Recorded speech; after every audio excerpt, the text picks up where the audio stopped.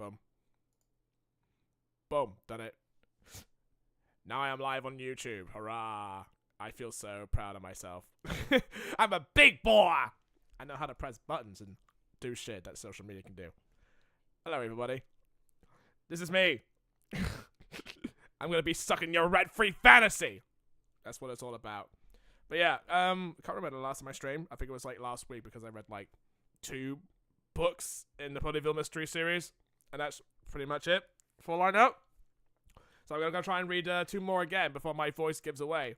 I did a bit of practice before and just had some fun. Like, it was yesterday. It was like my friend's birthday. And we went out to do some like bowling. And of course, it was only like a one-time thing every single year. And of course, I suck at it because look at me. I'm very dangly. Very dangly. You know when you like when you like flex and you feel like you got the muscle, but in reality you don't? That's me. I don't have the muscle to like lift as many balls as I do, and I'm not taking that out the wrong way. But yeah, I'm not a big fan of bowling because I suck at bowling. I think I'm more of a golf kind of guy. Music is a sport to me. That's how I feel about it anyway. But yeah, I've mostly been buying like games because I've been filling out my backlog so fucking much. Because I remember I made like a video for my last live stream. I thought, yeah, you know what, I might as well make a video. I think I got back to like content creation again. It's been a long time since I've actually done that. It has been a long time. But hey, how about that US election, huh? That's pretty much been my time just watching social media go fucking bonkers because Trump won the majority of the vote, and it has not escaped the family conversation, and it has not escaped the friend conversation. Literally, like, everyone's talking about how, well, everyone has different opinions about Trump, but for me, I'm not really sure, because it doesn't really, if it affects me 0, but if it affects our politicians, many, because of the close ties that they have with America, and with Ukraine, and with China, and with Russia, and stuff like that. So it'll affect the politicians quite a lot, and hopefully they can step up their fucking game, because everything's shit in the UK right now. We've got, like, poverty, for the, like, big case of poverty in the last 30 years or so, Tier 2 policing, being arrested, or just posting on social media is kind of retarded and ridiculous, honestly. So, and of course, you have to pay extra for food. Food prices keep fucking rising because of the ingredients getting a little bit more taxed and it getting expensive and whatnot. So it isn't going really well in the UK right now. And of course, with like crime kind of increasing a little bit, and terrorism a little bit, and of course with protests are kind of like rampant more nowadays than it was before. And when I was in London, I was doing a Royal Albert Hall at the time. There was literally like a Palestinian march happening at like Russell Square or so. I can't really remember, but it was around the area where I wanted to go to Greenwich and see what was up there because I haven't been there for a long time then until like another month after that. But I wanted to go there, but not during the march. There was like a march happening in Russell Square, and there was a counter march happening in the other places. And the counter march had a bit of more of a violent outburst than the ones who were actually like supporting Palestine and stuff. So you can tell which side is a more radical side. The ones that freak out and they claim like everyone as a racist, they claim everyone as a sexist or something like that. It's always the radical side that claims all of these freaking words that they don't even know the meaning of anymore. And of course, the people who like condemn others is just the more likely to be violent outbursts. Of course, because when you're like on a Palestinian like support side, they're literally calm. They talk to each other and they're very nice, but the government and the media really like to paint them as like right-wing radicalists and as part of they're part of the EDL. It's so ridiculous because I was watching this one YouTube channel, and he was just documenting the entire thing, like a whole hour of the protest that happened in London at the time. It was in Central. I can't remember where it was, but I think it was around Richmond or something like that. Richmond, but he was there, recorded the whole entire protest. And it literally just dismantled this entire false narrative that the media was saying, oh, everyone is a right-wing radicalist. Everyone was violent. And I'm like, no, it's just a minority that are violent. Because, of course, they blame, like, people like, oh, everyone's just part of the EDL. Of course, Tommy Robinson has something to do with it. The EDL hasn't been a thing since, like, 2015 or so. They've been disbanded long fucking time ago, so it doesn't really make any sense. And of course, they go after Tommy Robinson. Of course, he's been barred literally everywhere because they think he's a violent thug.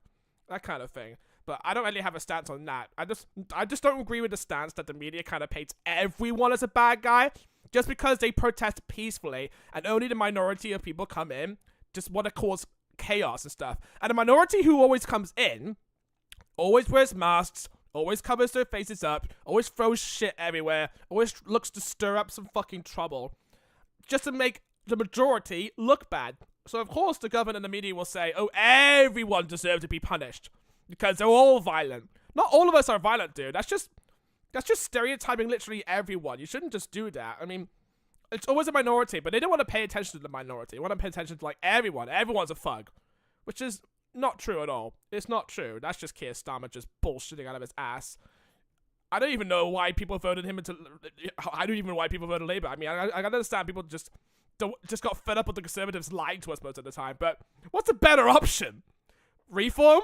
Yeah, of course. Of course, it's reform. I mean, there are people out there who don't like Nigel Farage. There are people who are out there who like Nigel Farage because the big advocate he was going on about is the immigration thing.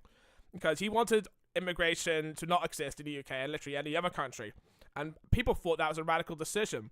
But have you seen the situation with what Poland is doing and what America's been going through? That's the reason why Trump has become president in the second term once again. Because he wants to get rid of immigration. They want migrants to come through the country illegally in the future now. As well as getting rid of all those bureaucrats and dealing with whistleblowers, which I'm not really sure about. Because you need whistleblowers to kind of like call out the bullshit behind the White House, United States and shit like that. But that's the whole American thing. When it comes to UK shit, we had whistleblowers who got rid of the whole Partygate scandal. That was a real shit fest during the whole COVID days. How we were forced to stay inside. We've been told to stay inside. Yet the politicians could do whatever the fuck they want. Like, seriously. Why would you trust them at that point? Why would you trust them at that point? I don't really get this side of shit. But it's ridiculous, though. Absolutely ridiculous. But I'm not a big fan. Therefore, I decided to, like, abstain from voting. Because I'm like, well, what's the point of voting? Of course, it makes a difference, but again, which party would you vote for, really? I remember when the Liberal Democrats had like a couple of seats in the Parliament. What are they doing now? You don't really hear much from them, so I don't get that. But alright, sorry, I need to get off of politics. I get a bit heated about that because again, I was talking to a couple of friends about politics. I mean, we all have our different sides because people just get heated when politics is involved. And like, I remember I was talking to this one guy who was like, "Oh yeah, I like Trump," and I'm like, I don't really see any side of it. But I just need to get some more research and see if I can have a nice stance on things. But, yeah. When it comes to gaming, I know a friend who is playing Dragon Age the Veilguard right now. And I wonder how she feels about the shitty-ass writing and the identity politics that it preaches to you. I should ask her that. Or I should just send her memes, literally just making fun of itself, pretty much. Because, of course, journalists will, like, they'll paint it as the biggest success on Steam, even though it's the only EA game that's on there recently. But dwarfed up by their competition, where it's like, yeah, sorry, I'm getting some messages, sorry. Yeah, so, of course, other people will say, like, it's a bigger success when it's not actually a big success. Like, compared to other games on Steam, compared to, like, the other Dragon Age game, it's probably done a lot more better than the recent Dragon Age. Like, it doesn't make any sense. And of course, it gets dwarfed by, like, Black Myth Wukong, Stellar Blade, and even Sony games that win fucking Steam Awards and shit like that. So it gets dwarfed. Not a really big number at all, but everyone was just, like, hoping to see me. If it's successful, how is there no DLC plan for it? How is it that the BioWare decided to just suddenly give up on Dragon Age and move on to the next game already? Like a new Mass Effect game. You know a new Mass Effect game is going to be trash anyway, because you know what they're going to fill it with? Identity politics, shitty writing, terrible-ass gameplay, and just preaching out the ass. And of course, I don't know. The next Mass Effect game, have you not learned from Mass Effect Andromeda how terrible the launch was back in the day? So you really think a new Mass Effect game is going to lie at the hope for BioWare actually? And that sucks because I know a good streamer friend. Sorry. Got on this right now. I know a good streamer friend that I unsubscribed from. And I knew him since like 2020, like during lockdown and shit like that, because I needed some friends to hang out with online. And he was playing Dragon Age the Veilguard when there was an option where you can actually make your character transgender. And it's literally just identity politics out the fucking ass, really. It's such activism bullshit. And he praised it. He praised woke stuff in a video game that is a Dragon Age game. And that was the moment where, even as a non-Dragon Age fan, I'm like, okay, that was the moment where I unsubscribed from someone who just says something just to get brownie points from people who just like neutral takes like that. Just see what you really feel, man. Instead of saying, oh, good for BioWare, rugging around this dead corpse of a fucking game series just to preach to us the right way to think about people. Like, fuck off, dude. And at that point, I just knew he was a faker. He was a faker. He doesn't mean what he says. So that's the point where I have subscribed for him. It was just that one short. And of course, I remember I commented on the video saying, like, people don't take censorship very seriously nowadays, where we call out the censorship of video games, especially when it comes in remakes and remasters. Dead Rising being a perfect example of a remaster that just censors shit just to appeal to a modern audience, same with Sonic and Shadow Generations. I'm gonna stick with the original Sonic Generations, thank you very much. I don't need Shadow to make the game better for me. I'm good with the original games. No wonder Sega's just delisting fucking video games so they can release, like, their modern versions just to make it fitting for the modern audience and shit. So there was like a censored scene comparison between Sonic Generations and Sonic X Shadow Generations. And the differences between the cutscenes is so drastically different that I couldn't fucking believe you had to pay like 40 quid just to have censored versions of these cutscenes just to fit it for the modern audience. I don't fucking get it. And of course, I remember commenting on that video and saying, like, this kind of censorship puts 4Kids to shame. I mean, 4Kids have gone away with way worse censorship in their cartoons and in their video games. Theirs is butch compared to what Sega is doing with their own shit right now. I remember I had, like, comments being like, well, it's not a big deal. I mean, nobody cares about this shit. Well, if nobody cares, why is Sega censoring these cutscenes then? Clearly nobody cares, right? I don't know. Balls in your court, douchebag. Balls in your court. But yeah, just to state what's going on. I don't think I've ever bought, like, a single recent video game, like I said, since Astrobot, because Astrobot is actually a really fun game. And I'm going to try and get Black Myth Wukong in the future. I'm not going to rush the Game Awards at that point because it's going to be full of corporate bullshit and shit like that. But again, the state of video games is going through. I don't really do much digital stuff anymore. The only digital stuff that I tend to get is when I hang out with my friends. We're trying to find, like, new co-op stuff to play, like Jackbox, Rocket League, Risk It Rain, Golf with Your Friends. You know, fun party games, stuff like that. Not just, like, recent video games, just so we can have something to converse about and shit like that. We just want to have fun. Not play work-ass shit. That's what I'm thinking. So I like those kind of games. Those are the only kind of games where I'm buying it digitally most of the time. And when they tell me, like, oh, this is a game for sale. Oh, this game is free to play and shit like that. You want to know why it's free to play? Because it has microtransactions in it. It has AI shit in it. It has a season pass. It's called DLC. It's a live service game.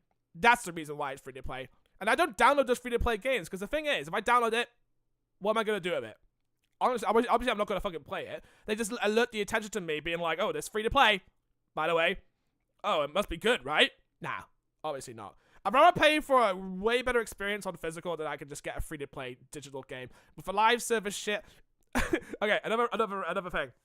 I remember when Gigantic was a real big MOBA that came out like around 2016, 2017. It's when I first got my new PC. It's like a really good PC, and I still have it down here, actually. Yeah, it's right next to me. It's like an AMD Radeon graphics one. It was like 6 or 7 years ago. It was a long time ago. And I wanted to play some new video games at the time that kind of boasted these graphics at the time. And Gigantic is one of those MOBAs that I decided to play. Because I kind of got off League of Legends a little bit because of the toxicity and shit around it. Even though I kind of still playing League Legends of Runeterra to this day, which is kind of like a League game, but with cards. So Gigantic was not really a bad MOBA. They supported it a little bit. And after that, they killed it. Microsoft killed it.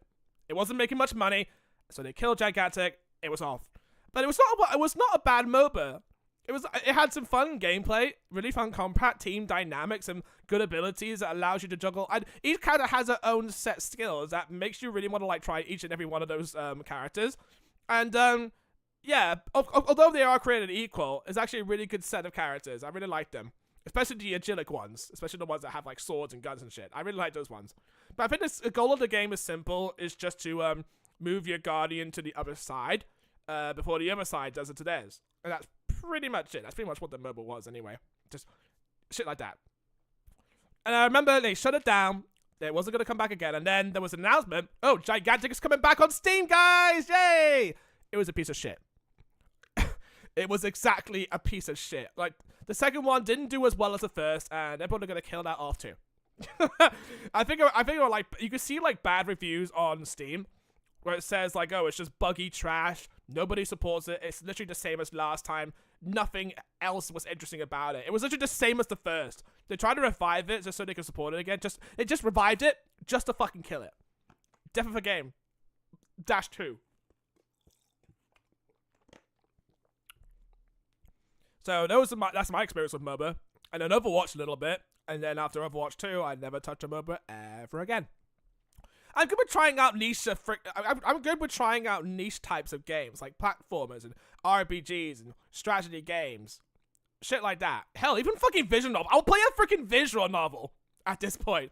I don't really mind that actually. But yeah, those kind of games. I don't want to be like one of those people who just plays mainstream games like COD and shit like that. I'm not really a big fan of COD or any other like live service game or shooter that comes out nowadays that people play, like Fortnite, for example. Not a big fan of that. You can tell. You can totally tell. Because I grew up with like platformers and RPGs, and of course, I'm gonna keep playing platformers and I'm gonna keep playing RPGs. That's the kind of thing that makes me freaking tick. It doesn't necessarily have to make you tick because you might think it's sort of an archaic thing, but it ticks to me. All right, it makes me happy. And of course, people still buy platformers and RPGs to this very day. We had like this really hype, like this really like spiking period around like 2017 or so, where we had like a lot of platformers that are coming out during that generation. Thanks to Insane Trilogy. Kudos to that freaking compilation of games. But it was thanks to Insane Trilogy that we had a little bit more platformers that were like flooding the market, and it was good. I played it Hat in Time. It was really freaking good. I'm trying to remember the other platformers. All I can remember is a Hat in Time, but I swear to God, there were other platformers like, oh yeah, I was playing Snake Ride or something like that. There was Ukulele. Oh, that was actually not too bad of a game, actually. But I know it disappointed a lot of people because they were expecting real Banjo Kazooie shit like that. But yeah, those are my games. And I also tried Hollow Knight before it became as popular as it was. Although it was kind of like a platformer, but it's also a Metroidvania as well. So it's like a rogue Metroidvania platformer kind of thing. So it's like 3 genres combined into one. And I remember I tried it at the time, and I thought, oh, it's actually a really good game. It's got a lot of content in there. And I played it at the point where it wasn't as popular as it was. But then a couple of months later, Hollow Knight fucking blew up in fucking popularity, and everyone was saying, yo, this is a goat of fucking indie video games, dude. And it got so much money and support to the point that they're releasing like a new expansion, which eventually will make its own fucking game. Silksong, which I'm actually really hyped for that. Every single announcement that Nintendo makes or any other freaking studio makes, everyone's always asking for Silksong. Everyone else. But I'm pretty content with them just taking their time with it, because they're not like tied to any corporations or sponsorships. They're not tied to like a deadline or anything. I'm not too worried about that. They can take a sweet ass time. With the guy who made Stardew Valley, he took a sweet ass time, and that became one of the most biggest indie games of the decade. And it's still the biggest hit indie game of the decade. People are still playing Stardew Valley. So Dreamlight Valley's gonna have some fucking competition to live up to. Oh well. Like I said, when indie games popularize like a certain genre, of course, AAA studios and companies are quick to just jump in that trend before that trend dies forever. Remember the whole zombie game craze back in like the 2010s or so? We just got nothing but fucking zombie games. It was getting fucking tiring at this point. It's ridiculous how many zombie games there were. Anyway, done ranting. I'm gonna go ahead and read some more Ponyville Mysteries. One thing I had to know about this is that I should have read this first before reading the comic book version, because there are references in the comic book version that ties into this book in particular. Well, these sets of books in particular. One reference to when in the second book, Twist becomes a were-pony. And I'm not sure how she became a were-pony. I think she got like bitten by a timberwolf or some shit like that. But eventually they found a cure that makes Twist come back to normal. That was referenced in the comic, and I thought it was like one of those jokes where it's like, oh, it happened, and we didn't know. I mean, it was just a funny thing that they told, right? But I didn't realize it was a reference to this book, and that blew my fucking mind when I read it. I'm like, I thought they made this. I thought they made it the fuck up. Apparently not. It was real. Goes to show that reading all of this. Okay, apparently My Little Pony has continuity, and you better pay attention to his fucking continuity, because if you read it out of order, you're fucked. Your immersion, gone. So take it from me. Don't read it out of order. I didn't even know it was actually in order, because they make like references literally after a certain event. MLP has continuity. I never thought I'd actually say that shit. Anyway, I'm going to go read the third book. So again, if you got a book, if you'd like to read along with me, don't mind me, because I'm providing the most sexiest audiobook ever. I've already read like 2 books in the entire freaking series. I read like, which 2 books did I read? I read Schoolhouse of Secrets and Tale of the Timberwolf. So the third one is going to be called Riddle of the Rusty Horseshoe. And I know that for a fact that it's going to be like a reference from season 3 when they go to like Rainbow Falls and shit like that. And find the Rusty Horseshoe that Rainbow Dash apparently hallowed at one time just to get rid of that fucking joke. So that's a season 3 reference. If anyone else has watched Sleepless in Ponyville, where Scootaloo was like having to face her fears, and then Luna kind of told her to nut the fuck up and become Rainbow Dash's adoptive sister and all that shit. So yeah, that was a big turn for Scootaloo's arc, I must say. And then it was also a big turn for season 5 because Luna was just trying to give him guidance and shit like that. So that's going to be the third book in the series. It's called Riddle of the Rusty Horseshoe. So I don't know if they're going to go back to Rainbow Falls once again, or they're going to go on another camping trip like usual, shit like that. So I'm probably looking forward to this one.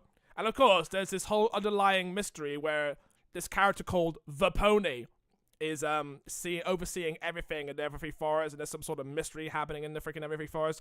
Well, I don't know what it is yet, but it seems pretty interesting.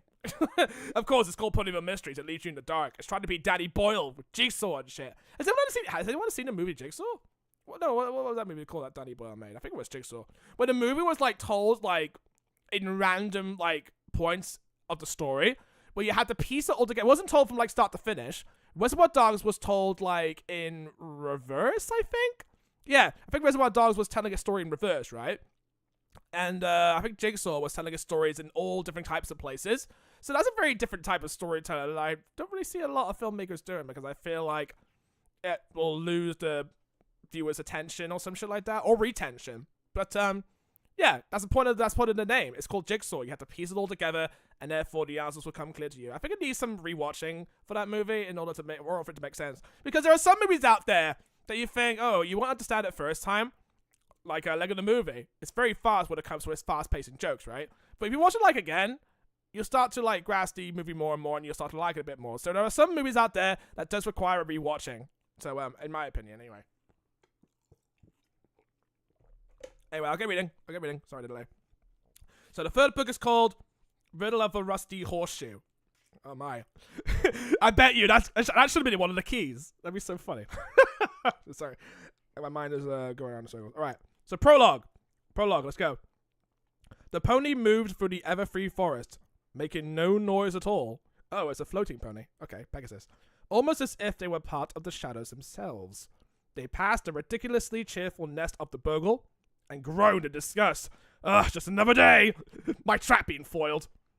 Thanks to those annoyingly resourceful cutie mark crusaders, the Bogle now had a taste for bright, pretty fabrics and shiny objects. How embarrassing! No, villains. Think of a better plan next time. Stop being sympathetic. The pony slipped past a poisoned joke tree and traveled deeper into the darkness, finally arriving at their intended destination. The pony stood at the edge of a clearing. This was as close as they could get to the live wood, which is supposed to be like in the final book, because that's the whole thing that's going to build up to. So I'll read that later on. No amount of magic would keep the twisting vines and branches from noticing them. The vines that Discord kind of made. Because in season 4, I think it was eating like those seeds. And eventually those seeds like turned into vines and sprouts, which sort of wrapped around the Tree of Harmony. And that was the season 4 premiere. So there's that. Just then, a deep growl caught the pony's attention. 4 Timberwolves glared at the pony from beyond the writhing trees. The live wood was their home. Okay, so that explains where Timberwolves come from. So is there like some sort of like this magical artifact that must have given birth to all of those Timberwolves and lumber bears and all the kinds of creatures that were in the Everfree Forest? That's kind of cool. So there's like some sort of origin to the Everfree Forest, even though we already had an origin for the Everfree Forest in the comics. Is it going to be a different origin in these books? I'm not really sure. Although I'm kind of debating to myself if the comics are tied to the show or the books at all. It's really confusing sometimes, because some information doesn't exactly line up, in my opinion. But again, I can only speculate. And what the pony desired was theirs to guard. The pony could feel the magic pouring out of the live wood, and shivered with the need to find a way in. The pony knew what was inside, just waited to be taken. But first, the pony had to find a way to keep the Cutie Mark Crusaders from getting any closer to the secrets that would lead them there. Wow. Spooky. Sinister. And it turns out the pony is Morgan Freeman! Would it be funny if it was Morgan Freeman as a pony? That'd be so funny. And also, it's kind of like a Marvel stinger. It's so cool. Chapter 1. I kind of miss chapters having actual names and titles. You know, just because. Just do what GM Barrow does. Just make up titles. It'd be funny. Be careful! Sweetie Belle called to Scootaloo. If you fall, the lava is going to burn you to a crisp! I can't make it! Scootaloo said, looking down nervously. You got this, Scootaloo, Apple Bloom said. Scootaloo stared ahead at the giant chasm. Apple Bloom and Sweetie Belle stood anxiously on the other side. She took a deep breath and leaped toward them, wings flapping frantically, and very adorably too. She sailed for the air, but not far enough. No! Scootaloo called, reaching out with a hoof as she fell to her doom and died. My Little Pony. I don't get it, Lily Moon said, standing off to the side watching the life or death struggle unfold in front of her. Apple Bloom and Sweetie Belle stood on top of the bookcase in Lily Moon's bedroom. Oh, so they were playing like lava, floor is lava. Normal kid stuff. They're just making like a D&D campaign out of it. Scootaloo was on the ground between the bed and the bookcase in the throes of agony. She stopped writhing and looked over to Lily Moon, rolling her eyes. What's the get? Scootaloo asked, hopping up. The floor is lava. Anything that's not the lava is safe. If you touch the floor, you're out. Well, called it. Fuck, I lost my page. Shit, hold on. Yes, right. Lily Moon looked dubiously at the Crusaders. And this is really what other fillies do at sleepovers? Yo, Sunshine Shimmer had the same fucking question where she's like, yo, is this what you do at sleepovers? You just touch each other? Fiddle with each other's hair and put makeup on yourselves and play video games and shit? And the girls are like, yeah, what of it? You got a better idea of how to hang out? It's very clear that she doesn't have any friends before. She's totally an alien. Yeah, the good ones anyway, Scootaloo said confidently. Wait, are you telling me you've been to bad sleepovers? Probably because of Diamond Shower Sybil Spoon. That's one of those. I still don't get it, Lily Moon said again. It's just fun, Scootaloo said. Fun? If and friends, we do stuff together, it's for you and me. I don't want to go for that shit, but yeah, just something like that. That thing ponies do when they aren't being attacked by crazy monsters?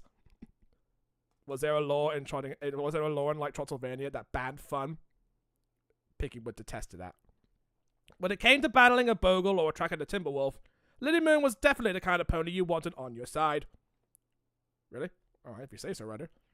But Scootaloo was realizing that when it came to simply hanging out, Lily Moon had a lot to learn. She's totally a freaking introvert. The signs of an introvert are showing in full force. Well, this is your house and your first sleepover, Apple Bloom interjected as she hopped down off the bookcase. No book abuse yet. Still waiting for that. There might be a whole bookcase that falls on them. Dead. What do you want to do? When Lily Moon had casually admitted that she had never had friends over for a sleepover, Apple Bloom said they had to plan one right away. Yo, we're bringing the soft drinks. You gonna get the popcorn? I'm gonna bring some death metal.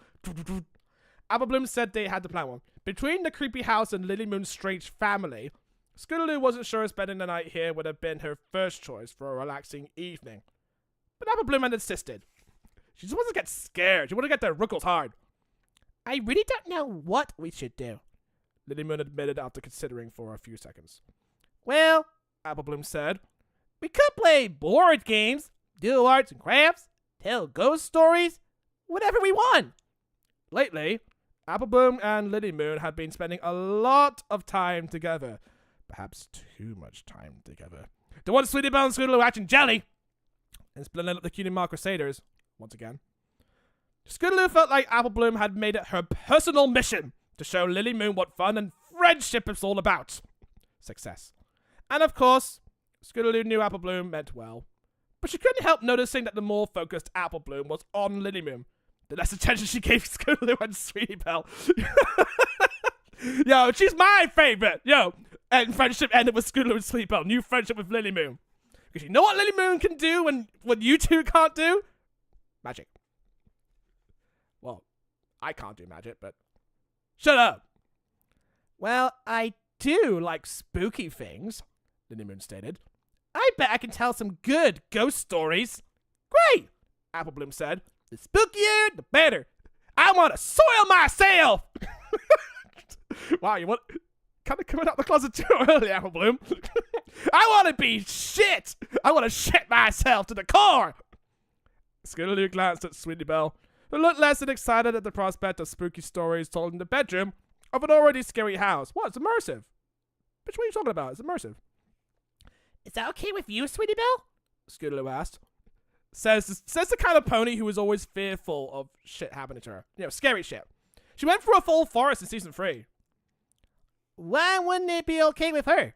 Apple Bloom challenged. Sweetie Belle looked back and forth between her two friends. It's fine. Ghost stories sound great. Alright, I'm putting the anime on. Boop! It's the English dub, not the Japanese dub, so you better fucking watch out. Sweetie Belle was trying to act excited. But Scootaloo knew that even though Sweetie Belle had been very brave as of late, oh yeah, because of the last book, particularly when they were hunting the Timber Wolf, she still wasn't the type of pony who liked getting scared for fun. God forbid you would play a freaking Flash game that had a fucking screamer in it. You would definitely saw yourself. Of course, that was something Apple Bloom would have thought about as well, if she wasn't so focused on making sure Lily Moon was having the perfect sleepover. Okay, y'all, let's set the mood, Apple Bloom said as she turned the lights down in the room and flicked on the boombox. George Michael, let's go. You sure you're okay with this? Scootaloo whispered to Sweetie Belle. I'll be fine, Sweetie Belle whispered back. You don't think Lily Moon's story will be that scary, do you? Nah, it's got like green blood, so it's fine. They both looked over at Lily Moon, who stared at them ominously, her piercing violet eyes shining brightly. Yo, dude, you're missing the flashlight. You need a flashlight. Nah, just use your horn. Your horn is a flashlight, sorry. The story I'm about to tell you is the most terrifying tale I've ever heard, Lily Moon whispered. Sweetie Belle groaned quietly next to Scootaloo. Hey, maybe I should go first, Scootaloo interrupted. You're not ready. This is the equivalent of like sneaking into an R-rated movie. You're just not ready yet. At least she can make sure her story wasn't too scary. In fact, she could tell us ghost stories Sweetie Belle already knew. Wow, pussy. If it's a story she already knew, she had to be scared in order to hear it. Come on. She grabbed the blanket and pulled it around her like a shawl. The tale of the olden pony. It was a night just like this one. Hey now! Lily Moon wanted to tell her story, Apple Bloom said, annoyed. Besides, that story ain't scary. We've heard it. Lily Moon hasn't heard it, Scootaloo shot back. I don't have to go first, Lily Moon said nervously. She was clearly uncomfortable with the arguing. Who is this olden pony? You know, who speaks Yale Ponish? Come on, brush up on your language skills. You're a linguist, aren't you? She's older than any pony you've ever seen. Debatable. Debatable. And she's looking for her rusty horseshoe. That's not how the story starts, Apple Bloom groaned. First, there's young ponies on a date. It's my story, Scootaloo said. Well, your story sucks. Learn to adapt a frickin' tale. Your story? Why? Because it gave you nightmares the first time you heard it? Apple Bloom shot back. Scootaloo gaped at Apple Bloom. She couldn't believe she had just said that. I know. Hot take, right? Yo, we're going to settle this in court. No pony aside from the Crusaders and Rainbow Dash knew how much that story had scared her. And Apple Bloom had just blurted it out in front of Lily Moon. Maybe we should play a game. Oubliettes and ogres? Yeah, fuck it. Why not? D&D's always good with the girls. I mean, the boys, but mostly with the girls. In fact, let's have the Cutie Mark Crusaders and Lily Moon play with Discord, Big Mac, and Spike. There you go. You got a combo. You got an episode, guys. Come on. Make it fucking happen. But apparently we're not going to get it, are we? You all can do whatever you want to do, Scootaloo said, dropping the shawl and walking towards the bedroom door. I'm going downstairs. I need a snack. Should we all do that? Lily Moon asked. No, Scootaloo said firmly. I'm fine by myself. Scootaloo hurried out of the room, slamming the door behind her. Okay, so we had the first book where Apple Bloom has a problem. We had a second book where Sweetie Belle has a problem. Now we're going to have a third book where Scootaloo has a problem. What about in the 4th, 5th, and 6th books? Well, we've got Lily Moon.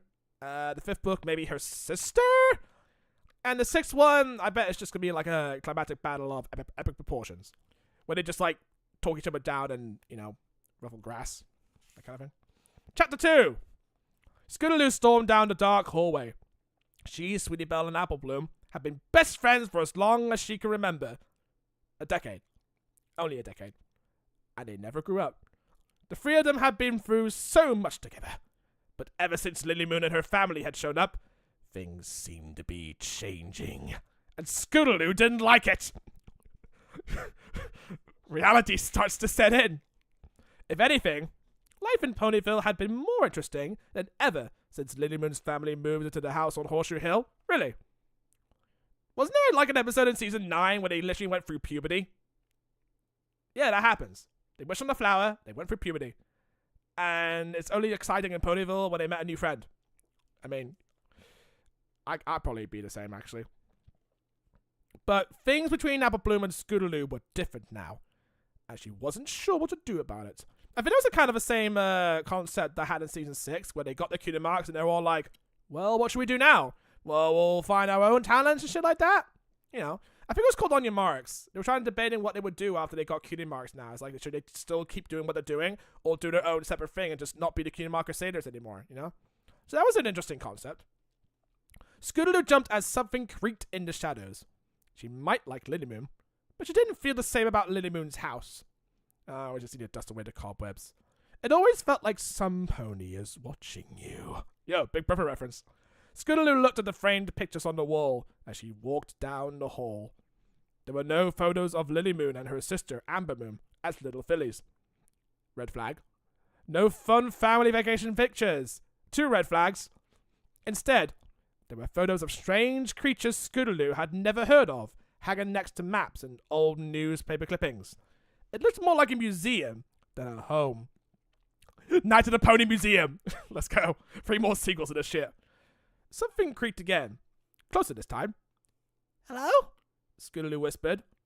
But nobody answered. She rolled her eyes. Come on, Scootaloo. It's just your imagination, she muttered to herself. She made her way down the stairs to the first floor. Something howled in the distance outside. Scootaloo trotted over to a window. Oh yeah, this is just like imagination getting the best of her, just like in Sleepers in Ponyville, that kind of thing. Scootaloo trotted over to a window and stared out at the backyard. The house on Horseshoe Hill was closer to the Everfree Forest than any other house in Ponyville. In fact, technically it was in the forest, although just barely. Oh, don't forget Thicket. Behind the house stood the shadowy hulk of Lily Moon's family's greenhouse, and beyond that stretched the stark wilds of the Everfree Forest. Scootaloo gulped as she studied the backyard. Who knew what kinds of creatures were lurking just outside the shadows? It's a minus, probably, but that should be. Creatures looking to make a late-night snack of a small pony. Cannibalism! Who was herself looking for a late-night snack. What are you doing? A voice whispered in her ear. Ah, Miss me! Scootaloo yelled. Startled, she ran as fast as she could, right out the back door. She wasn't paying attention to where she was going. She just wanted to get away from whatever was behind her. However, she quickly realized that there could be something just as dangerous outside the house, which meant she wasn't any safer than she had been. Moonlight glistening off smoky green glass caught her eye. Scootaloo changed direction and rushed towards the shelter of the greenhouse. Yeah, because green means it's safe. Totally. Once inside, she hurried past the reaching leaves and tangled stems of the strange flora toward the back of a greenhouse to find a good hiding spot. I can't wait for a bunch of mandrakes to appear. And glanced behind her to see if she was being followed. She didn't see any pony or any other creature. But just as Scootaloo turned to face forward again, she slammed into a huge ceramic pot and fell backwards. Yo, she's freaking accident prone. God damn it, no wonder you got little stubby wings. You and Bob biceps would be really great. The pot and the large feathery plant inside it wobbled. She reached out to keep it from tipping, but it was too late. The pot crashed over, pouring dirt and the feathery plant onto the floor. Scootaloo! A annoyed voice shouted. Why are you in my dad's greenhouse in the middle of the night? Scootaloo knew that voice. It was Amber Moon, Lily Moon's sister. She and Scootaloo did not get along. And we're gonna play some Smash Bros. To settle our disagreements. Or, you know, just play patty cake or something like that. Yeah, I think patty cake is probably the tamest violence you can think of. Chapter 3. What do you think you're doing out here? Amber Moon called from the front of the greenhouse. Scootaloo looked at the falling plant. Great. Another reason for Amber Moon to get snotty with her. She quickly set the pot upright and scooped a few handfuls of dirt back into it before grabbing the feathery plant and jamming it into the pot. Just then, Amber Moon trotted around a large purple cactus and spotted her. She glared at Scootaloo. Alright, stare contest. So Scootaloo glared back. And it lasted for 20 seconds. That's literally the entire page. It'd be so funny. What are you up to? Amber Moon asked suspiciously. And why do you run out of the house when I tried to talk to you? Because I'm also an introvert. You mean when you tried to scare me? Scootaloo responded angrily. Amber Moon rolled her eyes. There's a lot of rolling eyes in this freaking book. I think it's going to be a constant theme. I just wanted to know why you were sneaking around my house in the middle of the night. Amber Moon shot back. I wasn't sneaking.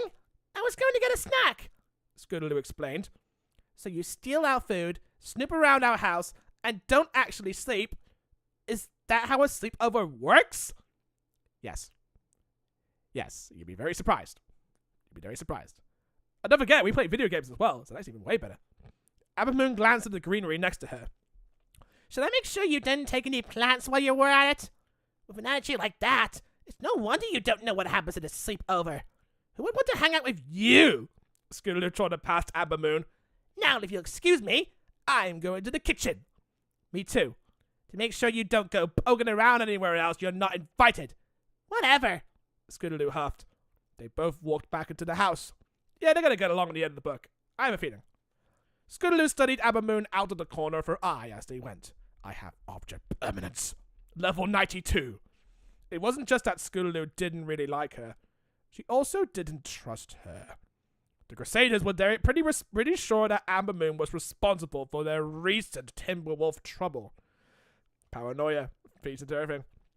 At the schoolhouse, Twist had taken the candy cane from Lily Moon's lunch bag. When she ate it, the candy cane transformed Twist into a werepony! Or maybe she was already a werepony and just snacked on that candy cane. Even the candy cane was freaking drugged or something like that? Probably. I don't know. That would answer so many things. The Crusaders and Lily Moon had to get a spell from Zangorwarrior to cure her. Later, they found out that the candy cane had come from Amber Moon's room. Scootaloo could think of a few reasons some pony might have a candy cane that could turn another pony into a monster, but none of them were good. We need to draw a diagram. Go Pepe Sylvia. But the Crusaders wanted to wait for more proof before they told Lily Moon their suspicions. Oh, just like a real detective. Until then, they had agreed to keep an eye out for anything else that seemed odd. Oh my god, that rock is not a normal rock! It's a square! Like Amber Moon sneaking around in the middle of the night. What, it's like 6 p.m. It's like 6 p.m., Scootaloo. It's normal. So, Scootaloo said casually as they entered the kitchen. Why are you awake? Amber Moon studied the kitchen counter as she answered. My room is right next to Lily Moon's. You four were keeping me up with all your carrying on. Oh. Well, do you want to come in? We need more people so we can have some fun. Unless you don't like fun, we're going to teach you how to have fun. They probably had been pretty loud. They were having a good time. Fuck you. How much did you hear? Without looking up, Amber Moon arched an eyebrow. Enough to know that this snack break is just an excuse to get away from your friends for a while. Great. Another great. Great! You get a C-rank. Not my day. So she knew Scootaloo was mad at Apple Bloom. Amber Moon was the last pony Scootaloo wanted in her business. Yeah, you know, I'd rather take Rarity. It's no big deal, Scootaloo said quickly. Of course not. Amber Moon sounded annoyed. You felt left out for the first time in your life. Did you expect me to give you a pep talk? So you just came out here to rub it in? Scootaloo demanded. No. Amber Moon was quiet for a minute, weighing her options. Then she finally said, I was just making sure you were okay. Scootaloo was speechless. Why would Amber Moon, who had never been anything but mean to her, care if she was okay? Because she's a tsundere? Simple answer. Where is it? A strange voice whispered. What was that? Scootaloo said, looking around the room. I said I wanted to make sure you were okay. Amber Moon repeated. Not that. The other thing. Scootaloo ran past Amber Moon and looked down the dark hallway. What other thing? Amber Moon looked around, confused. Where is it? Voice was... It'd be funny if it was actually fucking Batman who said that. It's like, what the fuck? Is that a cameo of a lifetime? I never expected that. Nah, just flood about. It's just flood about. It's fine. The voice was raspy, and it was getting louder. That! Scootaloo rushed out of the kitchen toward the foyer, following the noise. It sounded like something she had heard once before in a dream. That's funny because she has a couple of dreams, you know. But it couldn't be. Hey! Wait up! Amber Moon called after her. Scootaloo rushed into the foyer and gasped. There, at the top of the stairs, slowly walking toward her, was the olden pony from A Ghost Story! From Season 3. Remember? Season 3 is coming back to haunt her again. But this was no ghost story. This was a very real pony. Like all the other real ponies. And she walked slowly down. I mean, we're continuing this trend when something is actually a tale, turns out to be real. You know, it's a common trait with My Little Pony. You gotta understand that. And she walked slowly down the very real stairs. If they're not real, would she fall? It's like, burr, burr, muttering to herself in a terrifyingly low growl. The olden pony looked just like Scootaloo remembered from her nightmares. She was ancient, with knobby knees and flea-bitten flanks. Oh, steady on. She's Swiss cheese, or is she a changeling? She wore a tattered shawl that was hundreds of moons old. Wisps of white mane stuck out from her bun. 2 long hairs grew out of a mole on her wrinkled chin. One red eye squinted shut, while the other glowed bright blue. Oh, right. She's the, there's a name for having 2 different colored eyes.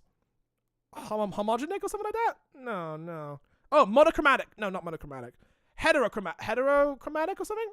Yeah, there's a phrase for, like, when anime girls or anime guys have, like, 2, like, different colored eyes, and there's a name for those. But yeah, I'll just call him Chinibio. I don't fucking care. She couldn't believe it. The olden pony was real! I mean, why are you surprised? We had plenty of legends that were real before. Where is my rusty horseshoe? The olden pony moaned. Scootaloo panicked. She desperately dashed for the front door, shoving past Amber Moon, who had just entered the foyer. Of all of the background ponies to ever make a comeback, it had to be that one older pony from Season 3, who only needed 1 appearance and never again. They just thought, you know what? Just for a laugh, let's scar Scootaloo again. Let's bring her back. Because everyone only remembers that older pony. I don't know. It was on Google Trends, all right? We gotta bring her back somehow. Scootaloo, why are you acting so weird? Scootaloo heard Amber Moon call after her, but she couldn't stop. Her hooves wouldn't let her. She just had to get away from the olden pony. She had to get home. Yeah, screw the fucking sleepover. I'm out. I'm quitting. GG. Chapter 4. The next morning. When Scootaloo opened her eyes and found herself in her own bed. Again, we didn't know much about Scootaloo before, like during Season 3, 2, and 1, and stuff like that. Until Season 4, where it turns out she had her own room and her own bed. And that kind of like gave us a little bit more of a mysterious side to Scootaloo, where it's like, oh, did she have parents? Was she like an orphan when she was growing up? Was she always like this? So I kind of felt like Season 9 just felt like an answer to what Scootaloo's backstory was. It just gave her arcs and parents, and they just thought like, you know, fuck it. She needed a closure to her arc. Fuck it. Let's have an episode where she has parents now. There you go. Are you happy, fans? Okay, so she hopped up and headed toward the kitchen. But when she rushed into the hallway... Oh, hold on. I got text. Alright, sorry about that. Anyway, carry on. She hopped up and headed toward the kitchen. But when she rushed into the hallway, she heard a curdling scream. Oh, for Celestia's sake! An earth pony exclaimed, picking up the basket of laundry she just dropped. What are you doing here, Scootaloo? I thought you were spending the night up at your new friend's house. So it hadn't been a dream. Scootaloo had gotten into a fight with Apple Bloom and run into a creature right out of her nightmares. Awesome! Out of all the takeaways, yo, I was a pussy! Yo, that's awesome. Action in Ponyville? Never. Hey, Aunt Holiday. Wow, okay. Wait. What book does this come out? What year did it come out? I really gotta know. So 2017, the only exposure we got to about Scootaloo's family, the first time was in this book. So I thought the comic book, Ponyville Mysteries, also had a shout out to like Auntie Holiday and Auntie Lofty and stuff like that, right? The 2 aunts that Scootaloo had because their parents fucked off to Sri Lanka somewhere to do some crocodile hunting and shit. So the first appearance that they had was in this book. And had I not known that, I would have thought that Season 9 was the first time I saw the freaking Nans. Proof that continuity matters in these freaking books and MLP in general, man. I always get flabbergasted about the first time I ever hear, like, Scootaloo's aunt ever mentioned. But the first time they've been mentioned in this book, and then in comic books after that, and then in the show. So if people are, like, not a big fan of the books, or haven't read the books or the comic book, they wouldn't know about their aunts and their designs. Because I think in the comic book, they had drastically different designs than this fucking show did, right? So it was kind of hard to theorize that. Maybe they had some transition process I wasn't aware of. So yeah, it's good to see that Scootaloo has aunts, and they've been answered in this one. I think this is like their first appearance in this book before the comics did and the show did. Even if or not, I still watch the show without the knowledge of them having aunts in mind. It still freaking surprised me because they actually answered that Scootaloo was not an orphan all this time. That episode, I think, was just made just to answer Scootaloo's backstory because everyone had so many questions about it. It was just to shut up the theorists, I think. Anyway. Hey, Aunt Holiday. Scootaloo says suddenly. I wasn't feeling good, so I came home. Aunt Holiday studied Scootaloo with concern. Clearly not buying it. Yo, she brat. But she didn't pry. Aunt Holiday always let Scootaloo tell her things when she was ready. Well, head on into the kitchen. Auntie Lottie's already in there. I'll make you some breakfast in just a second. Scootaloo nodded and went into the kitchen, where a sturdy Pegasus... Pegasus?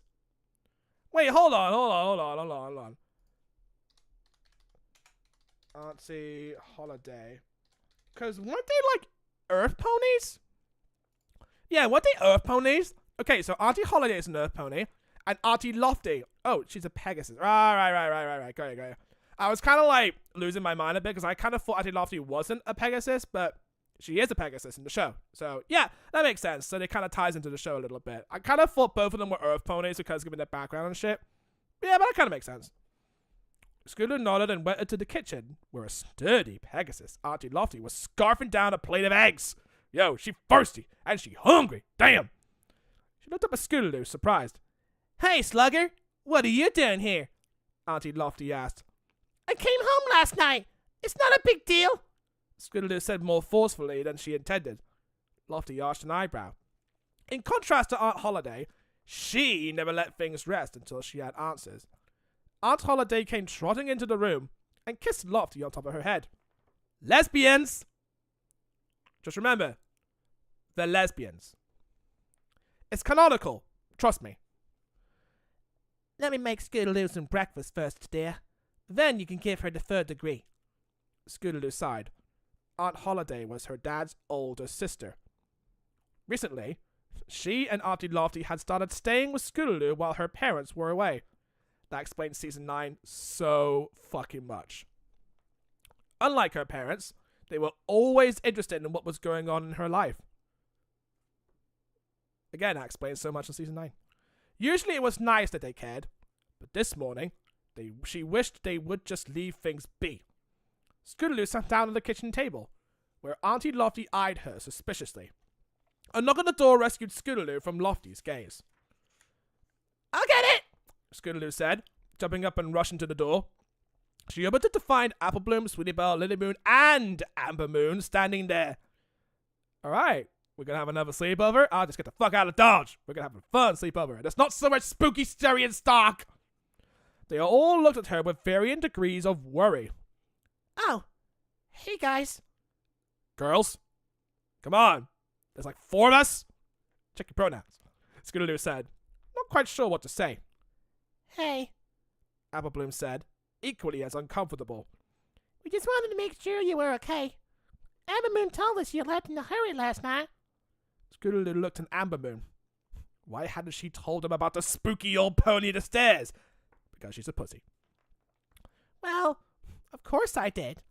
I saw the olden pony coming down the stairs toward me. What else was I gonna do? The fillies all glanced at one another, confused.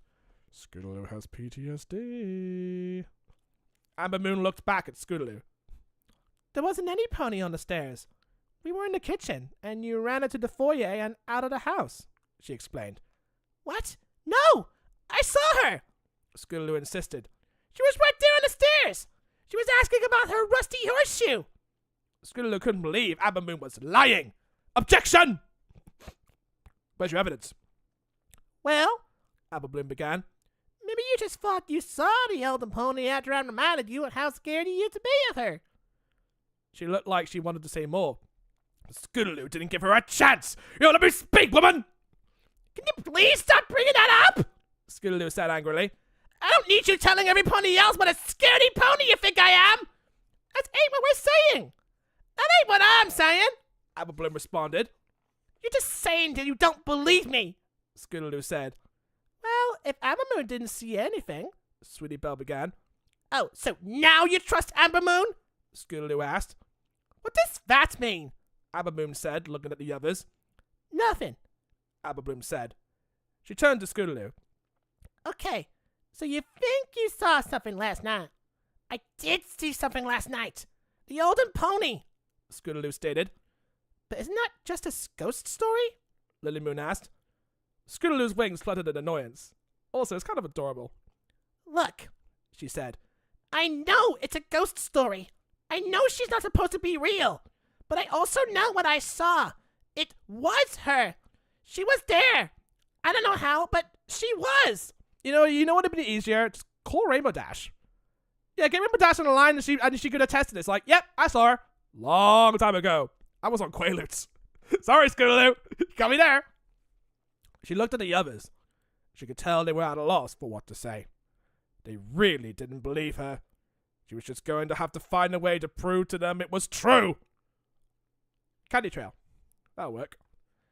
Thanks for coming by to check on me, Scootaloo said, then forced a fake yawn and stretched her hooves. I think maybe I just need some rest. I'll catch up with you later. You sure? Sweetie Belle asked. We thought maybe we could all go over to Sugar Cube Corner and... It's okay, Scootaloo said quickly. I'm not that hungry. Have fun. She went back inside, leaving her confused friends to stare at one another quizzically on the doorstep.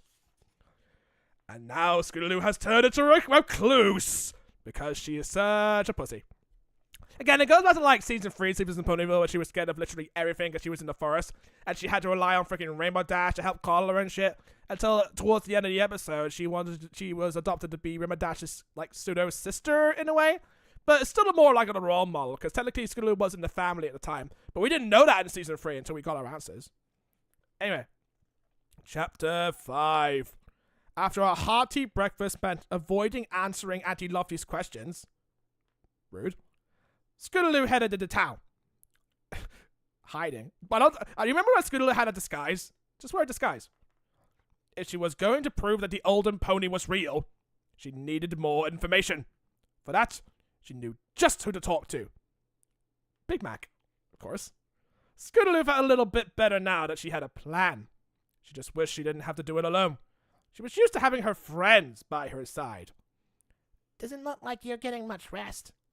Oh, doesn't look like you're getting much rest, some pony said. Scootaloo turned. Ambermoon was leaning against a tree with swagger, as she was wearing a fedora. Scootaloo huffed and kept walking. Ambermoon rushed over to walk alongside her. You sure seem to like following me, Scootaloo said.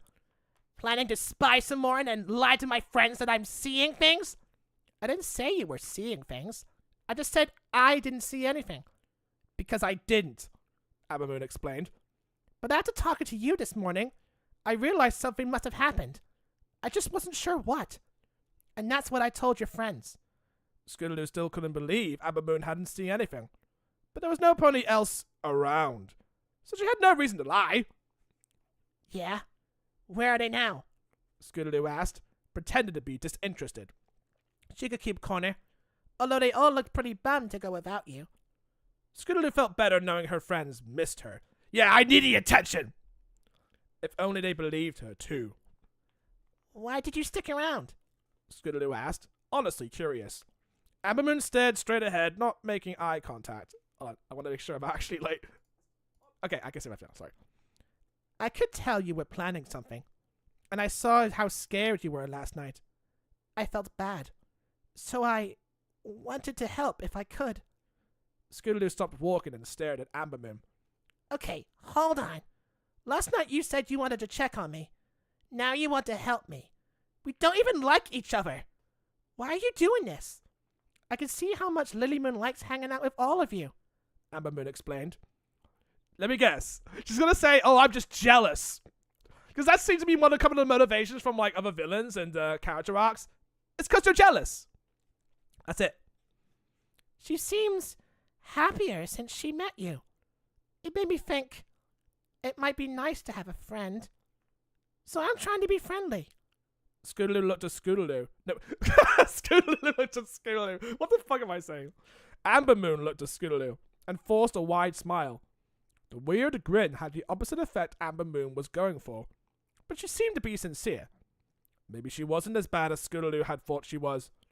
Scootaloo didn't completely trust her, but it was nice having some pony on her side. Even if it wasn't the pony she was expecting. Hey, even villains can be friends. We had that lesson in one of the comics. Okay, fine. Scootaloo said. You can hang out with me. For now. Come on. She nudged Amber Moon's shoulder to follow. Where are we going? Amber Moon asked. To the arcade! Because where else will we hang out? To get answers about the Golden Pony story from the most awesome pony in Equestria. There you go! There you go! That was my plan the whole along! The pony who told me the story in the first place. Rainbow Dash. It took a little time, a lot of asking around, and a ton of side errands, but they finally found Rainbow Dash flying out of Rarity's boutique. Wow, what a fetch quest, am I right? Also, just look at these pages. They're sticky, so that's why I'm having trouble just trying to flip over. She was carrying her Wonderbolt's uniform and was in a hurry. Yeah, because we established in Season 6 she got onto the Wonderbolts, so that's her arc complete. And I'm kind of proud of her, actually. Hey! Rainbow Dash! Scootaloo called, waving at the blue Pegasus. Rainbow Dash saw her and veered over. Hey, Scoot! Hey, Scoot's friend! Can't talk long. I'm in a hurry. Gotta get ready to go to Candlelight for the Royal Fly Fest. It's gonna be so awesome! Oh, wow! The Fly Fest! Scootaloo exclaimed. That sounds amazing! What tricks are you planning? Amber Moon cleared her throat, reminding Scootaloo why they were here. Yo, questions first, fangirl later. Oh, right. Scootaloo said. Hey, before you go, can I ask you something about the Golden Pony? the what now? Rainbow Dash frowned. You know, that spooky story you told me a long time ago? Scootaloo squinted one eye and hobbled toward Rainbow Dash. Who has my rusty horseshoe? Is there any more to it? Scootaloo asked. Rainbow Dash shook her head. Nope. Long time ago. Spooky night. Some ponies walking through the woods. All the pony wants are rusty horseshoes. Boom! Explosion! Yo, you forgot to admit that part, Rainbow Dash. Jesus. Make it sound like someone died. Then she added, I mean, when I tell it, it feels like there's more to the story, because I'm a really good storyteller. I don't know. I mean, Pinkie Pie would beg to differ, but that's just me. Rainbow Dash glanced around. Hey, where are Apple Bloom and Sweetie Belle? Aren't you all attached to the flank? Why do you have to say it like that, Rainbow Dash? What are you trying to say, Rainbow Dash? We're just attached to each other? We're kind of like, you know, Chinese whispers, that kind of thing? Freaky Friday? Is that what you're trying to say, Rainbow Dash? We're not old enough to understand that yet. Scootaloo kicked a rock with her hoof. I don't want to talk about it. Whoa. Rainbow Dash landed next to Scootaloo and Amber Bloom. Amber Moon. Why'd I say Amber Bloom? What the fuck? I'm mixing up words today. I may be in a hurry, but I've always got time when something's wrong with a friend. And something is definitely wrong. What's up? Things have just been weird lately. Scootaloo mumbled. Rainbow Dash nodded. I see, she said. Well, I know just how to fix that. You do? Scootaloo asked. Yep. Sometimes friendships can go through ups and downs, but doing something awesome together always helps. Go round up the others. You're all going to be my special guest tomorrow at the Candlelight Royal Fly Fest. All right. I guess we're going through a filler arc, I guess. We're going to distract your mind from the Golden Pony story. She probably has ties to Memory Forest, I feel. Unless the other pony's, like, in the crowd. And that gave Scootaloo more PTSD, you know? Chapter 6. This is the first time I have ever heard Candlelight having a Fly Fest. Actually, they did have a Fly Fest, right? When Rainbow Dash's parents came to see her fly. I think that was when the Fly Fest happened. Yeah, I think it was a thing in the show. They just didn't really, I don't think they really outstated outright that it was a Fly Fest until I read the book. Chapter 6. The rest of the day was a blur of activity. Scootaloo and Ambermoon rushed to Sugar Cube Corner to tell the others about the invitation. Despite the weirdness between Scootaloo and Applebloom, every pony was beyond excited. A chance to see the Wonderbolts live was never something any pony could pass up. I mean, except Twilight. But yeah, that's just her. Ambermoon and Lilymoon ran home to make sure it was okay. On Discord. Maybe Discord. Ambermoon and Lilymoon ran home to make sure it was okay with their parents that they tag along. While the Crusaders ran to the clubhouse where they had a pile of Rainbow Dash posters ready to go. It's a parentheses. Scootaloo always made sure they were Go Rainbow Dash and Rainbow Dash's awesome posters for any occasion. Just in case of Rainbow Dash poster emergencies. No pony brought up what Scootaloo had seen the night before. It still bugged Scootaloo that the others didn't believe her. But until she had proof that what she saw was real, she didn't want to get into another argument with Applebloom. Applebloom seemed to feel the same way. She kept the conversation focused on the Wonderbolts and how much Lilymoon was going to love watching them fly. Sweetie Belle kept glancing back and forth between Scootaloo and Applebloom. You two get along? Good. She knew things went fine, but she didn't seem to know what to do about it. So she kept smiling and saying, "Yay, Wonderbolts a lot." She's turned into an NPC. Yo, if everything goes a bit awry, turn into an NPC.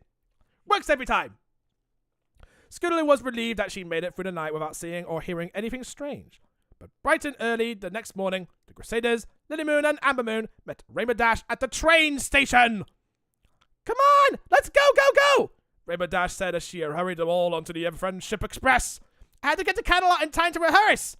"This is so exciting," Lilymoon said, smiling wider than Scootaloo had ever seen.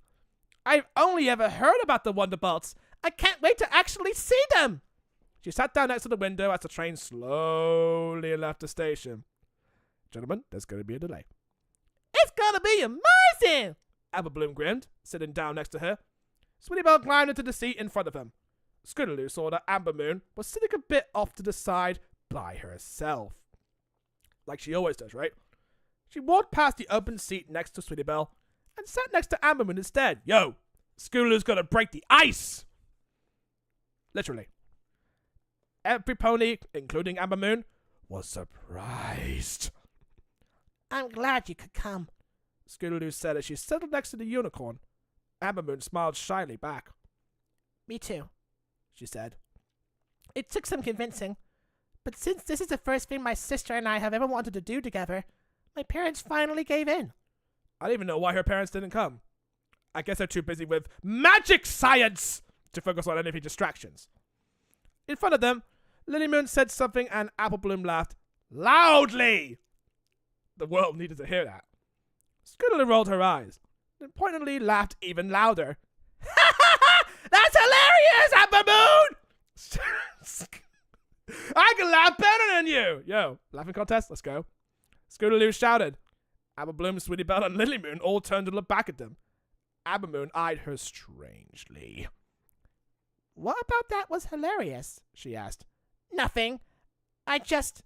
Scootaloo began, but a raspy noise cut her off. "Where is it?" The voice rose from a growl to a shriek. "Where is my rusty horseshoe?" "What was that?" Ambermoon yelped, jumping out of her seat and looking around the train. Scootaloo stared at her. "You heard it too?" Scootaloo asked. "Oh, is it gonna be like, what does it remind me of? Oh, Nightmare on Elm Street, was it?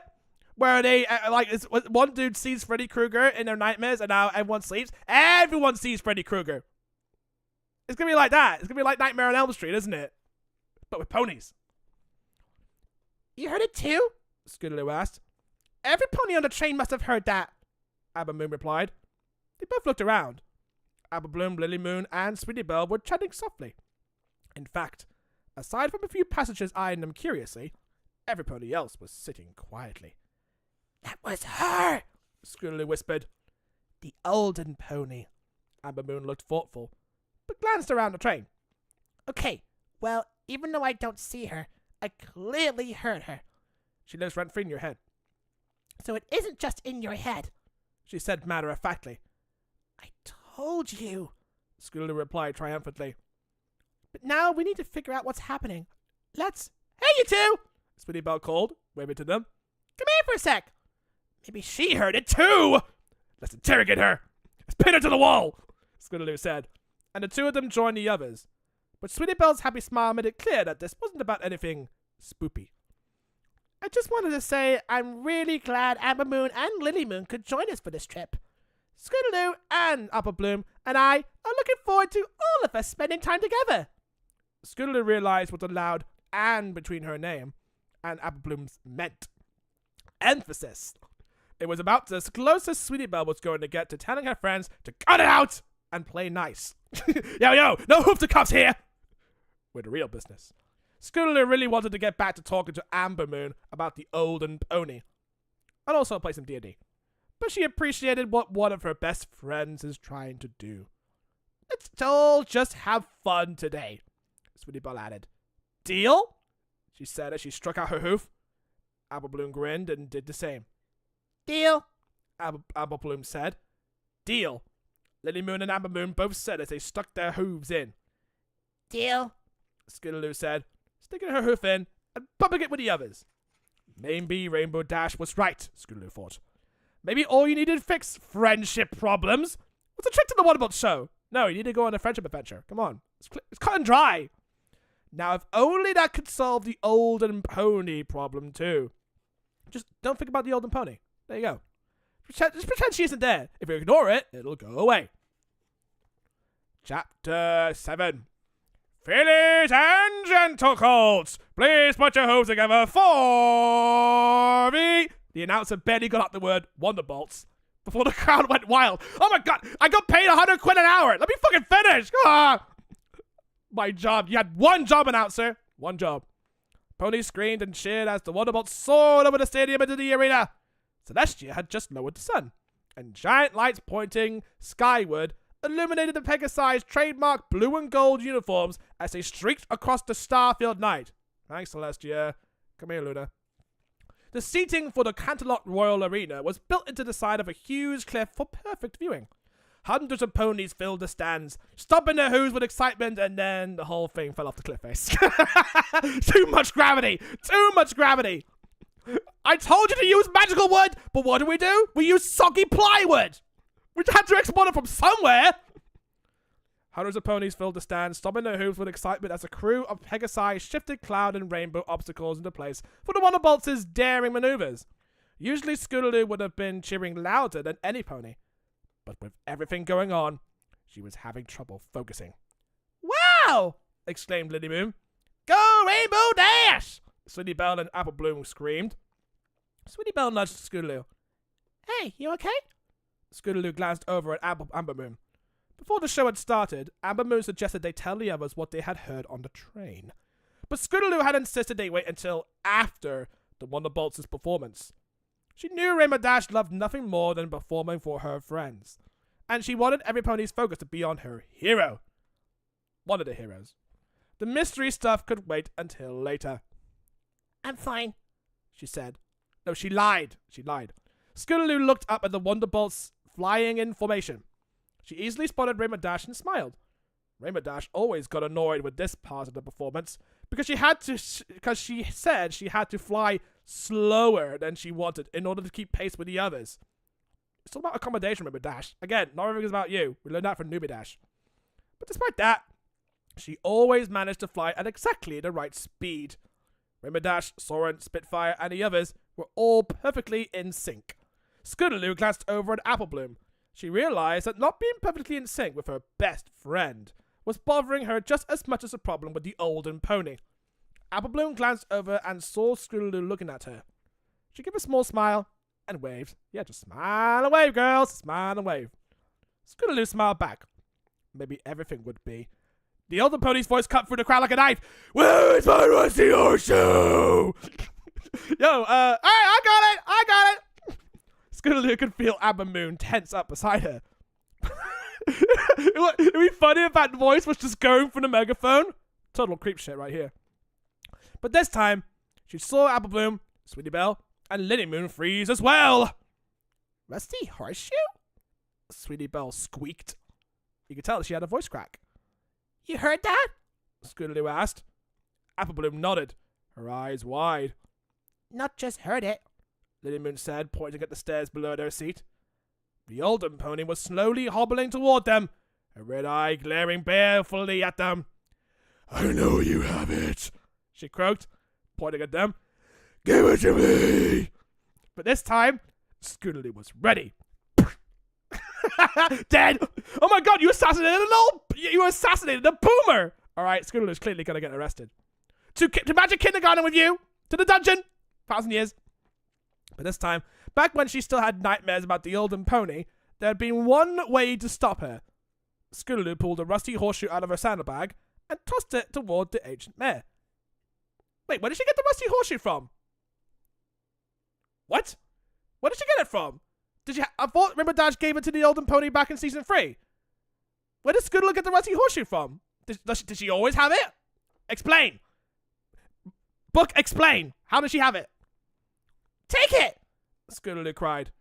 The olden pony squinted down at the horseshoe. Then she gave Scootaloo a wicked smile. That's not going to work this time, dearie. I'm not stupid. I've evolved. Intellectually. Scootaloo gasped as the olden pony kicked the horseshoe away and kept stalking towards them. Yo, did you Photoshop this rusty horseshoe? Every pony, stay calm, Amber Moon said, taking charge. We don't know what she is, but we know she isn't real. She can't hurt us. Scootaloo glanced at the ponies behind and around them. They were whispering to one another and starting to look at the CMCs and their friends strangely. Remember that's just like, yo, eyes on me? Come on, what's the end of the show? It was obvious that none of the other audience members could see the olden pony. Scootaloo looked back down to the stairs and gulped. Oh wait, maybe it's a thing where it's like, if she tells other people about the olden pony, they all see the olden pony. She's spreading the verum! She's spreading the verum! Scootaloo looked back down to the stairs and gulped. The olden pony was gone. Not real? Can't hurt you? Stale breath brushed Scootaloo's neck. Dreading what she'd see, but knowing she had to look. She slowly turned. The olden pony was standing right next to her! That was a jump scare. I'll pretend it's a jump scare. Holy shit! The ancient mare reached out her hoof and shoved Scootaloo's shoulder. Scootaloo stumbled backward. She can touch us! Scootaloo yelled. More ponies in the crowd turned to see what was going on. The olden pony cackled. The sound of dead leaves tossed in the winter gale. No!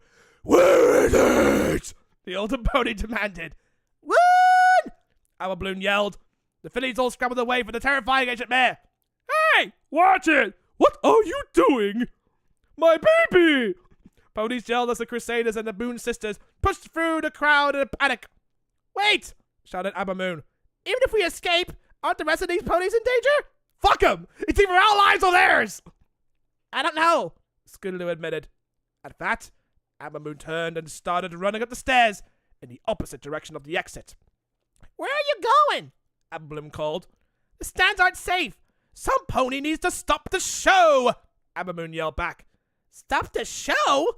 Scootaloo yelped. She looked at Apple Bloom and Sweetie Belle, panicked. We can't stop the show! Don't worry. I got a small party cannon. Be right back. Apple Bloom pointed at the olden pony. It was closing in on them. Moving surprisingly fast for her apparent age. Yo, prosthetic limbs, bitches! Nanomachines, son! We got bigger problems right now, don't you think? The fillies rushed to the top of the stadium. Amber Moon burst into the announcer's booth. The others right behind her. The announcer pony turned and looked at them in shock. Hey! You ponies can't be in here! He exclaimed. Oh, yo, I feel bad for the announcer guy. He's just trying to do his job and you get fucking kids just wrecking his shit. Come on. We had to stop the show right now, Amber Moon said firmly. What? Why? The pony asked. Yes, why? The olden pony was suddenly standing behind the announcer, followed by string stabs. You know, because it's a horror movie. He didn't seem to hear her and just kept staring at the fillies. Afraid I'm going to scare every pony, cause them to panic. With a wicked smile, she reached out and pulled a lever. All the lights in the stadium turned off, leaving every pony in total darkness. What happened? The announcer yelled. Magic. Magic happened. Outside the booth, ponies started yelling and screaming in confusion and panic. Scootaloo couldn't see anything. All she could hear was the laughter of the olden pony echoing in her ears. Well, they're in they're in Pony Hill now. Everyone's in Pony Hill. Here are the sirens. Chapter 8. I don't even know where to begin. Ribberdash flew back and forth as the Friendship Express chugged steadily toward Ponyville. Oh, okay, so it just happened. Alright. It was a fire exit, it was an alarm, alright. Emergency exit, guys. Scootaloo, Apple Bloom, Sweetie Belle, Lily Moon, and Amber Moon sit suddenly in their seats. What were you thinking? We told you. Scootaloo began, but Ribberdash held up a hoof. Do not mention the olden pony! You started it. The ponies in the stands said you started screaming for no reason, pushed through the crowd, ran up to the booth, and told the announcer to stop the show. No pony said anything following you. I know it sounds crazy, and at first we didn't see anything either, but it really was. Ribberdash held up her other hoof. Yo! Speak to my hoof. My hoof don't care? Neither do you. No olden pony, she said through gritted teeth. What, you a boomer hater, Ribberdash? Jeez. No wonder you don't like hanging out with Granny's Gone Wild. The Golden Horse. If that's the case, Ribberdash, why do you hang out with the Golden Horseshoes gang? She shook her head and looked out at Scootaloo. I'm just really disappointed in all of you. You were my guests, and you ruined the entire event. She turned to leave. Scootaloo rushed over and grabbed her hoof. I'm really sorry, Rainbow Dash, Scootaloo said. Ribberdash shook her head sadly. Let's just deal with this later. I'm going up to the front of the train. When we're back in Ponyville, we're getting your families together, and we're having a serious talk. We're sending you to a mental asylum, Scootaloo. You and your friends, too! She flew out of the train cabin. Scootaloo stared out the window as the sun began to rise. She had never felt worse in her entire life. Rainbow Dash had never been this upset with her. Ever! Oh, what a statement, guy. Scootaloo could fight to feel tears welling up in her eyes. The fight with Apple Bloom, the olden pony, and now ruining the What show? It was all too much. She buried her face in her hooves. A second later, she felt a hoof on her shoulder. She looked up and saw that it was Apple Bloom. I'm sorry, she said. Why? It's not your fault. I'm a huge disappointment to the greatest pony of all time, Scootaloo said sadly. No, I mean, I'm sorry about that too, but I'm sorry I didn't believe you. And I'm sorry I was mean to you the other night. If I hadn't said what I said about you being scared of that story, you never would have gone downstairs. And none of this would have happened. It's all my fault. Scootaloo let out a long sigh and hugged Apple Bloom. It's not your fault. And I'm sorry too, she said. If I'm being honest, I was just jealous. I mean, I kind of did call it before. It's always jealousy in these freaking things. You and Lily Moon have been spending so much time together that I was just worried you forget our friendship. Oh, thank goodness, Lily Moon said, sounding relieved. Everybody turned to stare at her. Everybody likes to stare at each other in this book. She blushed and turned to Scootaloo. I thought you were mad at me for some reason. No! Scootaloo exclaimed. You're awesome. Things have just been different lately. Scootaloo looked at Amber Moon. But I guess different isn't bad. It's just different. No matter what else changes, you're always going to be one of my best friends, Apple Bloom said. And when you're in trouble, I'll be there. Oh, sorry. I don't know where that came from. So next time my best friend says that she sees a scary old pony coming after her, I promise I'm going to believe her. Even if she is a bit of cuckoo in the head. But hey, even cuckoo crazy pony people, they got a little bit of sanity in there. What do you mean she's catatonic? What do you mean she's catatonic? What's that word? Is that like a fruit? That's good, Sweetie Belle said with a shaky voice as the train pulled into the Ponyville train station. Because as your other best friend, I want to tell you that there's a scary old pony coming after us. Again. She pointed out the window. Jeez, can you get the fuck out of our business? We're trying to make up here. We're having a moment. Leave us out of here, boomer. The olden pony was waiting for them at the train station. String orchestra. Birds, bats, flies. You know, anything accompanying her to make her look evil. Chapter 9. Thought you fillies could hide from me, did you? The olden pony leered at them, pressing her face against the train window. Sweetie Belle leaped back from it so fast, she knocked over Scootaloo. No horseplay, please. Bro, what? They're kids! They're kids, dude! What the fuck? He would have lost his job just saying that to minors. No horseplay, alright? Again, there's a weird connotation when it comes to that. Scootaloo watched as he opened the carriage door and passengers exited the train, passing the olden pony with a glance. It's just like at the Wonderbolt show. No pony sees her but us, whispered Lily Moon. But why? And where does she come from? Magic. It's always magic. And how do we get rid of her? Sweetie Belle wailed. This sounds like a job for the Cutie Mark Crusaders. I call an emergency meeting to order. Alright, we're ejecting the older pony. She's in and out of the ship. Despite the spooky situation, Scootaloo had to hold back a laugh. Yeah, I know, I would laugh too. Leave it to Apple Bloom to follow club procedure and play Amogus, even when they were being stalked by a ghost story come to life. Not like the other ghost stories and other tales that came to life. But hey, this one's different because it's haunting kids now. The last pony stepped out onto the train platform. Scootaloo hurled herself against the carriage door and slammed it shut, locking it before the old... Yo, let the conductor do his job. That's what he's paid to do? Locking it before the olden pony could force her way on board. Furious, the ancient mare scraped her single shoeless hoof against the glass of the window. It made a horrible grating sound. Where is my rusty horseshoe? The olden pony groaned. Can we have this meeting somewhere else? Scootaloo asked. The others were happy to agree, and they ran through the train cars and the next one down the line. Every pony, think, Apple Bloom commanded. Scootaloo, you were the worst one of us to see the olden pony. Do you have any idea what you did to make her show up? Scootaloo had been asking herself the same question ever since the slumber party. Unfortunately, she hadn't come up with any answers. Only theories. She shook her head. You first saw it at our house, right? Lily Moon asked. So we should go back there and retrace your steps. Maybe that will give us a clue. The train car shook with a heavy impact from its roof. The fillies froze and listened as heavy hoof falls echoed above them. Clank, clank, clank, thump! Clank, clank, clank, thump! What the fuck? How fat is she? Jesus. It was the sound of 3 horseshoes and 1 hoof. The olden pony was on top of the train!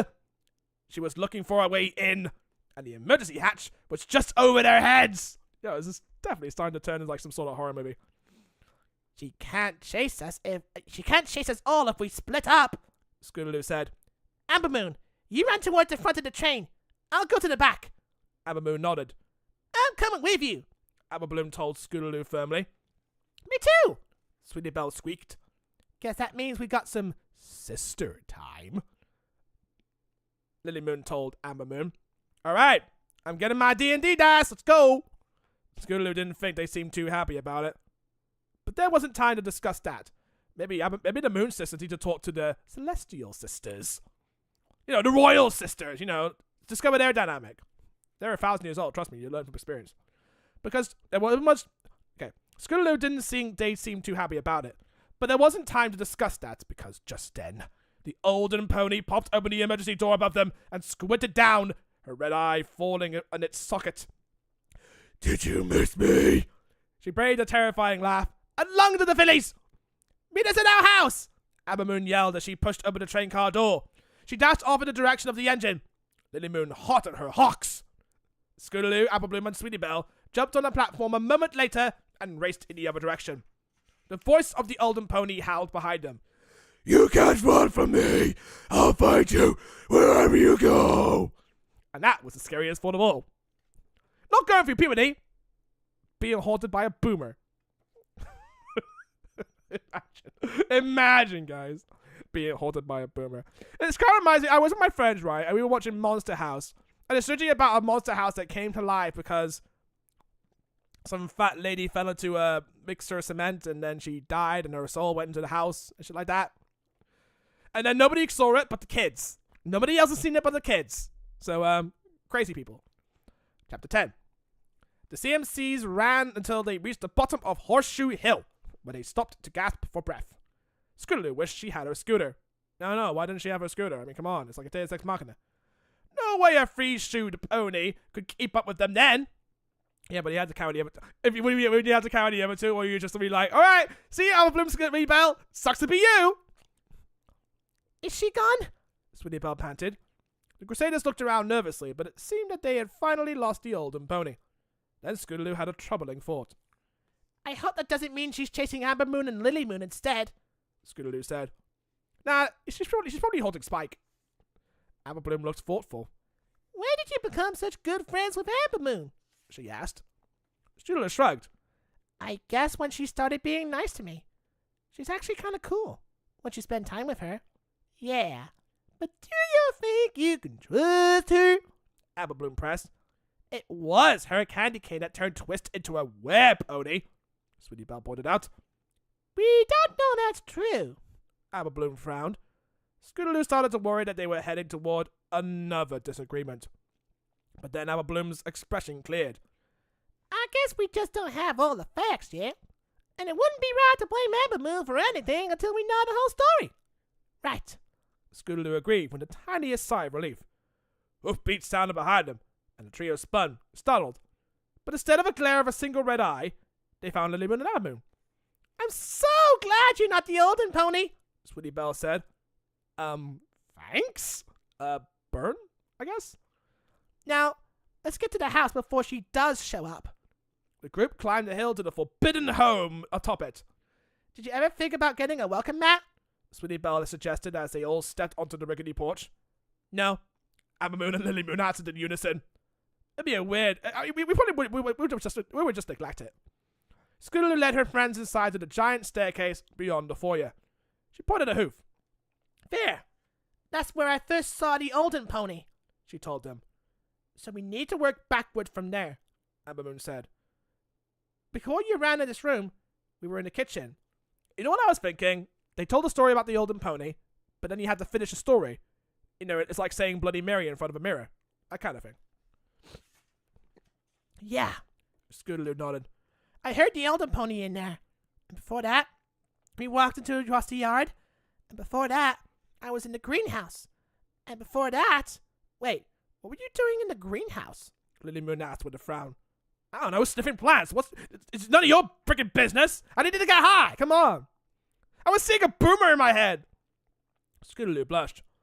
Now that she thought about it, admitting she was running away from Amber Moon did sound pretty silly. She got lost. Amber Moon smoothly covered for her new friend. I found her in the greenhouse. Scootaloo shot her a grateful look, then picked up the tail. And before that, I was in the kitchen, which is where I went after I left the sleepover.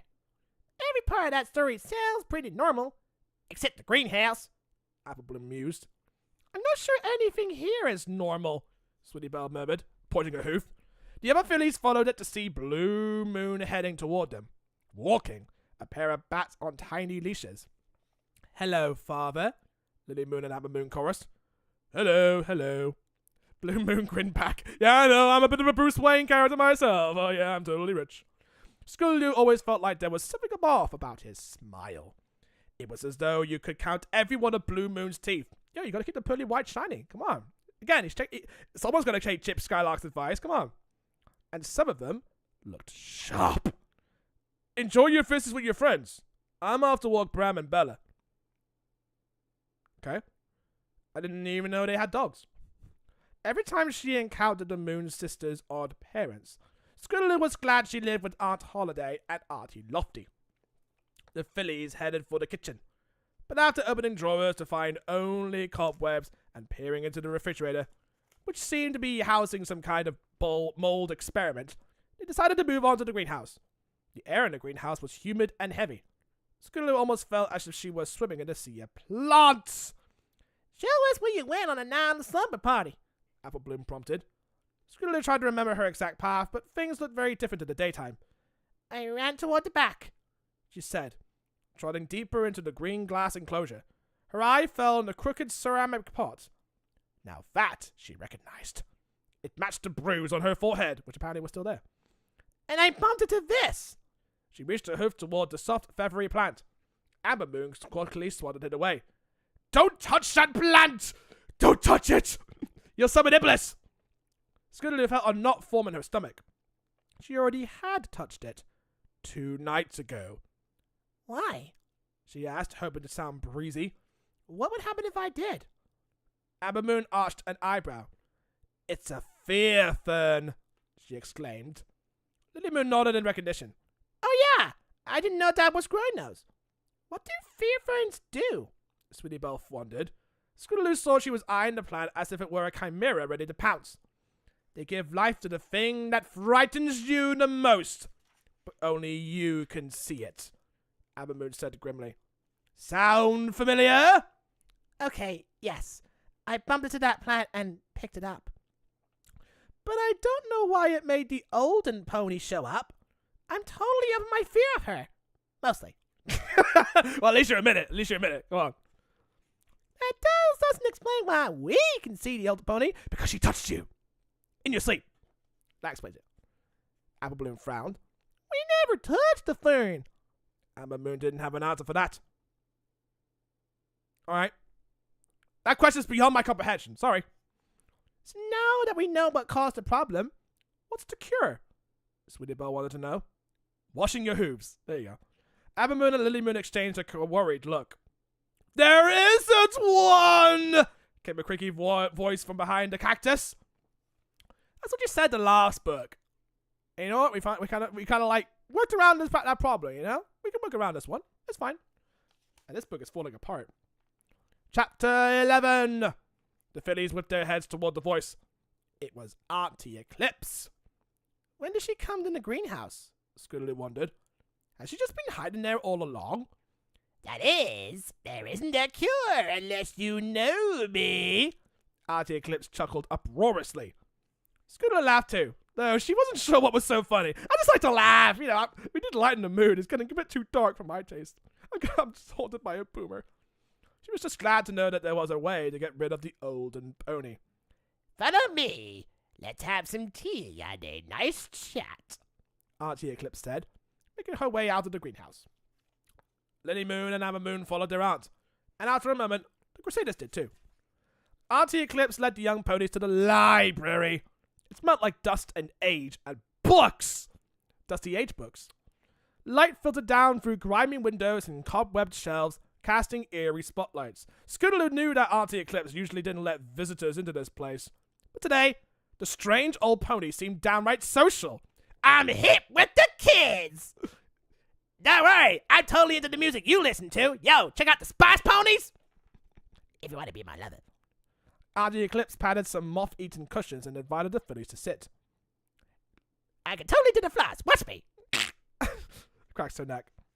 Amber Bloom plopped down on one, and a huge puff of dust exploded from it. She sneezed loudly. I hope you're not allergic to dust. Scootaloo decided to just stand. Get the tree tray, would you dare? Auntie Eclipse asked Amber Moon. Are you sure that's a good idea? Lily Moon began, but Auntie Eclipse turned a sour eye on her niece, and she fell silent. Respect your elders, child!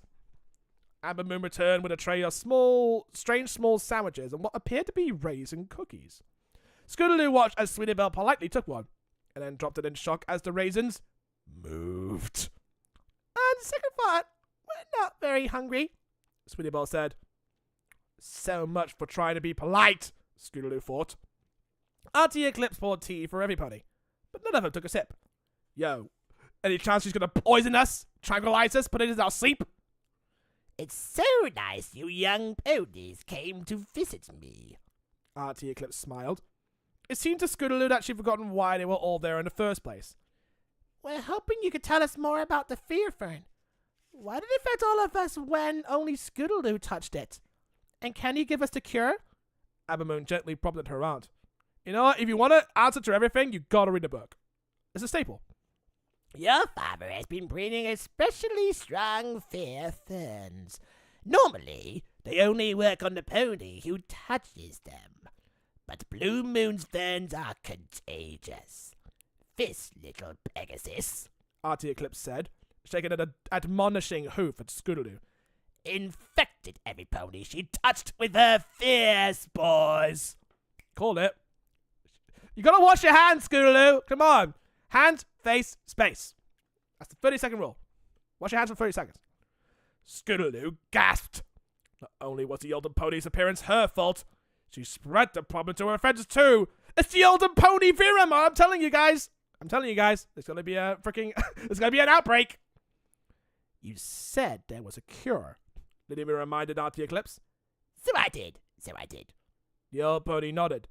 Got it from a traveling sales pony from Saddle Arabia many moons ago. Saddle Arabia exists. The only time we managed to see like Saddle Arabian ponies was like in season 3.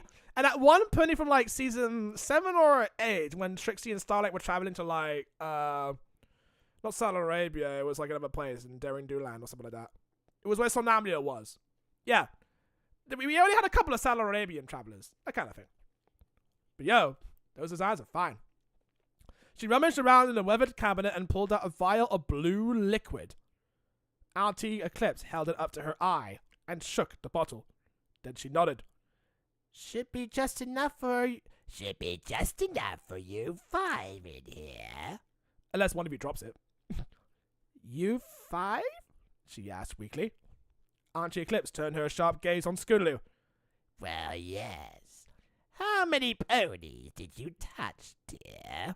Scootaloo started to count. Both of my aunts, and Pinkie Pie, and the cakes, when we were looking for Rainbow Dash, and Rarity, Miss Cheerily, Big Macintosh, Featherweight, all the ponies in line in the market when we squeezed past them. Emma Moon added. Don't forget the ponies on the train, Emma Moon chimed in.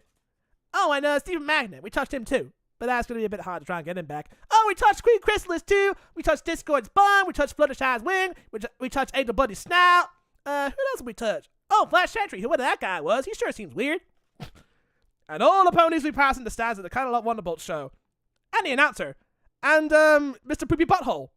And Photography Rex. And Summer. We touched Summer as well. Yeah, we touched all of these people.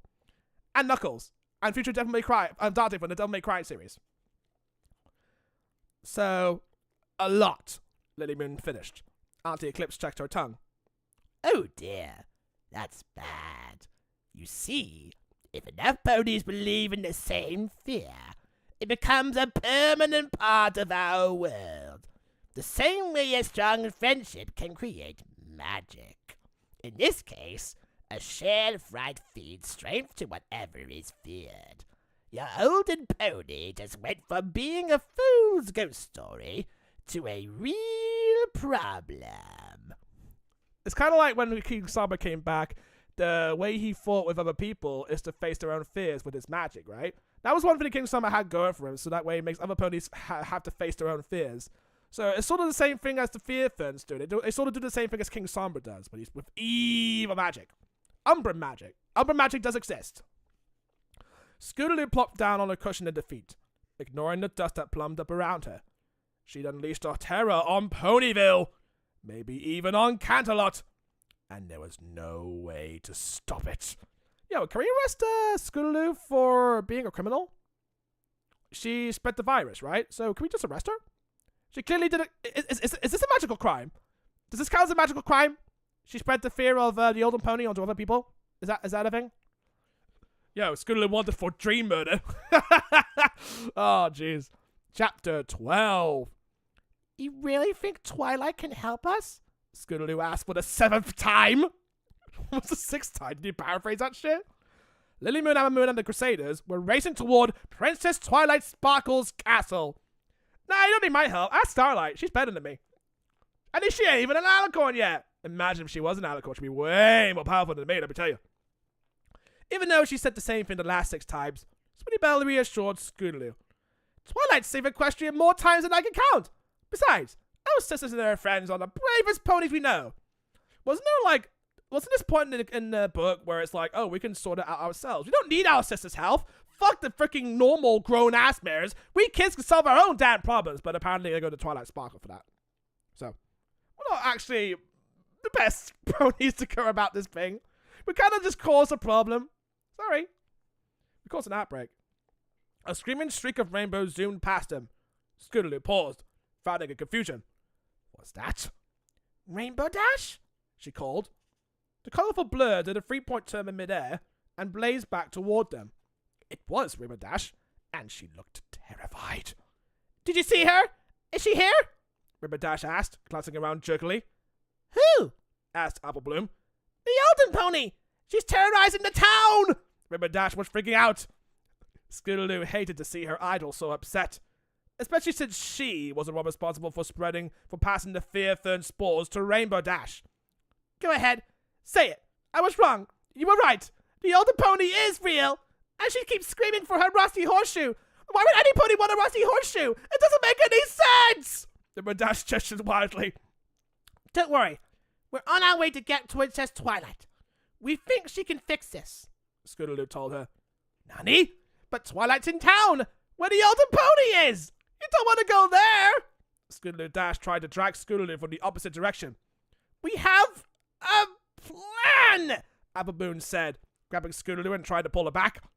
Now what in the deep dish strudel is going on here? Applejack's voice rang out. As she walked up, Fluttershy at her side. Oh, yo, good to see the main six again, just like in the last book. Fluttershy at her side, she tipped her hat back to squint at the odd scene. Are y'all playing tug of war with Scootaloo? And if that's the case, you mind if I join in?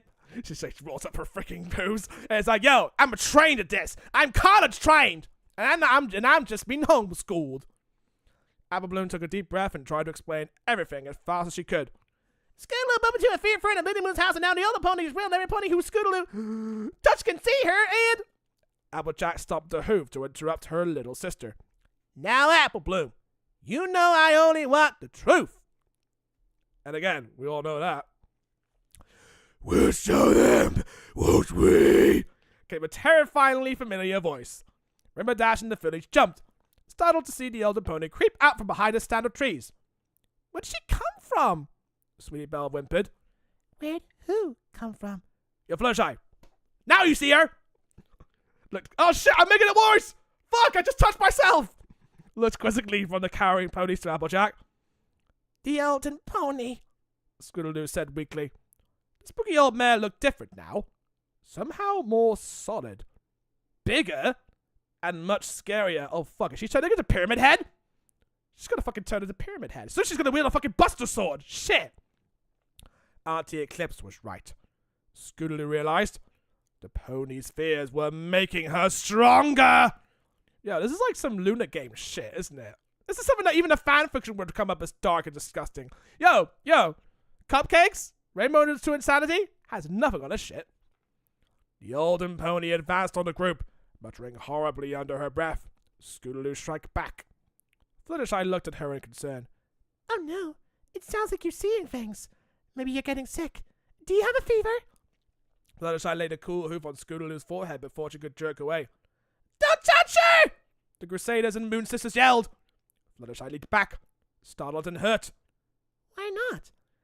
Because now you're mine too, came a voice like the sound of creaking hinges. Fluttershy's eyes grew wide. No! Fluttershy's been infected by the fleas! Fluttershy's eyes grew wide as she backed away, trembling. It's the Elden Pony! Applejack frowned at Fluttershy. Then her expression cleared with a realization. Oh, I get it. This is one of your... Oh, I get it.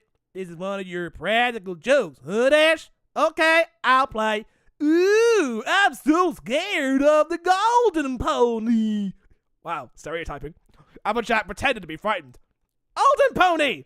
Rainbow Dash corrected her. Fine. Now, are we supposed to be having a little chit-chat with these fillies about their behavior at your Wonderbolt show? Applejack asked. Don't worry, I just want to buck her. I just need to buck something, and it'll make me happy. Neither Rainbow Dash nor Fluttershy answered. Their eyes were locked on the red Cyclops-like glare of the ancient mare. Wait, Cyclops? I thought she had two eyes. What, did she like pierce her other eye or something? Applejack sighed. Guess it's up to me then. Come on, y'all. She told the CMCs and their friends, shooting them forward with a hoof. Let's go. And then Applejack nudged Scootaloo. Scootaloo watched miserably as Applejack finally saw what the others were reacting to. Her jaw dropped, and her eyes grew wide in terror. She backed up, next to Dash and Fluttershy, quaking.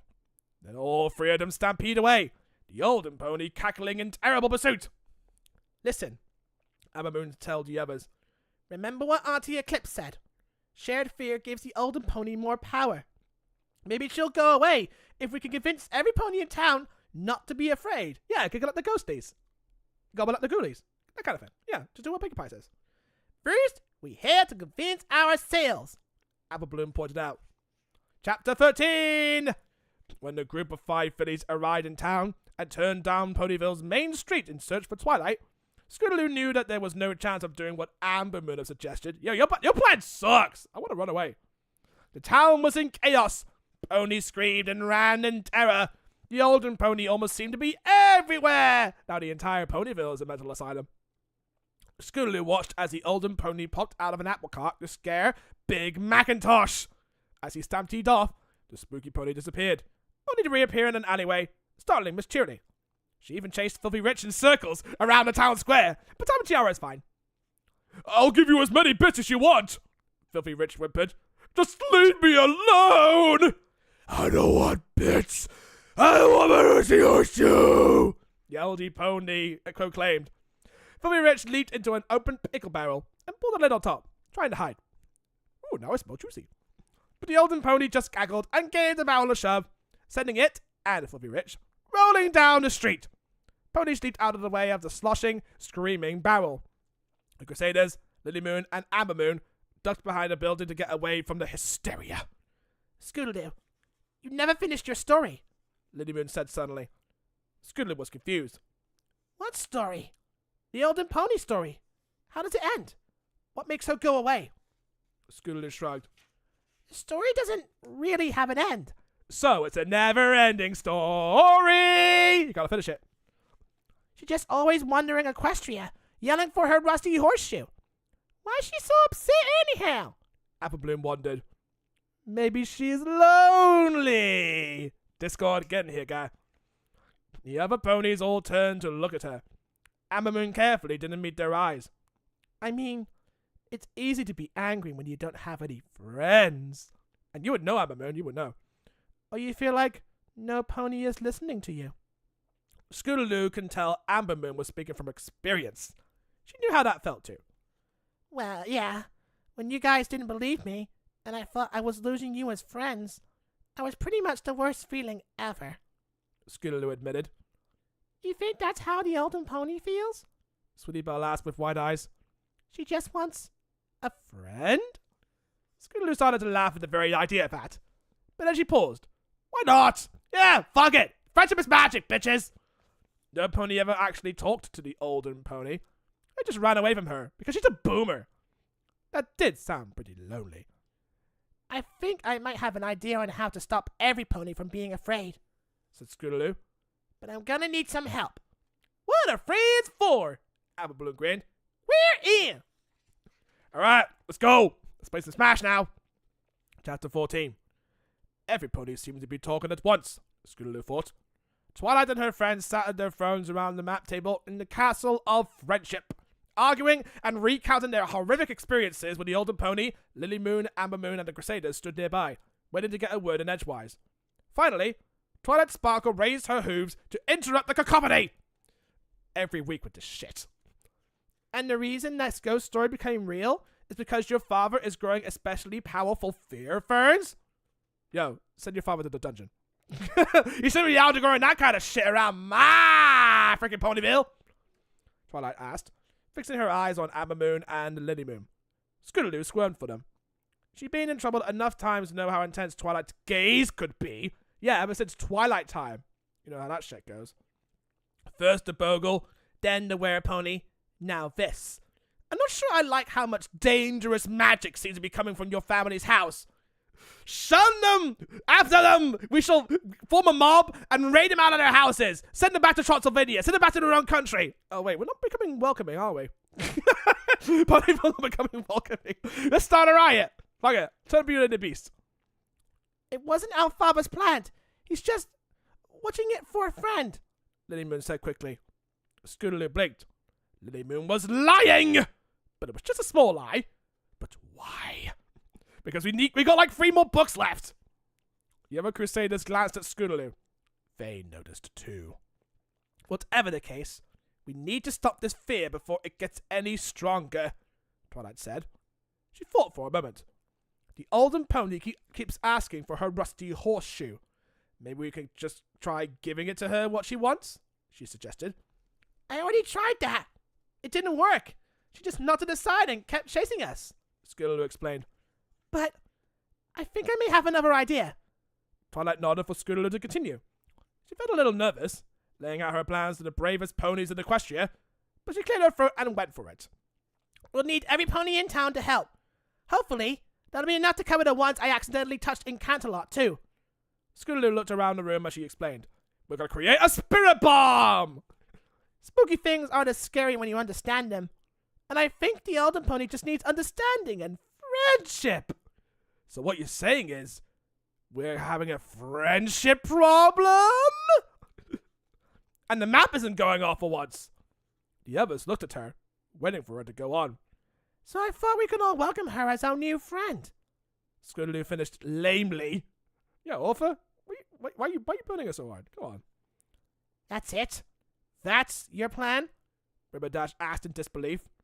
It does seem rather simplistic, Verity chimed in. And suddenly all the ponies were talking to one another again. Remember that one season 7 episode where freaking Twilight's like, yo, we are flawless and we don't care, we all have flaws, we're not perfect, whatever, you know. And then the crowd is just like, yeah, we keep arguing with each other regardless. And that was the end of the episode. They just keep arguing outside. That was just the end of the episode. Hey! Swinny Belle yelled. The older ponies fell silent. Scootaloo was just as shocked as they were.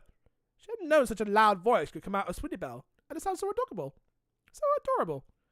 You didn't believe us when we tried to tell you about the Timberwolf either. Well, this time, you better listen. We'll all be in even worse trouble. I mean, please? She got a bit fluttershy there. Sweetie Belle added politely.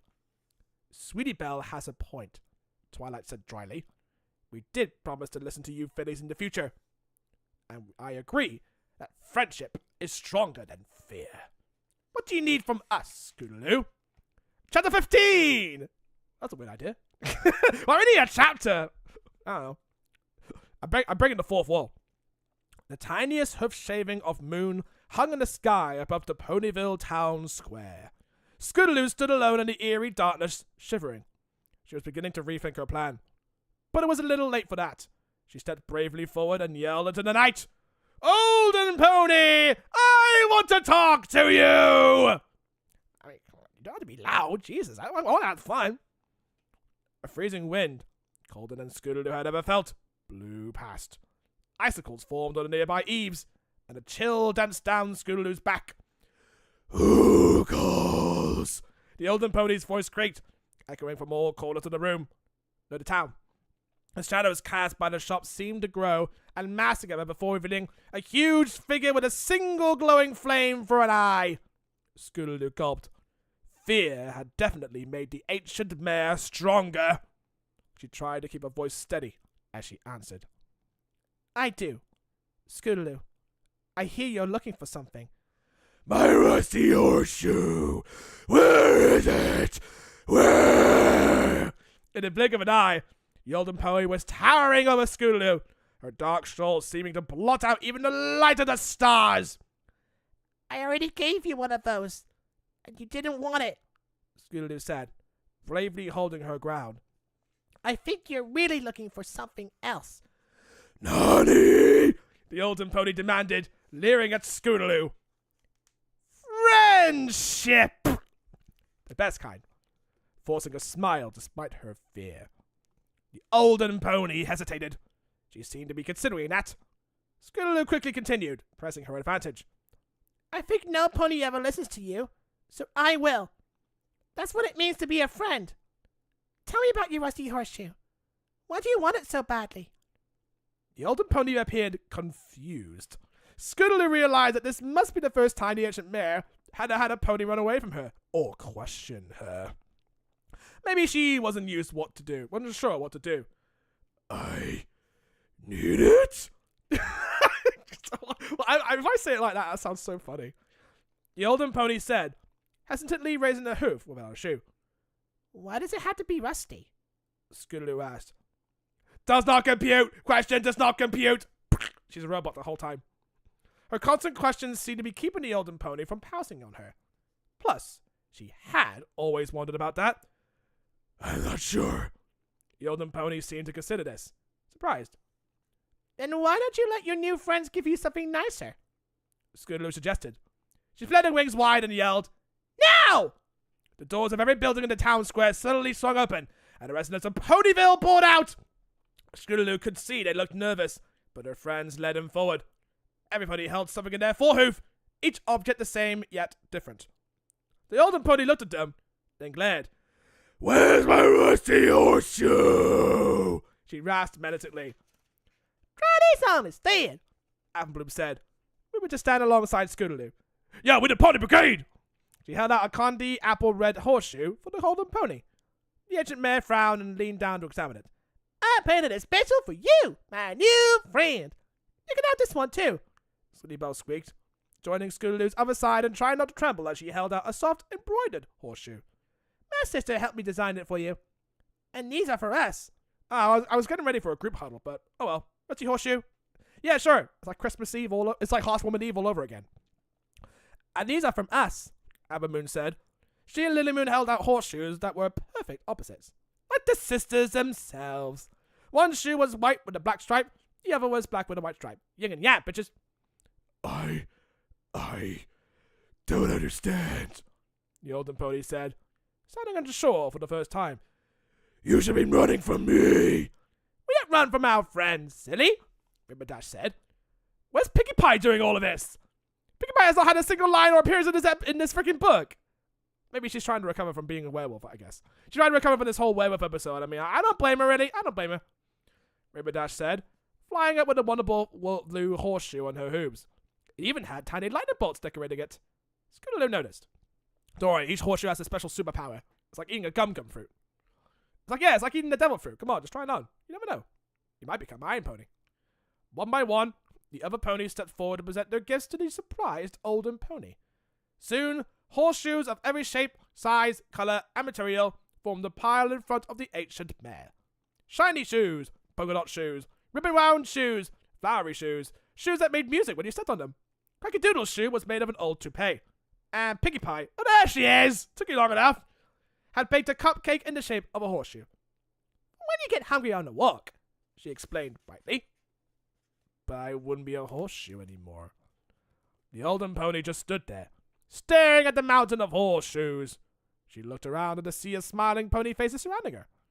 You're not afraid? The olden pony asked. And then Scootaloo knew what she had to do. She didn't like it, but she was the only pony who could do it. Nope. We're just glad you're our friend, she said. And then she leaned close to the terrifying mare and hugged her. The Shape of Water!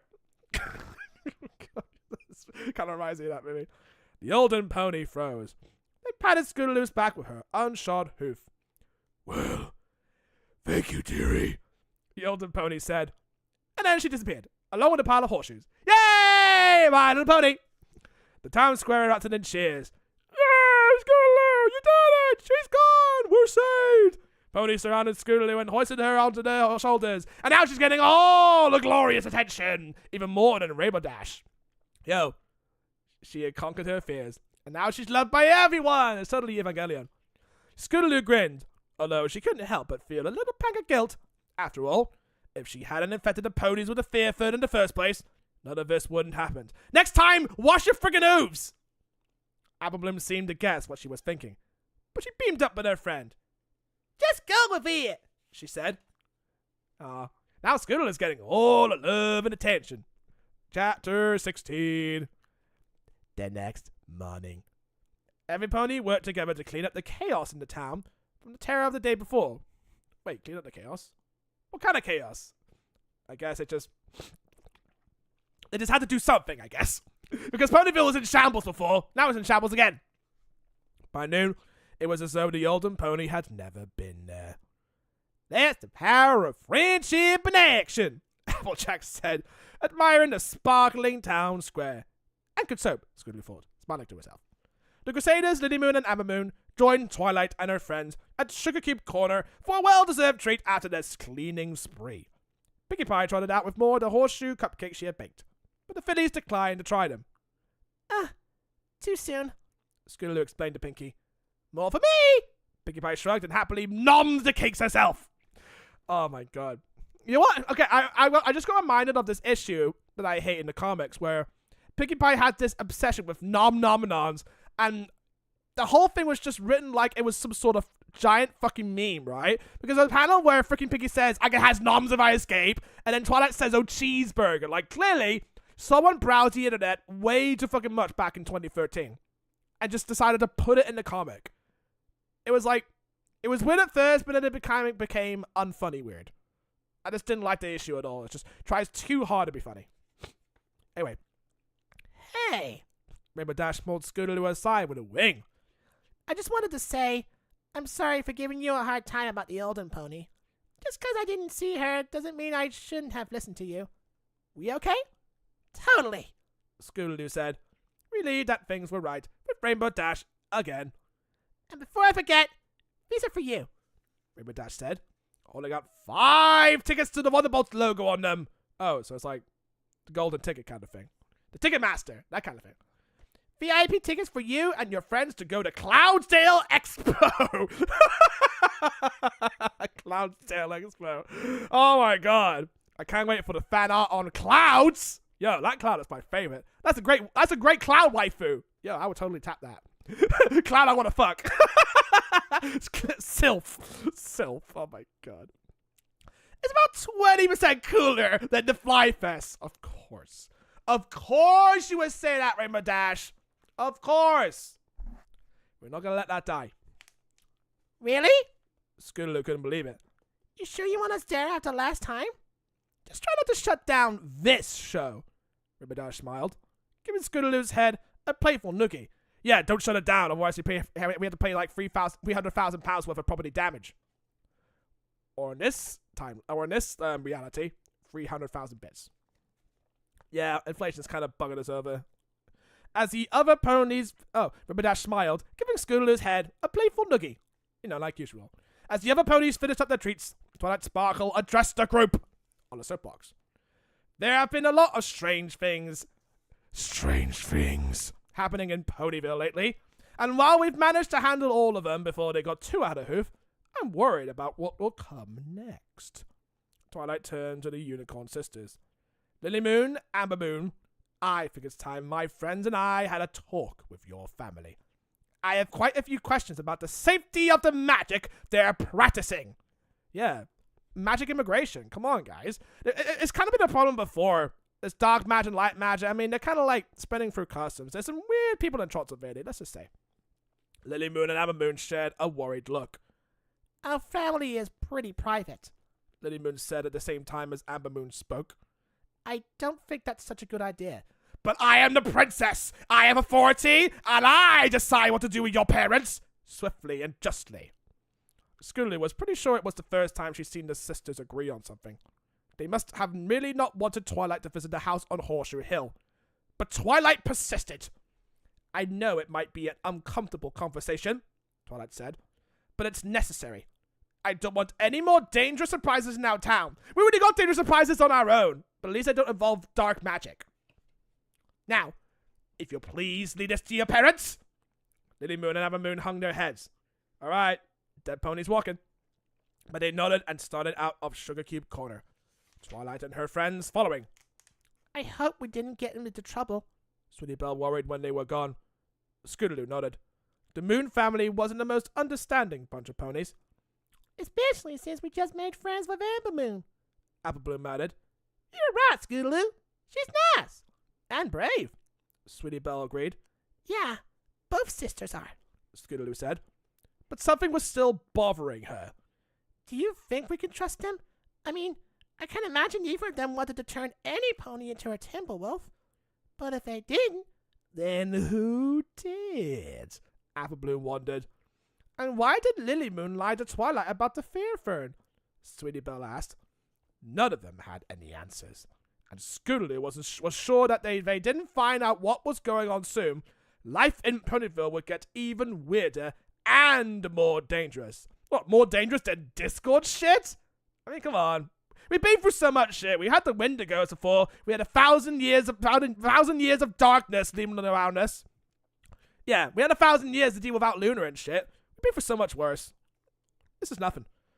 No matter what mysteries were hiding on Horseshoe Hill, she knew that as long as she had the two of them by her side, the Cutie Mark Crusaders could handle anything that came their way. At least, she hoped so. Wow, suspicious. I think this is like a little bit more darker than usual, because I literally got haunted by an old boomer that apparently gets malformed into some sort of Lovecraftian being by the fear of all of the ponies who can see the same thing. That fear just makes her freaking stronger, right? And she turns into some sort of Cyclops Lovecraftian abomination. Like, that's kind of dark for the show to do and for the series to do. That's kind of dark. If only the show had gone away, if only the show had gone like all the way, right? Epilogue. The pony was intrigued. As annoying as those Cutie Mark Crusaders were, this time, they had actually been helpful. The pony hadn't realized a fear fern could be so powerful. It would work nicely with the pony's plan. The Princess of Friendship may be sticking her muzzle where it didn't belong. But soon, it would be too late for her to do anything. Things were starting to fall into place. The pony would enter the live wood, and then the real fun would start. I'm going to commit time travel! That's probably what's going to happen, isn't it?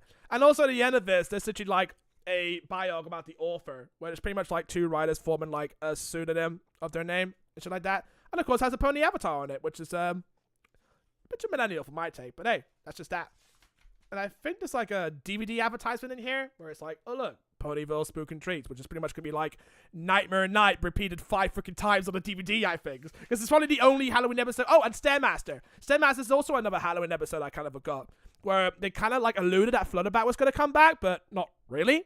But hey, we got to keep theorizing about that, am I right? But yeah, that's not a bad book to read. It's just them getting haunted by a boomer for like the whole book. And just being like, yo, let's make this boomer our friend. Even boomers can be friends, guys. They have plenty of knowledge about rusty horseshoes and shit. I kind of thought like the old crowd was literally gonna like smack him with dozens of horseshoes, but nah, just hand it to her. It's the friendship way, that kind of thing. Right, that wasn't much to scream about pretty much, but maybe this one is. This was called Periton Paddock, because I think she said something about the Periton thing or something in like the first book.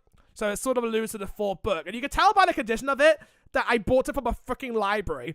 I actually bought it from Amazon, but it looks like it came out of an American library, like Illinois or some shit like that. Maybe someone had it in their bag and decided to just want to get rid of it because they don't want to be labeled as a brony in school. In 2024. Like, come on.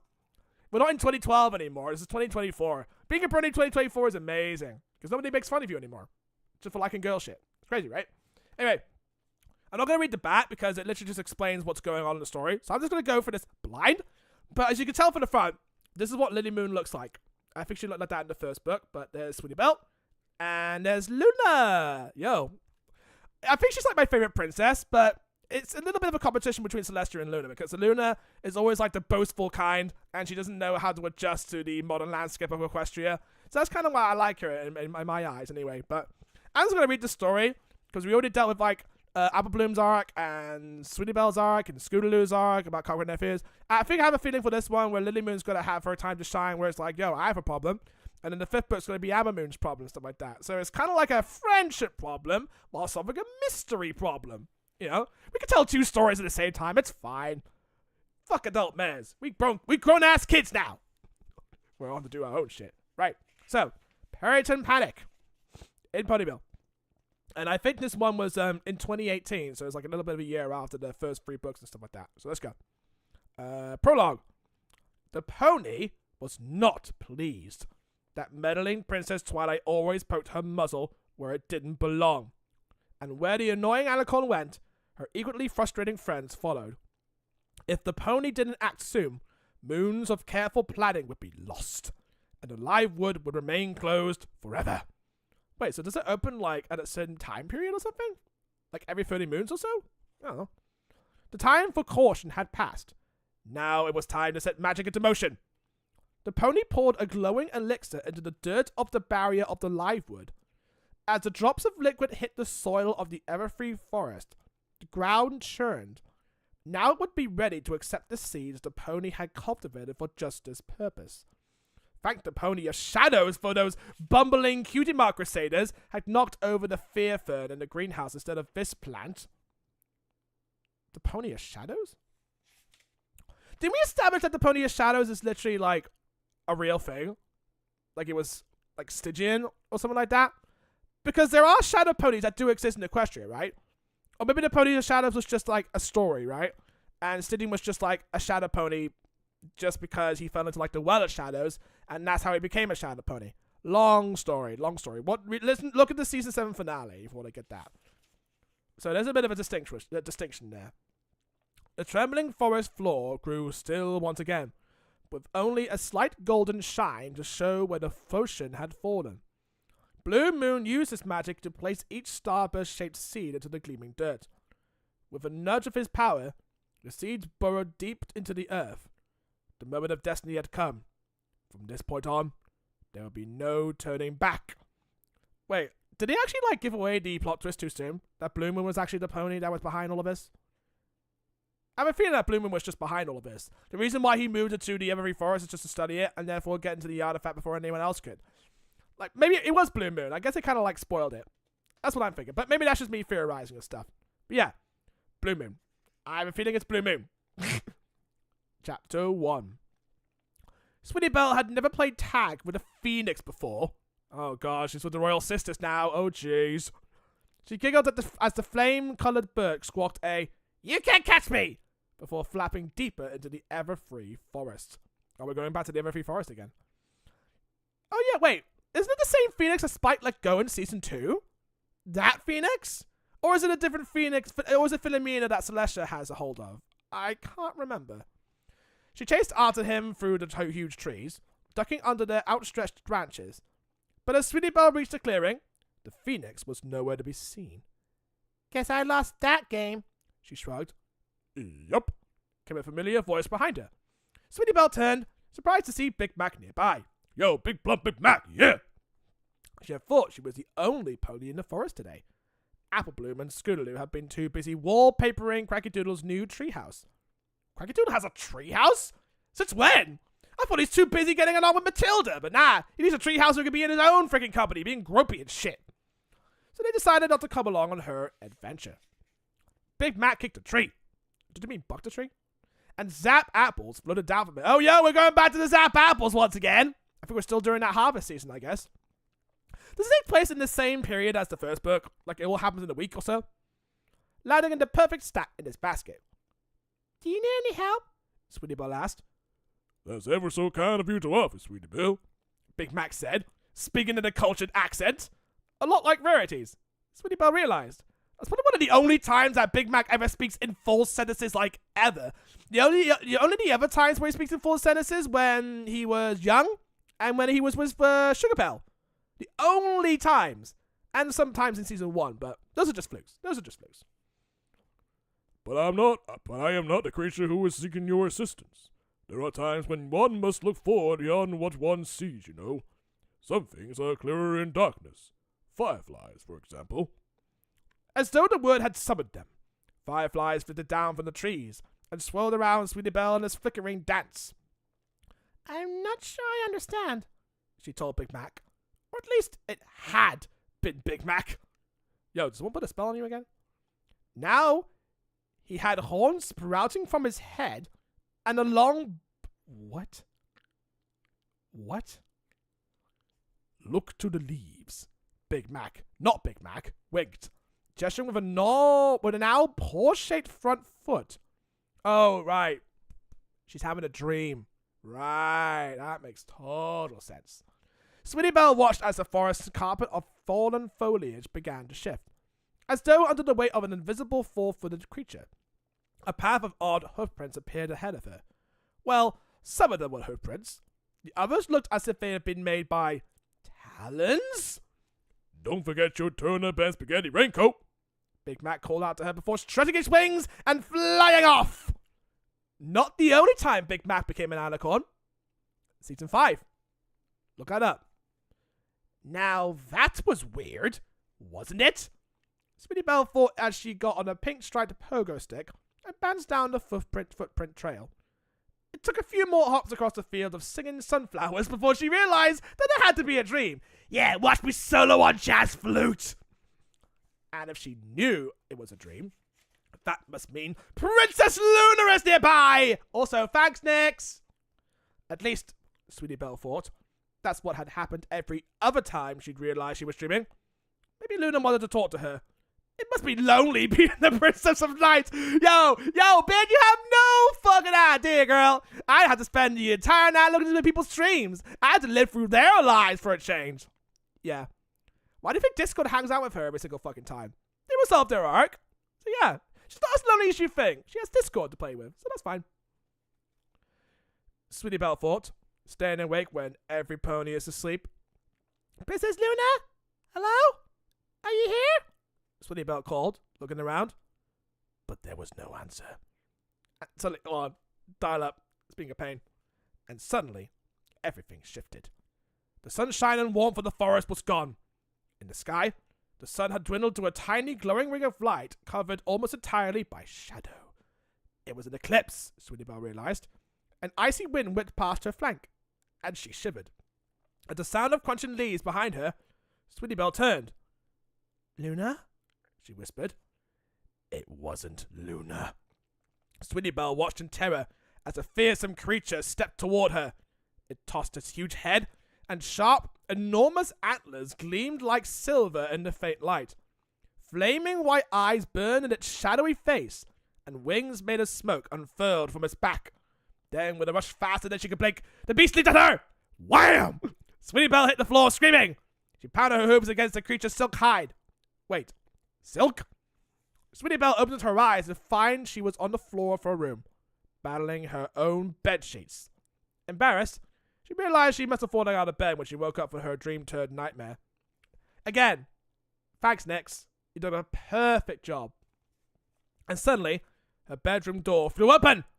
Rarity rushed in. Also, door abuse. Rarity rushed in. Her sleeping mask pushed up over her horn, and her mane in curlers. Sweetie Belle, darling, I heard you screaming. Is everything all right? Rarity asked, shining a globe of magical light around the room. I had a nightmare, Sweetie Belle admitted. Rarity smoothed Sweetie's mane with a gentle big sister smile.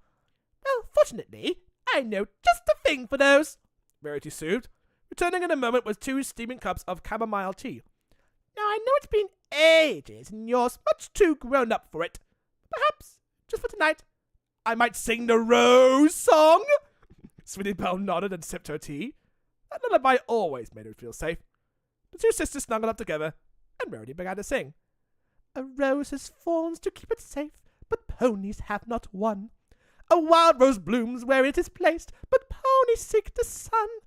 A rose is sweet and beautiful, Rarity trailed off. Its scent is lush and rare, Sweetie Belle prompted. But she quickly realized that Rarity hadn't forgotten the words. She'd just fallen asleep. Sweetie Belle pulled up the covers and tried to drift off too. But every time she closed her eyes, she saw the creature in her mind. And it felt as if it was watching her. Just like with the Boomer story. Also, close possibility of having a musical number? Close possibility. But well, I guess it's up to our imagination, I get. Chapter 2. Sweetie Belle yawned widely. Quick and cat tail, Sweetie Belle. Stop yawning. That's my job, Album complained, her own jaws gaping in response. Those things are downright contagious. Scootaloo nodded as she yawned too. Sorry, Sweetie Belle said. After her nightmare last night, she'd be too afraid to get much sleep. Yo, it's Nightmare on Elm Street! It's Nightmare on Elm Street! Come on, guys! It's gotta be I've been saying this in the last book. It's Nightmare on Elm Street. Come on. It's just a homage. It's just a reference at this point. But she couldn't tell her friends that. Ever since she had faced down a were-pony Timberwolf version of Twist, all Ponyville thought she was brave. She didn't want to change their minds. Yo, is she losing her cool too soon? God damn. Come on! You used to be brave. What happened to you, girl? You just go back to square one. She liked not being called a scaredy pony. Hey, same with Scootaloo. You really think this'll work? Scootaloo asked as the Cutie Mark Crusaders made their way to Fluttershy's animal sanctuary. So this does take place after season 7. it will, Apple Bloom infused. Fluttershy's gonna love Lily Moon and Amber Moon once she gets to know him like we do. Sweetie Belle wasn't so sure.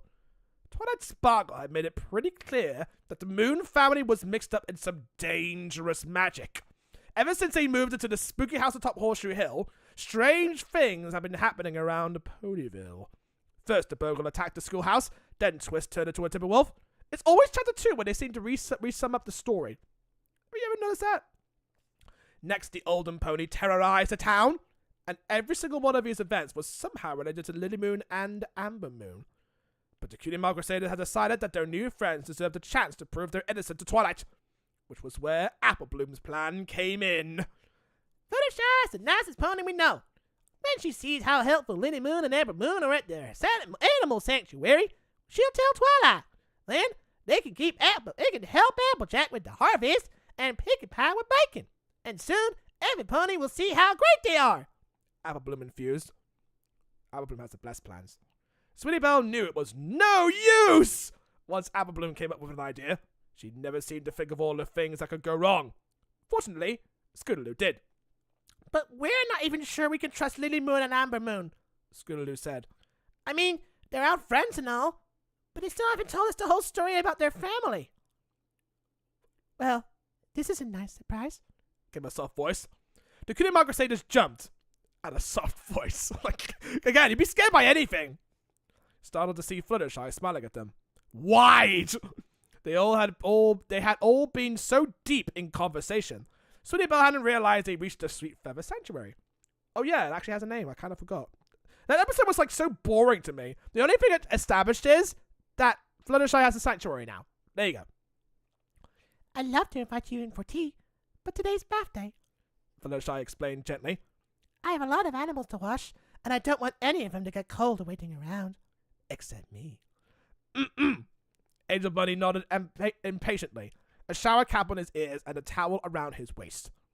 That's why we're here, Apple Bloom said cheerfully. We thought you might need a few extra hoops to pitch in. Oh, how thoughtful, Fluttershy beamed. I mean, I was going to ask Rarity, but she's too busy. That would be wonderful. But when Amber Moon and Lily Moon arrived a few moments later, Sweetie Belle saw Fluttershy's smile shrink. Are you here to help too? Fluttershy asked nervously. They love animals. In fact, Lily Moon got her a Cutie Mark 'cause she's so good with creatures, Apple Bloom said. But that's not what my Cutie Mark does. Play with a for now. Sweetie Belle and Scootaloo nodded enthusiastically. I didn't know that, Fluttershy said kindly. Well, it would be nice to have some help today. Baths always take longer than you expect, especially when the otters insist on playing in the mud as soon as you get them clean. My Cutie Mark is for supernatural creatures. Yo! Reference. She's a bit of a Dean Winchester. Lily Moon whispered to the CMCs as they followed Fluttershy into the animal sanctuary. Apple Bloom shrugged. I didn't think we needed to mention that part just yet. Bathtubs of all shapes and sizes were set up on the sanctuary lawn. Ducks floated happily in buckets. A line of gerbils waited to turn in a tiny diving board into a small basin. Harry the bear? Isn't that the bear we keep seeing in the show? The bear's name is Harry now. If the bear's name is Harry, and the rabbit's name is Angel Bunny, there should be. That's good. I bet you every single animal's gonna have a name. If Magical has a name, his name is fucking Melvin, by the way. Any animal can have a name. Any animal. As you snuggled deeper into his bubble bath, firm up to his nose, piles of fluffy towels and sweet-smelling soaps were arrayed nearby. Sweetie Belle was surprised to see every kind of bathing tool imaginable, from extra-long handle scrub brushes for giraffe necks to soft moss washcloths for lizard scales. Fluttershy assigned each pony an animal to bathe. This is true OCD taking effect here. And soon... No, it's ADD. Sorry, no words about OCD. And soon the CMCs were scrubbing fur alongside Lily Moon and Amber Moon. Sweetie Belle lovingly poured lavender shampoo on Lola the sloth's fur. Apple Bloom was having a little more... Yo. Where's Mooly? No, what was on the cow's name? Wait, I can't remember. But there was a name for her. Mootilda or something. Apple Bloom was having a lot more trouble wrangling Winnie the Hedgehog. Because he wanted to go fast. Who apparently didn't like bath day. Sorry we were late. Lily Moon said when Fluttershy was out of earshot. It took us longer to get out of the house than we expected. She means Mother doesn't want us to see you anymore. Moon said flatly. Oh wow, that's the end of the chapter. Yo, I didn't realize that plot escaped so early. My god. Alright. I want to see how this goes. That's probably because Twilight told him. That's definitely when Twilight told him. Yo, back away from them. They don't belong here. That's why do you think they live outside of Ponyville? It's the borders. Sakura's different, right? She helped us. Chapter 3. What? Sweetie Belle squeaked. The Cutie Mark Crusaders gaped. The duck in Scootaloo's tub quacked indignantly. Why? Apple Bloom asked. Princess Twilight Sparkle dragged our whole family in for a lecture about unsafe magic. Yeah, it's forbidden magic. We need that in the Canterlot Library. Lily Moon rolled her eyes. She practically blamed our parents for everything bad that's ever happened to Ponyville. You can see why they aren't so thrilled with us being your friends. But that's not our fault, Scootaloo pointed out. Before Lily Moon could reply, a loud roar split the air. The ponies turned to see Harry the Bear standing in his tub, teeth bared. He was obviously upset about something, thought Sweetie Belle, but she couldn't tell what. Maybe the water had gone cold? Maybe the water was always cold. What's up with him? Scootaloo frowned. I don't know, he just wanted to wrestle something. Don't worry, Fluttershy, she got you. Sweetie Belle peered closer at Harry. His eyes were tracking something. Sweetie Belle thought it might be a moving shadow, but then she blinked, and there was nothing there. Harry the Bear swiped his paws at empty air. Sweetie Belle thought for a moment, then she heard bells chiming. But that was silly. Why would there be bells out among the bathtubs? Yeah, I know, right? Question of the century. Now, the other animals in the sanctuary were growing agitated, chirping, snarling, brailing, and howling. But not like the ponies, the other animals. They're totally fine. Yeah, we get haunted by a freaking boomer. They get haunted by a freaking supernatural creature, I guess. You know, joke's on them. They can't communicate. Unless Fluttershy's in the room. Something's scaring the animals, Lily Moon said. Scootaloo's duck quacked in panic and flapped its wings violently as it flew out of its bath, splashing the ponies in sudsy water. Yo, you trying to get those girls wet so early? You think? Moon said, shaking her wet mane. Like a furry tide? Furry tide! The last sentence I didn't really thought I would read. The creatures poured out of their tubs. Goats bounded away in a sloshing stampede. The gerbils abandoned their diving board, scampering to hide in the nearby bushes. Apple Bloom was nearly knocked over as a wave of fleeing mice mobbed her in their rush to escape. Great. Now she's got the plague. Sweetie Belle looked down to see that even Lola the Sloth was trying to get away, although very slowly. Oh no! What's wrong? Fluttershy cried as she flew over, her hooves full of fresh towels. Stop! Wait! She called to the fleeing animals. You'll get yourselves dirty again. But it was too late. The once peaceful sanctuary was a shambles of upturned tubs and muddy grass. Fluttershy turned to the younger ponies, and Sweetie Belle could tell she was deeply upset. I think maybe you two should go home, Fluttershy said softly to Lily Moon and Amber Moon. Oh, I shall do the stare on you! You wouldn't like it if I do the stare. I can also go Flutter Hulk, but only in the comics, so that's fine. The sisters looked at her in hurt surprise. But they didn't do anything wrong, Sweetie Belle protested. It's okay, Sweetie Belle, Lily Moon said, flipping her blue and white mane to hide her eyes. Yes, we know when we're not wanted, Amber Moon added acidly. Come along, Lily Moon. Together, the sisters turned their backs on Fluttershy and walked off. I'm sorry, Fluttershy told the Cutie Mark Crusaders. It's just that the animals had never been scared like this before, and the only new thing in my sanctuary was them. Dun dun dun! Yo, when trouble comes out, you laugh. Yo, we're doing it live. So all of these bad signals and alien, you know, all of these signs, they all point to the Moon family, right? Suspiciousness. It's gonna be like Bridal Gossip all over again, where Sakura just like comes into Ponyville and everyone just like gets away from her because they're all racists apparently. Until Sakura fixed that problem, so it's fine. Chapter 4. Sweetie Belle didn't suspect anything when Rarity invited the Cutie Mark Crusaders to Twilight's castle for dinner that night.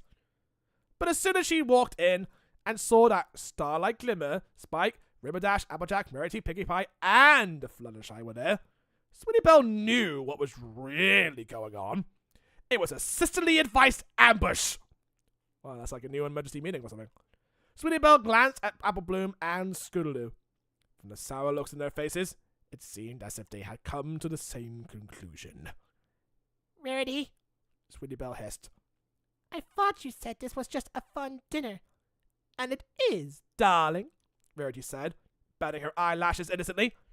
It's simply that, well, we've been worried about you, Free. You haven't been keeping the, how shall I say this, safest company. Sweetie Belle stomped her front hoof and opened her mouth to remind Rarity that honesty was one of the elements of friendship. But Twilight smoothly cut in. I'm glad you're all here. After speaking to Blue Moon, Illumination, and Auntie Eclipse, I'm a little concerned that they're involved in some dangerous magic. They might not even realize it.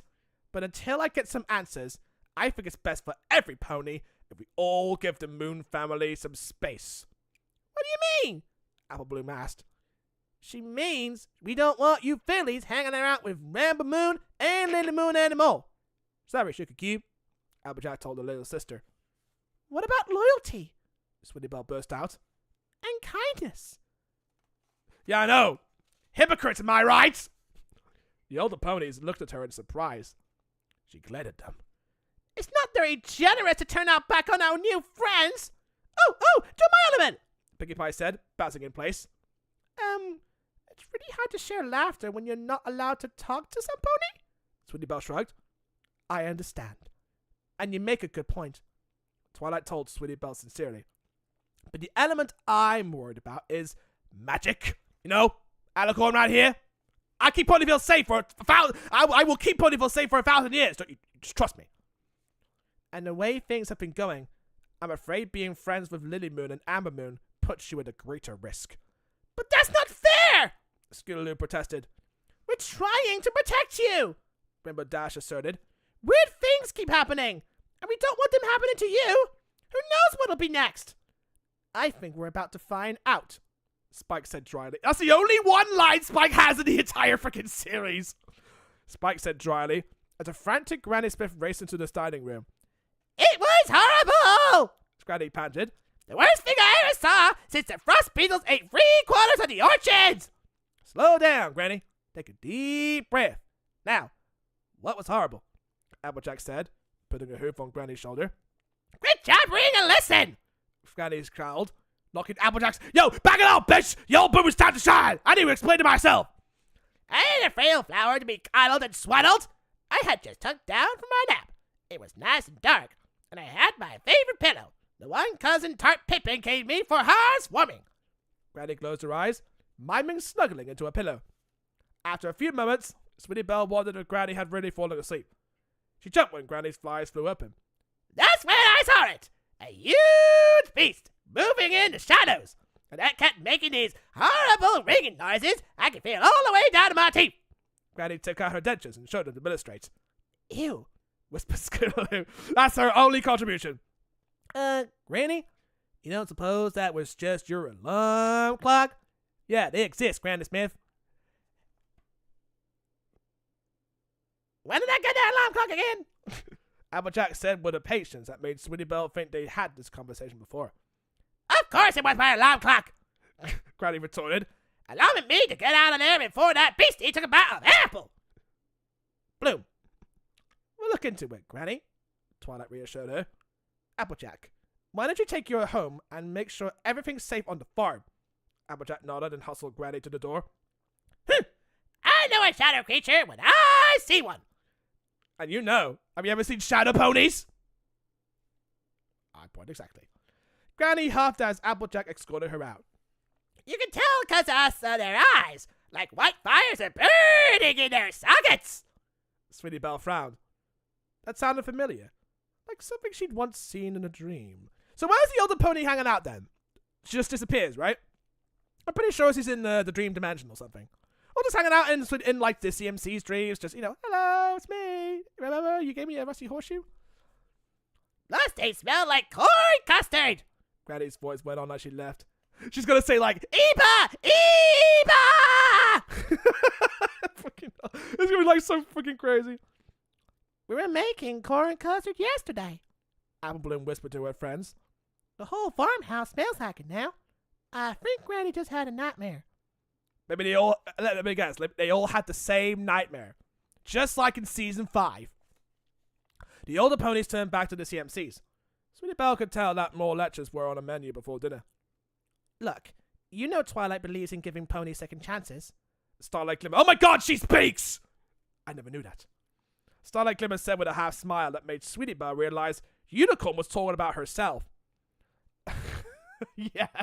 Again, even though she was evil before, she still makes light of it. You know, it's history. Let's make fun of ourselves. Fuck it, I'm self-aware. I'm self-conscious. Just take a little break from Lily Moon and Amber Moon until we can figure out what's going on. Voila. Applejack walked back in with Granny. Sweetie Belle thought both ponies had a strange look on their faces. You probably should see this. Twilight curiously trotted over a window, the others following her. Sweetie Belle peered over Rarity's shoulder to see. Outside the castle, a small group of ponies had formed, and they were yelling and hammering on the front door. A huge creature attacked me! Something's terrorizing Ponyville! Again! We're doomed! Oh, great. Another week in Ponyville. What do you got next? You got like an apple with teeth? Well, I mean, is there a rock that has legs and arms? I mean, whatever. We faced weirder shit before. Chapter 5. No! I had to pay taxes on time! They were never going to get dinner, Sweetie Belle realized. Well, I guess I'm going to starve. Because that was Ponyville Mystery, now we eat. Twilight and her friends had been interviewing the distraught pony to try and figure out what was going on in Ponyville. And it seemed as if each of them had a different story. Octavia Melody had complained that some creature had ruined her cello practice by insisting on playing handbells right outside her window. Yo, that's just accompaniment, girl. Just roll with it. And then DJ Bone Freak can tell with the tunes. Yo, we got a real rave going on here, girl. Yeah, Octavia's my girl, you know? I claim her. Bulk Biceps said a huge creature made of boxes tried to attack him. Yeah, and I'm still stronger than that shit. And Lotus Blossom reported that a shadow had chased her all the way across Ponyville. Sweetie Belle sighed. At least no pony could ever hear her stomach growling over Lyra and Bonbon's arguments. Oh god, here we go. Another lesbian couple. Alright, let's go. I'm telling you, it was a chimera, Lyra said. I saw goat hoof prints in the garden. Bonbon rolled her eyes. Chimeras also have lion paws. Or are you forgetting who's the monster expert here? Oh my god. That was reminds me of like season 5 Slice of Life where she's literally just a secret agent trying to go after the freaking bugbear and shit. Oh my god. That episode was like the best in the entirety of season 5. It was so fucking good. It was literally just like fan service central. It was such a good episode, honestly. But again, Lyra and Bonbon speaking, and it's also in the book as well. So they're still stretching that relationship further. It's pretty cool. Twilight cleared her throat. So you two think that there was a creature in your yard, but neither of you actually saw it? Twilight clarified. Spike feverishly scribbled on the scroll. Well, he's got to write on something. And sent it to Princess Celestia. But Sweetie Belle could see he stopped taking notes, and was now doodling what looked like a cartoon of her sister. What? Wait, what sister? Hold on. I need to look further into that, I guess. Yes. Lyra and Bonbon nodded. We'll look into it. Twilight reassured them as Starlight hustled the duo out of the room, bringing in Muffins! Yo, Derpy, my girl! Also, her name is Muffins in the book, so disappointing. But hey, I'm gonna keep calling her Derpy. I was delivering packages and a monster attacked me! Muffins blurted. What kind of monster? Twilight asked. Sweetie Belle leaned forward with interest. Well, you gotta lean forward when Derpy is talking. Muffins was the first pony in the group who had actually seen the creature. Well, because she's Derpy-eyed. Of course she's seen the fucking creature. She sees things that nobody else can see. That's impressive. It was big and body-shaped, all white, with short hair. That sounds a little like Bug Biceps, Twilight said. Starlight rolled her eyes and Sweetie Belle had to smother a giggle. Oh no, it couldn't be him. He would have said hi. But when the monster attacked my milk carton boxes, it went, ah! Definitely Bob Biceps. Yeah, he likes to troll the fucking people now and again. When he's bored and not lifting weights, he just fucking pranks every pony, I guess. Rainbow Dash muttered in the others in disgust. Guess that explains his creature made of boxes. Twilight thanked Muffins and told her that he'd let her know when they find some answers. Bye, Burpee. Aww. Honestly, Rarity said with a toss of her mane. every pony is so on edge lately. Strange footprints, interrupting handbells, please. I guess I'm glad no pony saw a real monster, Fluttershy said. And you've seen yourself quite a few, Fluttershy. And you tamed them. Just like you always do. Yep, but that was one doozy of a waste of time. Well, let's waste some chapter, right? Chapter 6, let's go. More waste of time, Villa. Wait, you mean you're not going to investigate any of the ponies' stories? Sweetie Belle asked. No point, Rainbow Dash said. There was obviously no real monster. Just a bunch of scaredy ponies. No offense. She added, looking at Granny, who snorted. Y'all are just gonna act like nothing happened? Yeah, just pretend we're the government. Just pretend it's not there. Yeah, we'll just hide it. We'll keep our eyes open for anything strange. But what we need right now is some sleep, Twilight said, stifling a yawn. And then they all see the creature. Again, season 5. The older ponies nodded and started toward the door. But Sweetie Belle hung back with the other cutie mark crusaders. Some of those stories sure sounded worth checking out to me, Scootaloo told her friends. Talk about it at school tomorrow? Sweetie Belle and Albert Bloom nodded seriously. How would you nod seriously? Like, after everything that had happened lately, Sweetie Belle didn't wonder if a scary new creature would show up in Ponyville. She wondered when. Yo, that's a big factor. Big factor. I think it just like showcases here that the adult mares don't do fucking jack shit. But the only thing they do is talk to the Moon family. That's pretty much what they do. And some other shit. But now it's the kids that get the time to shine. They gotta get shit done, right? Because they hardly did shit in the show, I guess. Chapter 6. Sweetie Belle squirmed anxiously in her seat. Today was the day Miss Cheerily was going to cast a school play. This year, the class was doing a musical. Starring Princess Celestia as the lead role. Once again. This year, and even more exciting, they'd be performing it in Canterlot in front of Princess Celestia! You remember that? Again, remember that season 8 episode where Princess Celestia had to play the star role in her own fucking play? And that went so fucking well. She ended up being a stagehand in the end, so it still went pretty well, but that was a really hilarious episode. It's just Celestia having stupid acting lessons and shit. The class fell silent as Miss Cheerily unfolded the cast list. Sweetie Belle squeezed her eyes shut and held her breath. Please let me get the read roll. Please let me get the read roll. Please let me get the...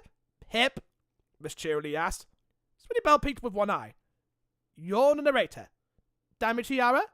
Surely Miss Cheerily wouldn't cast her as the lead role, Sweetie Belle hoped.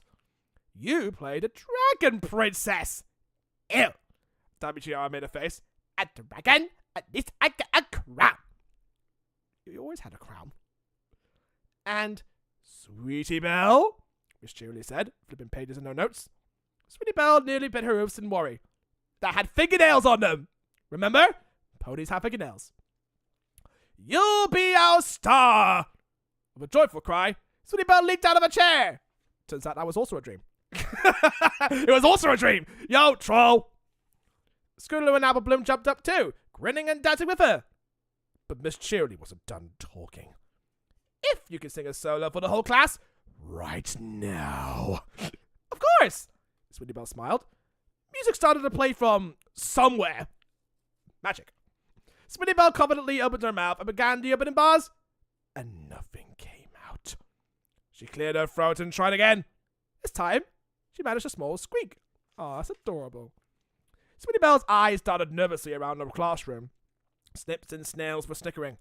Twist looked at her with pity. Diamond Tiara rolled her eyes to Silver Spoon. Apple Bloom and Scootaloo gaped, but still, Sweetie Belle couldn't force out a single note. She was sure her face was turning as bright red as Apple Bloom's hair.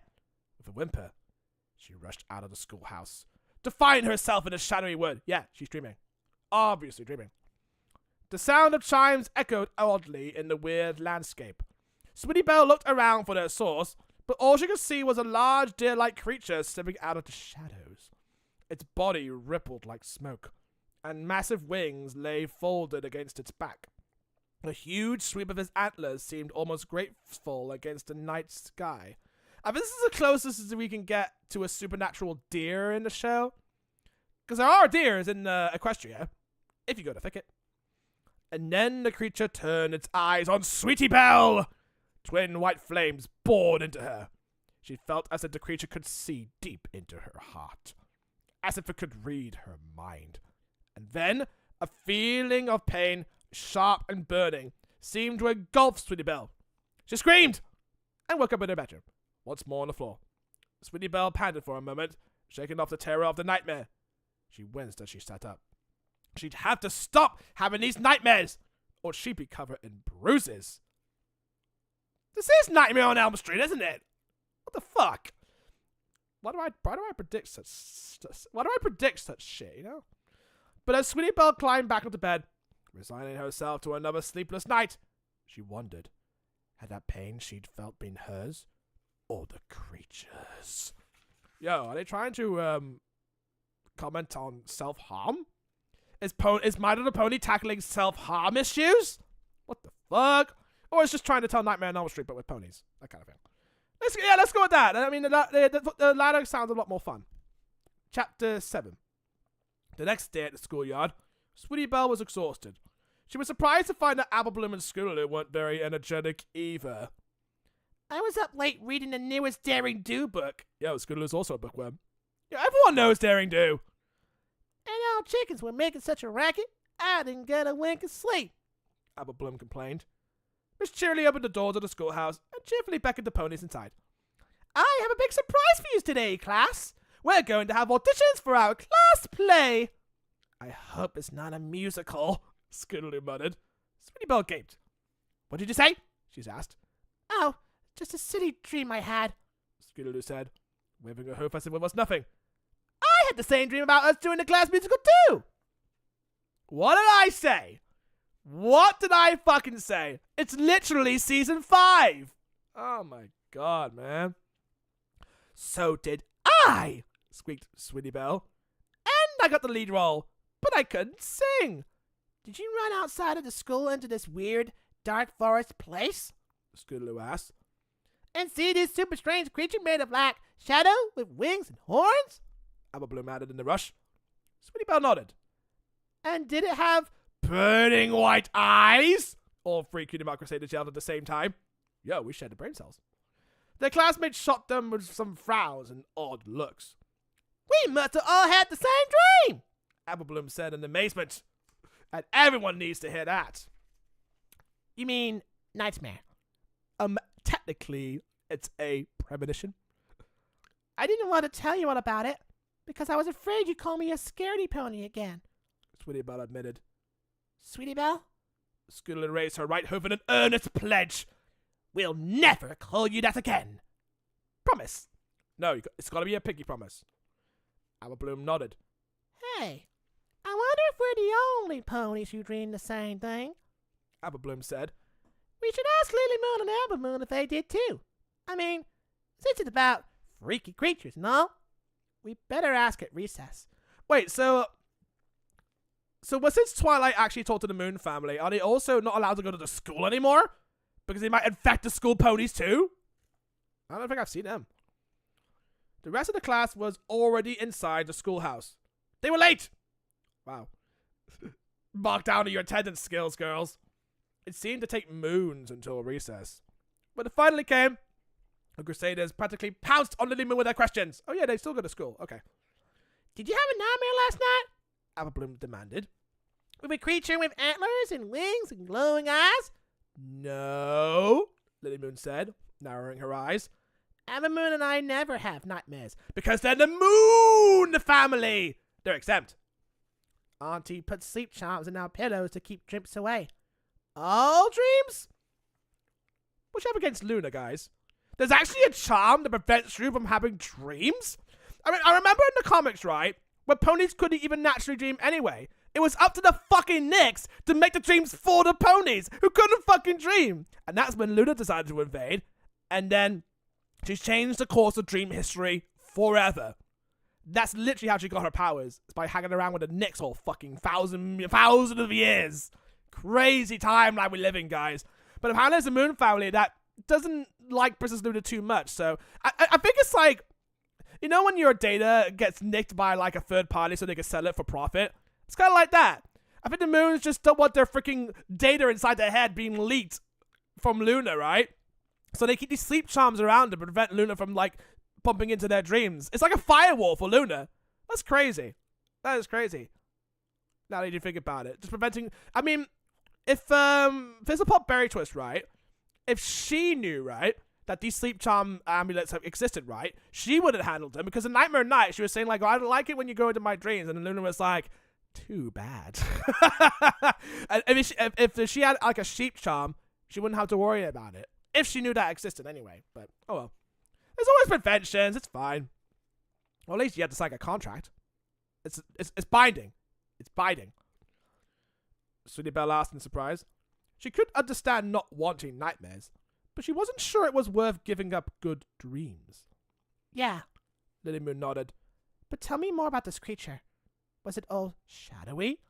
And did it make noise when it walked? Yes, Scootaloo agreed. It sounded like it was ringing a bell. Applebloom said at the same time. That's a periton. Lily Moon frowned. He's turned into freaking Lily Moon's turned into Skips now. A periton. I've seen those before. It's like every fucking time. I met some before. In fact, that's when I first got my cutie mark.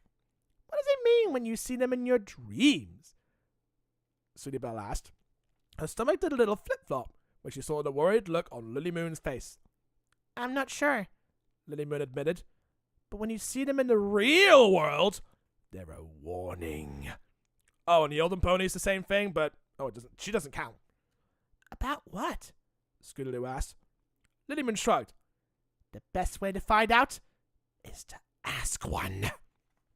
Well, just knock yourself out, girl. Chapter 8. I don't think it's too late to start drinking coffee, right? This was a bad idea, Sweetie Belle thought for probably the 100th time. She stood in the darkness of the Everfree Forest, scattered magic herbs with the other Crusaders while Ambermoon and Lily Moon prepared the rest of the Periton summoning spell? What, are you gonna like draw a pentagram on the fucking floor and then summon it out of the pentagram? What the fuck? That's also unsafe magic shit, right? Twilight's gonna call it evil magic, satanic magic. Ooh, evil. Don't worry.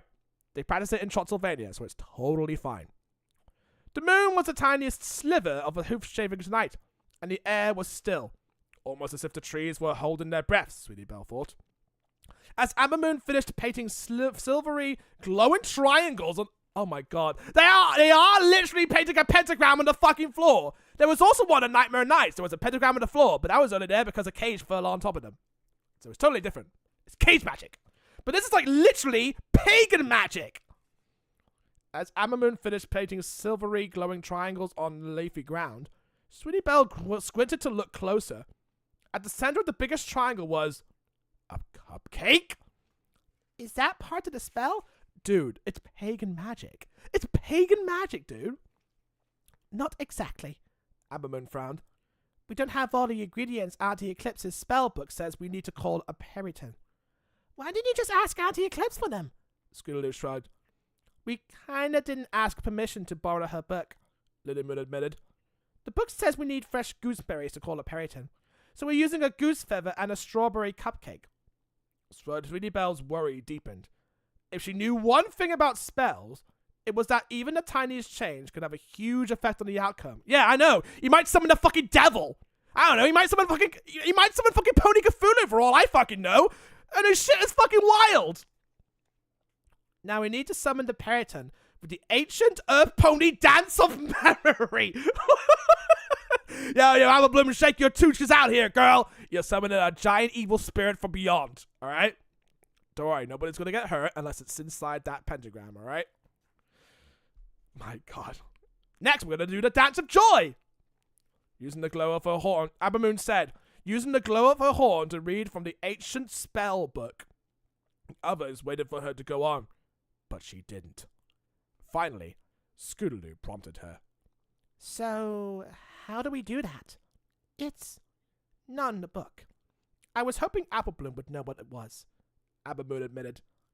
Don't worry, I'll put on Ponytube. I'll look it up right now. Alright, it took me 30 seconds. Don't worry, I gotta look down, guys. Just because I'm an Earth Pony doesn't mean I know every kind of dance in our history.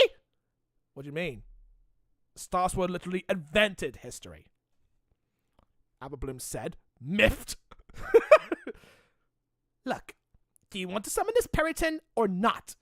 Abamoon said irritably. Not, Sweetie Belle thought. Maybe the Periton nightmare didn't mean anything, and maybe it was a coincidence that all three CMCs had dreamed the same thing. But even if she thought it, Sweetie Belle knew that was wrong. Too many other things she heard were starting to remind her of her dream, like Octavia hearing bells while she was practicing, and Lyra noticing footprints in the garden, and Granny Smith seeing a creature with white eyes. With a sigh, Sweetie Belle began leaping and twirling. Oh yeah, I forgot. Sweetie Belle is a good dancer, just like in the Friends Forever comics, right? I kind of like season 6 because I remember Applebloom was like dancing with Tap Dancer or something like that. And now it's probably how she learned how to dance and also make good potions. Applebloom can make good potions. Just realize that, right? And Sweetie Belle is good on skates. So sit down. Sweetie Belle began leaping and twirling.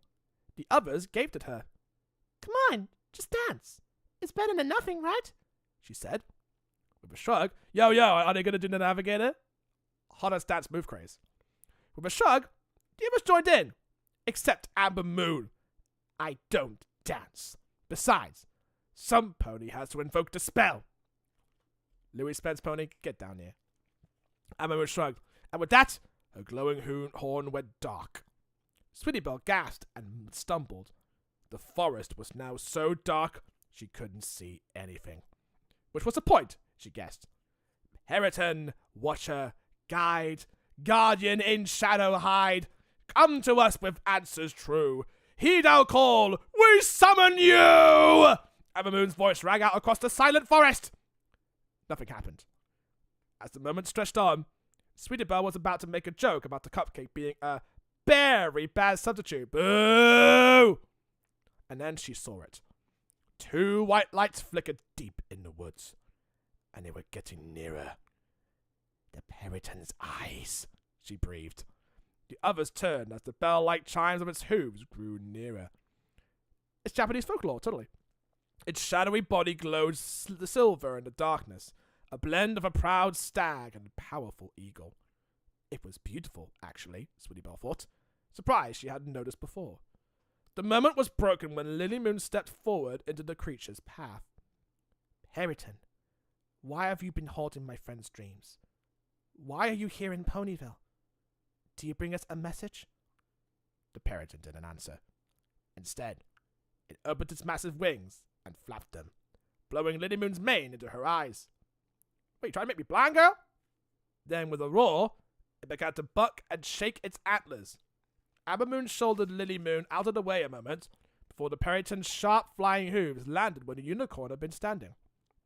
What's happening? Abamoon said, a quaver in her voice. Did you mean quiver? Why isn't it listening to you, Lily Moon? Abamoon demanded. I don't know, Lily Moon said helplessly. But your cutie mark. It's about supernatural creatures, right? Abamoon continued. Lily Moon stared helplessly at the Periton. Maybe we should get out of here, Scootaloo suggested. Sweetie Belle agreed, but there was something about the Periton that made her feel sorry for it. She didn't think it wanted to hurt them. Instead, it seemed as if it was hurting, or scared. She knew how it felt, and before she knew it, she was singing the Rose song under her breath. Yo, bitch, I thought I was the only guy! The Periton's head snapped up to look at Sweetie Belle. What's it doing now? Abamoon hissed to Lily Moon. It's listening to Sweetie Belle, Lily Moon said. Shocked, Sweetie Belle went quiet. The Periton tossed its head out of agitation, reared on his taloned hind legs. Keep singing! Abamoon hissed. Oh, so singing soothes the savage beast. Like a mermaid. So Sweetie Belle did, pouring all the love and reassurance into her song that Rarity always did when she sang it for her sister. And Rose has thorns to keep it safe, but ponies have not one. A wild rose blooms where it is placed, but ponies seek the sun. As Sweetie Belle sang, a peace came over the Periton. It slowly sank to its knees, resting. Encouraged, she continued.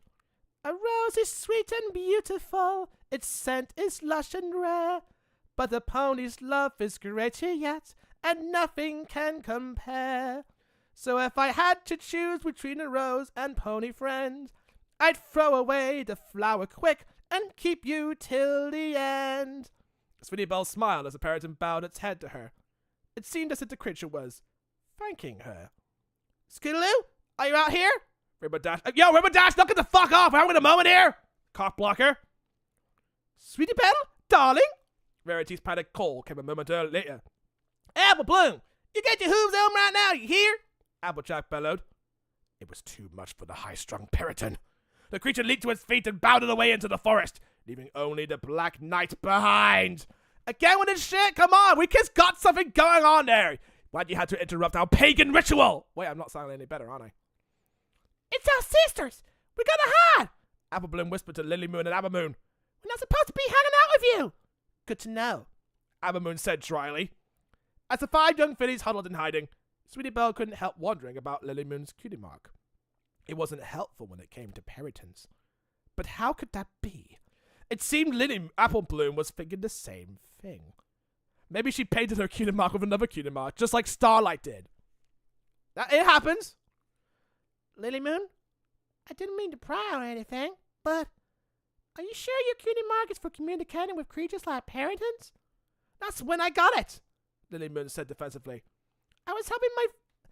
Oh, I need to turn this page. It's so fucking dry. I was helping my family study Peritons. Then it just showed up. What else could it be for? I don't know, studying? You ever thought of that? Communicating with creatures is Fluttershy's thing. You gotta understand it, right? But the Crusaders had spent more time figuring about cutie marks than any pony. And Lily Moon's story didn't quite ring true to Sweetie Belle. She was sure they weren't getting the whole truth.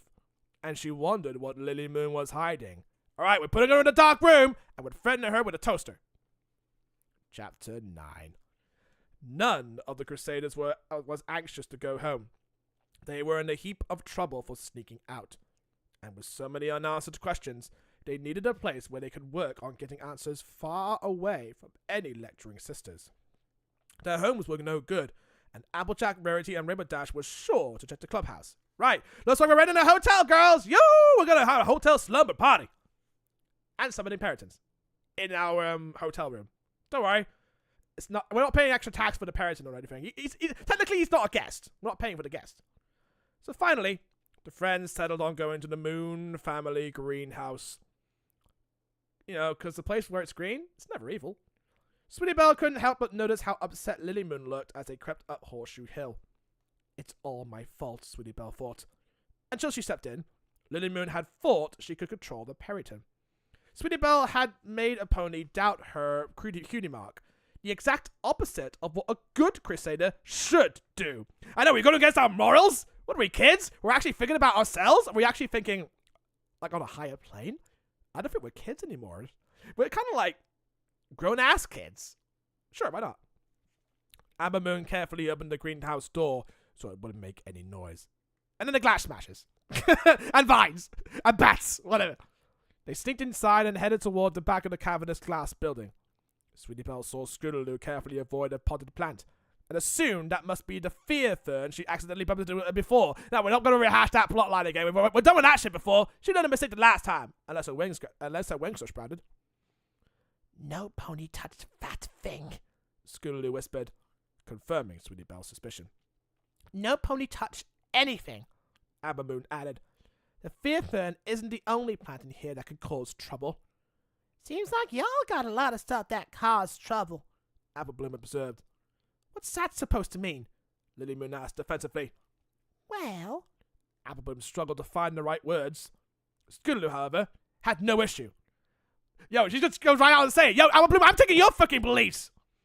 What's the deal with your family? She blurted out. The strange potions, the ancient books, the creepy plants, your crazy aunt, and the way your dad smiles funny, and your mom glares at every pony she sees? The sisters both looked shocked, then hurt. But Abamoon's expression quickly became cold and unreadable.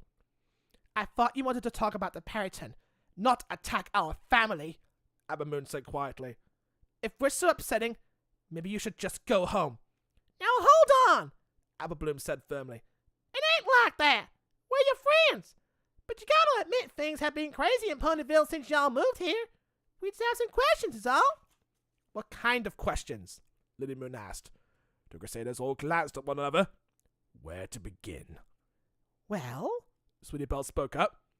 What about the candy cane? What are you talking about? Abamoon looked lost.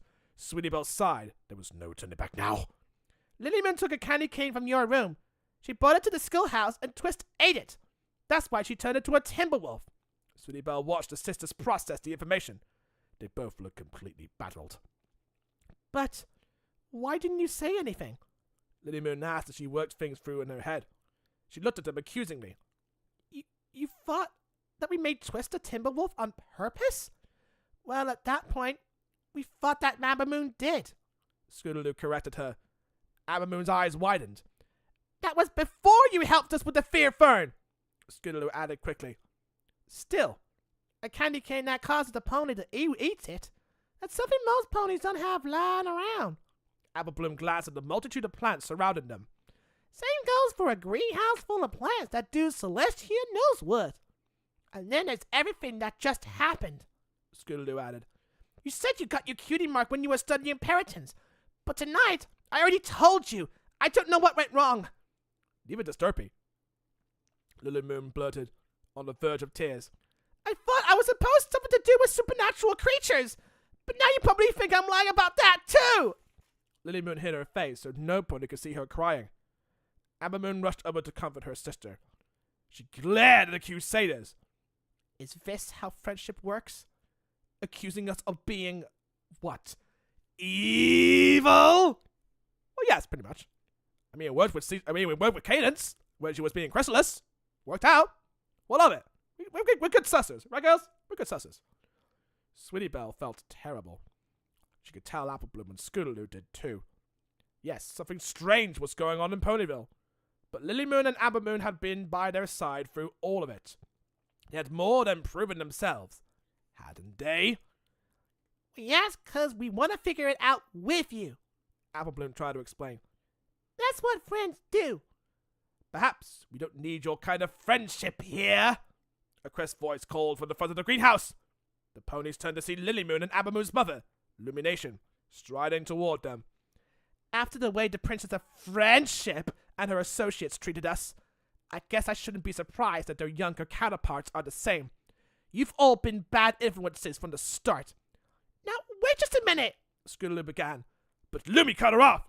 No, you wait! Yes, my turn now! Fuck you kids! I'm a grown-ass girl! I get my time to shine. Unicorn got angrier as she spoke. From the moment you three barged into this house, you've been causing trouble. You dare put the blame on us?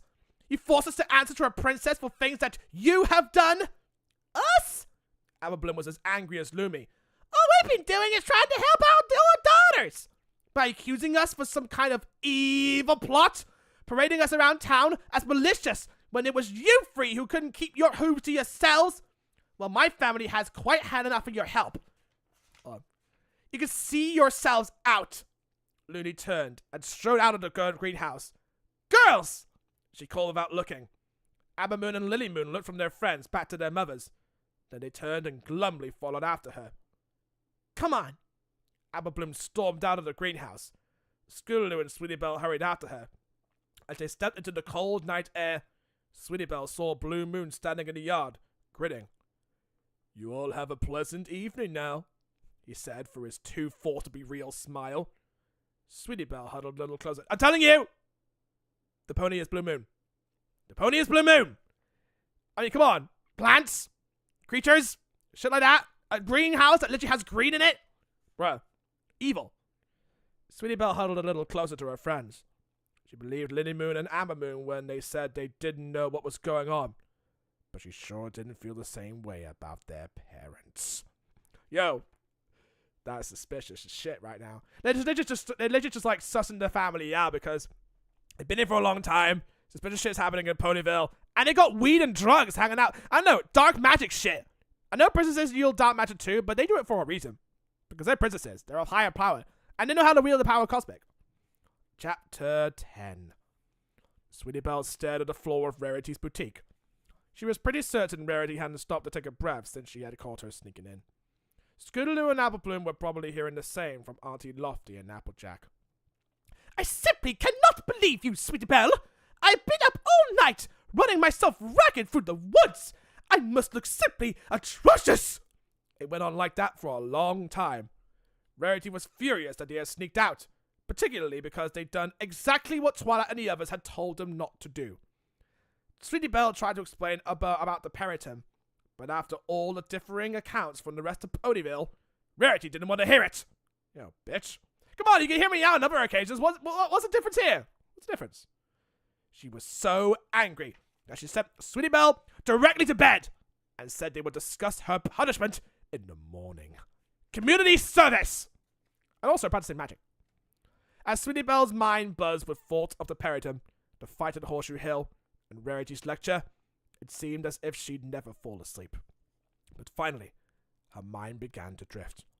One second she was going over the conversation with Lily Moon and Amber Moon, trying to think what they could have said differently. And the next, she was pushing through a crowd of ponies, trying to get to the front of the stage. Songbird Serenade was about to perform. She also appeared in the comic version of the series, right? But that was like near the end, where she was trying to everyone was trying to steal this whole gilded albatross statue thing, when it wasn't actually the real one. Yo, Songbird trolled them really hard. Yo, see us back. 2 large ponies blocked her view. Excuse me, she called out. I'm trying to see the stage. The ponies turned and looked down at her. It was Illumination and Blue Moon! But instead of eyes, they stared at her with giant pools of shining white light. Jump scare! Oh shit. Where's that horror sting when you need it?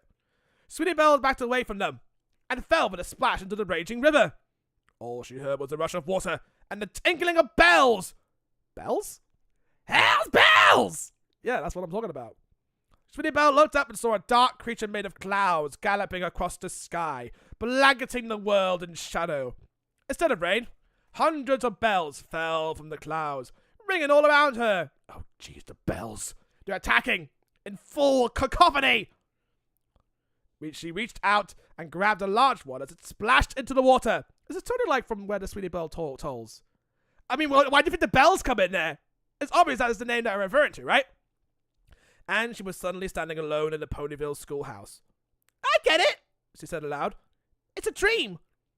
The schoolhouse looked as if no pony had been there in dozens of moons. Cobwebs stretched across the ceiling and a thicker layer of dust coated every surface. The sound of bells echoed nearby. Sweetie Belle followed the sound out the front door. The Periton stood in the center of the playground. Would it be funny if that Periton's actually Luna? She'd be like, ha ha, you thought it was real. I was just bored. I had a bet with Discord to pretend I was something that is not. Yo, Discord, give me a 20. Yeah, give me a 20. Yo, it's mine now. Yo, I'm good. I'm totally good. What should I do? Sweetie Belle called out. The Periton cocked its head to the side. Unsure what that meant, Sweetie Belle mimicked it, cocking her head as well. The Periton trotted in place, and the bells tinkled lightly. Sweetie Belle realized the Periton was laughing at her. Okay, fine, Smarty Hoof. What do you want me to do? The Periton cocked its head again, more dramatically this time. Sweetie Belle's gaze followed the direction of the Periton's head to her right, where a large bell stood next to her. Ah, got it. Her horn lit up as she used magic to pull her up back and forth. But get it, because she can use magic in real life, but in her dreams, she can be powerful as beyond her wildest imagination, that kind of thing. When she looked back toward the playground, the Periton was... Oh, wait, I skipped ahead. The bell's chime was deep and powerful. When she looked back toward the playground, the Periton was gone. Instead, Scootaloo and Apple were there! That was a heck of a loud bell! Apple said, yo, that's the tunes! Yo, I'm gonna dance to that beat. Trotting up the steps of the schoolhouse. Apparently, the bell had called her friends to her. Yo, just like it called the zombies. Why is the schoolhouse gross? Scootaloo asked, wiping dust off her hoof. This is a dream version, I think. Yo, wait till you see my daydream version of the schoolhouse. Totally different. She thought for a minute. Are you real Scootaloo and Applebloom? Or just dream Scootaloo and Applebloom? The Crusaders considered that. Scootaloo leaped up into the air. This reminds me of the Applebloom episode in season 5 where they encounter each other in their dreams. It's kind of like that. The Crusaders considered that. Scootaloo leaped up into the air, flapping her wings. She quickly dropped and landed in the cloud of dust. Not like in season 5 where she can actually fly. Must be real me. She sounded annoyed. Dream me can fly. I mean, what did I say? Well, it's a good thing we can see one another in our sleep, Applebloom said with a sigh. 'Cause according to Applejack, I ain't leaving my room till I'm as old as Granny Smith. You're going to be waiting a long time, Applebloom. Well, until season 4. Season 4 was like the episode where it's like, okay, you are old enough to be by yourself. And this takes place after season 4, so I don't get that. But why are we here? Scootaloo asked. I mean, who wants to hang out at school in their dreams? It seems appropriate, as I have much to teach you this night. A deep voice said from inside. The Crusaders turned. Princess Luna stood at the doorway. I grace you with my presence, and my job shall be fulfilled. Yo, Luna, what's up, girl? Nice to see you again. Yo. It's been 3 seasons. Where the fuck have you been? I am glad you have finally arrived. Please, come inside. Chapter 11. I shall teach you about astrology. My sister never taught me any of those things, but I shall teach you now. Princess Luna! Sweetie Belle was relieved to see her. Where have you been? I've been having super crazy dreams. I was looking for you. It has been difficult for me to reach you as of late. There are powerful magical forces in Ponyville. They are affecting the dream realm as well. The Crusaders looked at one another as they followed Luna into the schoolhouse. If she was worried about what was going on in Ponyville, that meant things were worse than they thought. An old friend helped by leading the 3 of you here. Luna stood in front of the classroom in Miss Cheerilee's usual spot. Please have a seat. Do we have to? Scootaloo said, blowing a few inches of dust off a desk. Allow me. Luna's horn flashed so brightly that the Crusaders had to close their eyes. The dust shall be whipped away! There you go. Or you can just use your hoof. You need to do magic for that. When Sweetie Belle opened hers, the schoolhouse was transformed. They stood in a cavernous room. In front of them were 3 desks carved from crystal, with ornate golden swirls and flourishes etched into the sides. Yo, this schoolhouse is way better than the actual schoolhouse. We should have like we should instead of being homeschooled, we should be dream schooled. That's crazy. It's like learning stuff subconsciously when you listen to an audiobook while you're sleeping. The seats were stuffed with soft, inviting pillows. The blackboard behind Luna stretched into forever. Oversized windows lined either side of the schoolhouse. Comets and planets floated by outside. Now this is a classroom. Applebloom whistled appreciatively. Nah, it's more like a space museum. Well, you do you, Applebloom. Sweetie Belle made herself comfortable at one of the desks. In the past, when Luna had shown up in her dreams, things hadn't been this formal. Oh, we're like dream buddies with each other. We know her. She's cool. Sweetie Belle was anxious to find out what was going on. She was also nervous it would be another lecture on... Is this about Lily Moon and Amber Moon? Scootaloo asked. Apparently, Sweetie Belle wasn't the only one thinking it. Yes. And no. It is probably best to start at the beginning. Oh, here we go. We're gonna get some backstory! Yo, I'm solely hyped for this shit. When Luna comes to the screen, she has a lot to say. You better listen the fuck up. You better wait the fuck up, because Luna's gonna only say this once. And then you're probably gonna forget about it. The blackboard behind Luna came to life. Chalk images appeared, as if they were being drawn by some invisible force. As each drawing was complete, it began to move on its own. Sweetie Belle watched in awe as the scene animated in front of her. She recognized Princess Celestia, raising the sun. Tiny ponies at the edge of the blackboard cheered as the chalk sun rose up into the sky. And then, behind her, Princess Luna appeared. She looked angry. Alright, she's explaining the whole origin of how Nightmare Moon became Nightmare Moon. Yada, yada, yada, yada, yada. I think everyone knows the freaking history of it now. And also, These kids are getting special treatment. They're getting freaking dream schooled in Luna's domain. Meanwhile, the adult mayors are just like chilling, shit like that. You know, kids get special treatment. But don't tell them yet. Oh, I know what's happening. Scootaloo announced excitedly. This is when you got jealous and, you... She trailed off, not wanting to finish her thought. It is all right, Scootaloo. I had made peace with my past. Luna's voice was tinged with sadness. This is indeed when I became Nightmare Moon, as every pony knows. However, no pony knows how I became Nightmare Moon. I think we kind of knew, right? In Legends of Magic, it was thanks to Stygian. She seeped them with shadow magic, and that's how they became Nightmare Moon and Daybreaker. So it kind of makes sense. And that was the biggest shit I've read in a long while. So I don't know if it's actually going to tie in with the comics. So I want to read this further and see if it actually comes true. Sweetie Belle yelped in fright as her desk suddenly flew forward. The blackboard wrapped around Luna and the Crusaders, chalk drawings surrounding them, becoming more detailed, more alive. It was as if they had been pulled into the past. You don't even need to drink a potion for that shit. Luna can just show you. Fuck it. Here's my history. I got it on VHS. Sweetie Belle watched wide-eyed as the Luna from the past raised the moon. She looked both angry and sad. Once the moon was high in the night sky, she flew into the air and disappeared. The scene around them erased and a new one appeared. Luna flying through a world of sleeping ponies. As Princess of the Night, I am responsible for the realm of dreams, Luna explained. It is a realm ruled by emotions, fear, hope, love, jealousy, anger. The stronger the emotion, the stronger the dream. As the ponies dreamed, little bubbles of energy floated around them in different colors. Sweetie Belle assumed the different colors were different emotions. Yeah, like Inside Out. Kind of that. When Luna flew past them, some colors trailed after her. Bright reds, deep purples, and jet blacks. I did not realize that my feelings about my sister were pulling at the emotions of ponies' dreams. But in my jealousy and anger, I drew more and more energy from the sleeping ponies I was meant to protect.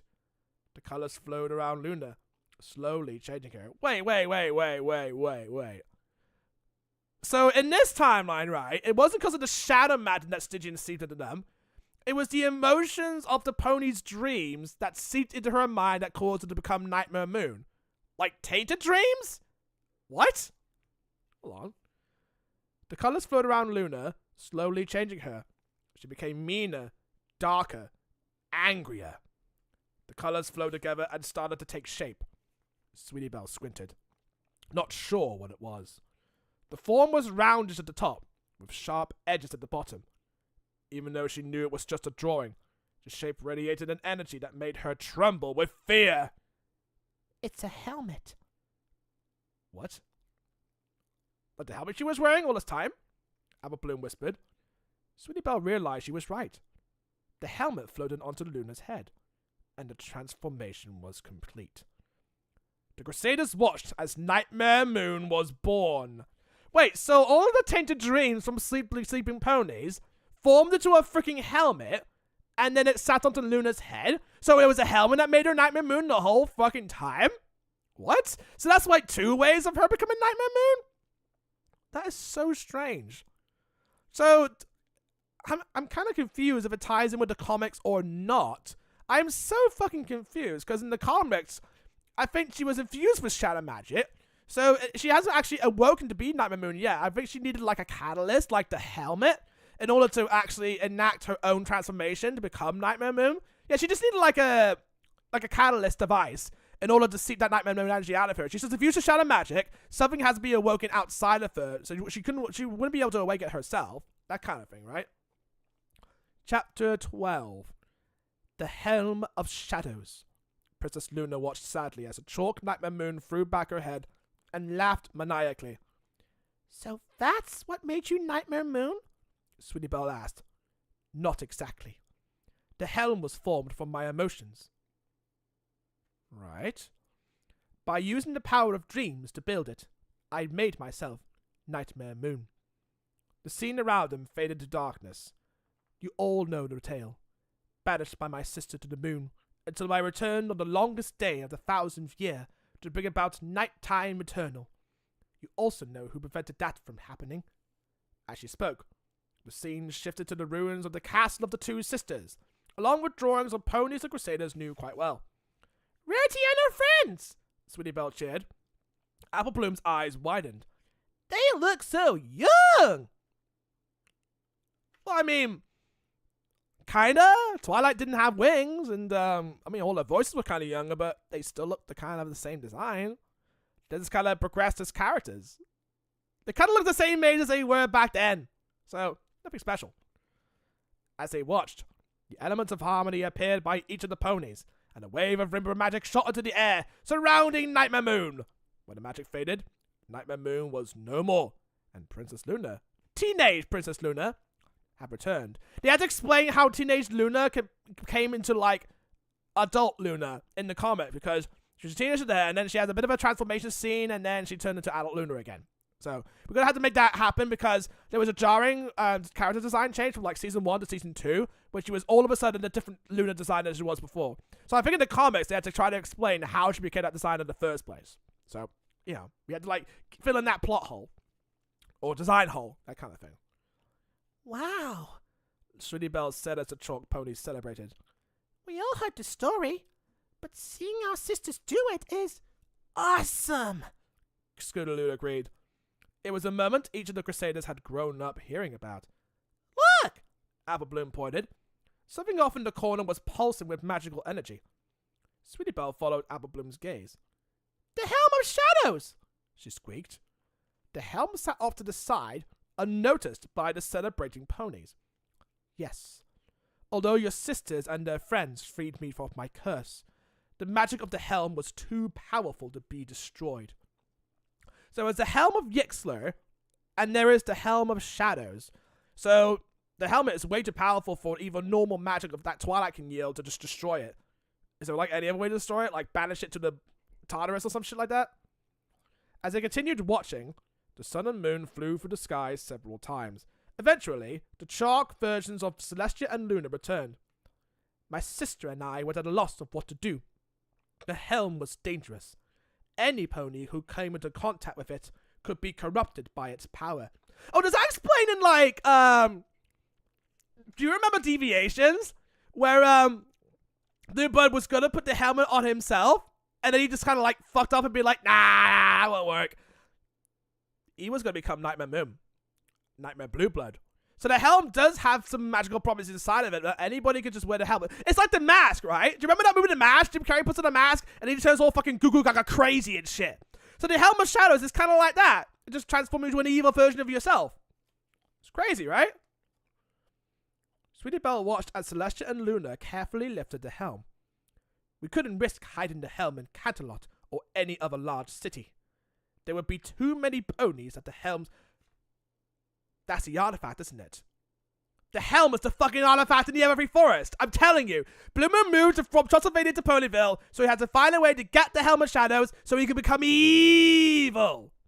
That's what I'm thinking. So we decided to build a prison far from where any pony would dare to roam. The Everfree Forest, Apple Bloom whispered. Luna nodded. As he continued to watch, magic swirled around the Dark Sisters, and an opening appeared in the ground. The helm flew into the opening and plummeted for what seemed like forever. We buried the helm deep in the ground, in a prison of our own design.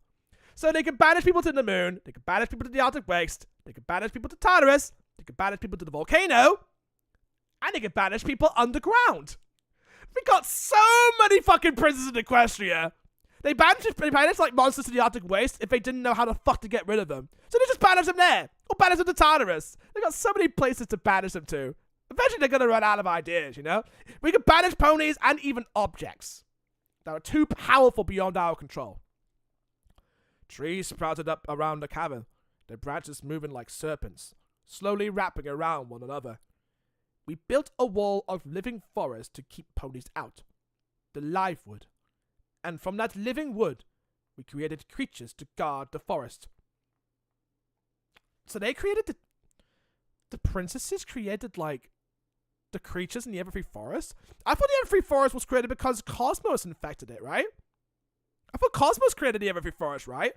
But Luna and Celestia created the Livewood, which is in the Everfree Forest as a prison to keep the helm from getting out of any pony's hands. What the fuck? That is crazy. And now those same creatures that the princesses have created go after Ponyville people. So, how are you gonna explain that? How are you gonna explain that? That's crazy.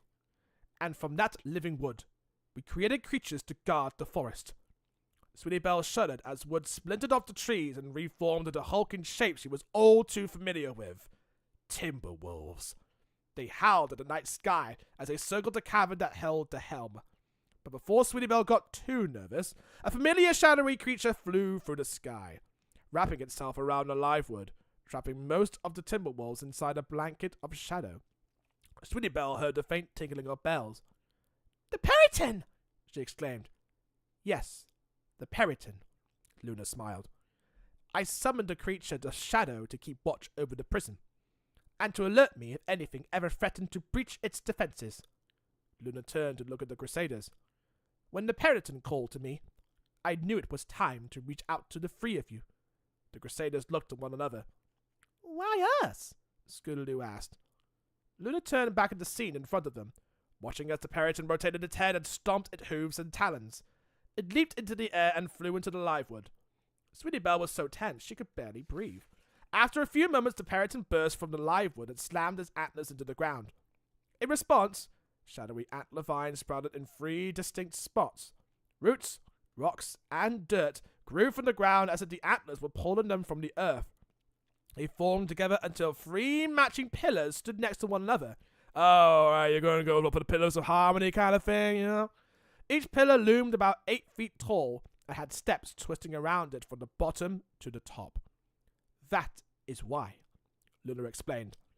For reasons I do not know, the Periton decided to create one final lock that even my sister and I could not open. I mean, you kind of fucked yourself over by summoning the Periton to you. Remember when you had like a tender burst you created because it was just a manifestation of your guilt and shame that you were being Nightmare Moon, and everyone was just trying to fix your problem, and then Tanta was kind of buggered off then because you accepted yourself as being flawed. And you created a Periton to guard this freaking Livewood, but then he's like, wait, it had a mind of its own? Fuck! After much study, we came to believe that the only way to enter the Livewood would be to find 3 ponies from...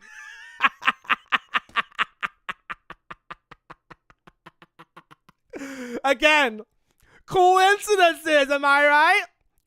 Like I said, I think they explained it in like the first book or the second book that the only way to open the prison that the sisters created with the Periton that made a lock that they don't know how to crack is with these 3 fillies that coincidentally got 3 matching cutie marks.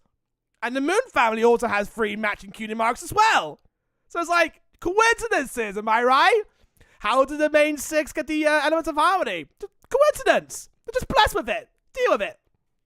Crazy, right? I love coincidences. They're the best plot devices. It was a perfect way to keep ponies away from the helm of shadows forever, because there have never been 3 ponies with matching cutie marks in all of Equestria's history. Well, I mean, fuck me, am I right? I kind of tried to think outside the box, and then you freaking 3 showed up with the same shit that I'm trying to avoid, and you're like, I blame you 3. You 3 should have never gotten those. Cutie marks were a mistake. Cutie marks were a mistake, in the wise words of Hayao Miyazaki. Luna turned to look at the cutie mark crusaders. Each of their cutie marks glowed brightly. Until you came along. Which is why you must protect the Livewood. What, so they're going to be like Philly Guardians now? Good fucking luck. We've got families to go back to. If you're asking us to be like the Guardians of Equestria, I mean, it sounds awesome, but we have families. We've got our lives to leave. You're putting a whole new level of responsibility on like 3 young fillies who are soon going to become teenagers. Chapter 13. I shall be waiting for you right here when school lets out. So don't even... Alright. I shall be waiting for you right here when school lets out. So don't even think about going anywhere. If anything, Rarity was even more upset this morning. She had insisted on walking Sweetie Belle to school and walking her home afterwards. But Sweetie Belle was barely paying attention to her sister. She was so preoccupied thinking about everything she was learning that night. Was the Helm of Shadows really buried deep in the evergreen forest behind a wall of living trees? And then there was that stuff about the matching cutie marks and protecting the live wood. Did that mean that she was going to have to go into the live wood? Sweetie Belle had no desire to go near that place. Or you could just, leave it to the Moon family. They'll probably settle it out because they got matching cutie marks as well. CMC's got to do their own shit, you know? I just can't believe, y'all. Applejack's voice pulled Sweetie Belle's thought back to the present. Apple Bloom and Scootaloo were trotting toward the schoolhouse. Applejack and Rainbow Dash followed, sharing their versions of the lecture Rarity was giving Sweetie Belle. And I told Auntie Lofty in that holiday I'd walk you home, so no funny stuff, Rainbow Dash finished as they reached the school. Apparently all the Crusaders were under house arrest. Oh my God. Normally it's criminals and pedophiles, right? Nah. School fillies. Went to the evergreen forest, made friends with the weird, evil ponies. Kids, you're under house arrest. Don't worry. You got braces on your hooves now. If that goes off, if you leave the house, you're gonna get electrified. You watch out, fillies. Crazy. As soon as they were alone, Sweetie Belle turned to the others. So, last night, Princess Luna? Apple Bloom asked.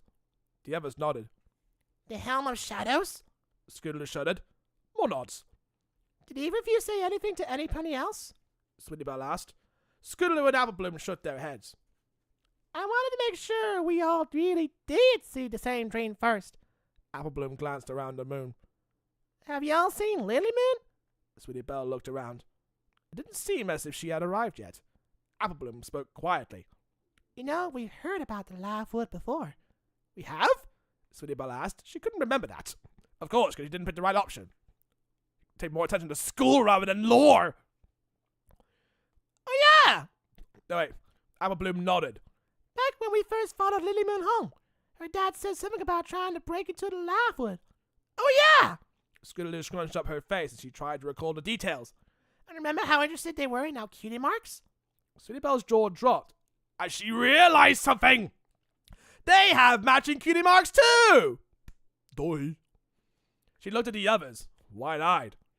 You mean we had to protect the live wood from Lily Moon and Amber Moon's parents? Yo, climatic showdown, let's go. Great. But if they have matching cutie marks, why haven't they already unlocked it? Magic. I say magic. Apple Bloom wondered. Scootaloo's wings fluttered nervously. Does this mean Lily Moon and Amber Moon are bad guys now? Yep. They were always bad guys. I mean, come on. The greenhouse. There are a lot of red flags, and you finished are just too dumb to know. They all stared at one another. Then Apple Bloom shook their head. Whatever their parents are up to, I can't believe Lily Moon and Amber Moon are on it. Are in on it, she said. Me neither, Scootaloo sighed. But should we tell them what Luna said? How do you let somebody know her family is messing with dark magic? Sweetie Belle wasn't sure if they should share the dream or not. Luna had told the Crusaders to protect the live wood. But what if they just ended up making things worse? Let's leave Scootaloo out of it. Just don't let her lock a plan over again. Or you know what you should do? Call the main six over. They'll sort it out. But nah, kids time to shine. Suddenly, Sweetie Belle saw the slightest movement in the shadows, accompanied by a softest chime of a bell. The Perryton, Sweetie Belle whispered. The other two looked at her. What about it? Apple Bloom asked. A Perryton was there when Luna and Celestia buried the Helm of Shadows, Sweetie Belle said, working it out. It made the pillars to unlock the live wood. And Lily Moon was studying Perrytons. That's when she got her cutie mark. Our Perryton showed up in Ponyville after Lily Moon's family moved here. I think it's the key to figuring all this out. That makes sense. Scootaloo nodded. But how can we find it? We're grounded for life. For life! Not for 2 weeks. For life! We can't do normal things anymore. We had to be like hermits. Sweetie Belle wished she could explain everything to her sister and let Rarity and her friends handle things. But with everything that has happened in the past couple of days, Sweetie Belle knew her sister wasn't in any mood to listen.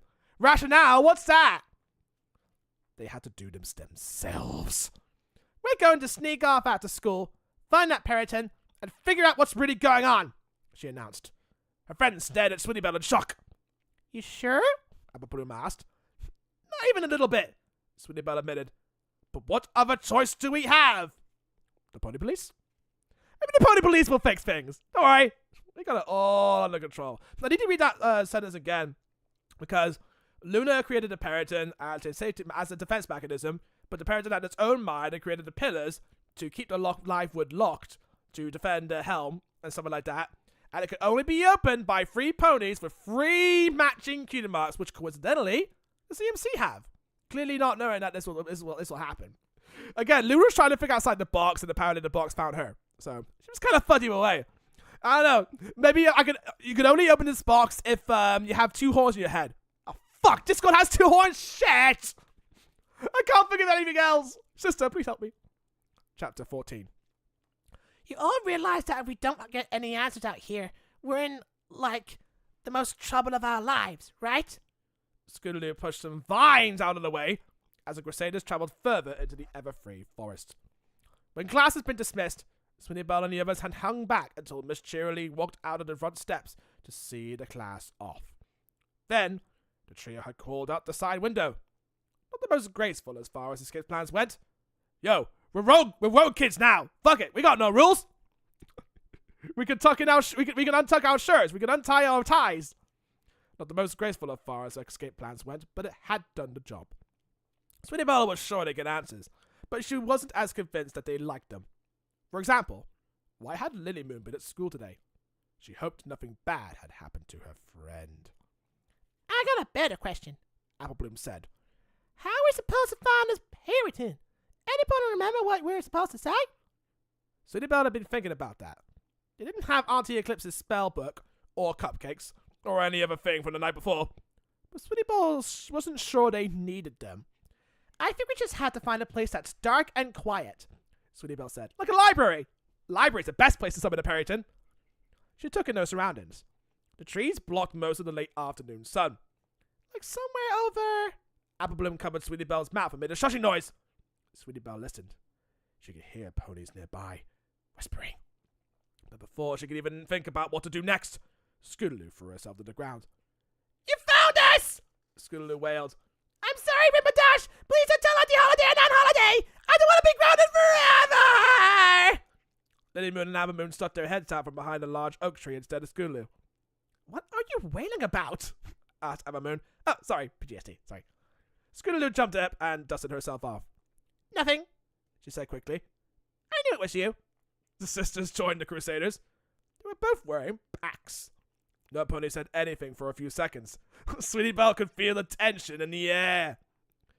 We were worried when we didn't see you at school today, Apple Bloom said. Lily Moon glanced at her sister. Amber Moon nodded. Mother made me stay home, Lily Moon explained. She wants to take me out of school for good. They are not teaching you the things that I was teaching you. What were they teaching you about? Biology? Was it space biology? She told us we weren't allowed to leave the house, Amber Moon added grimly. So, what are you doing out here? Scootaloo asked.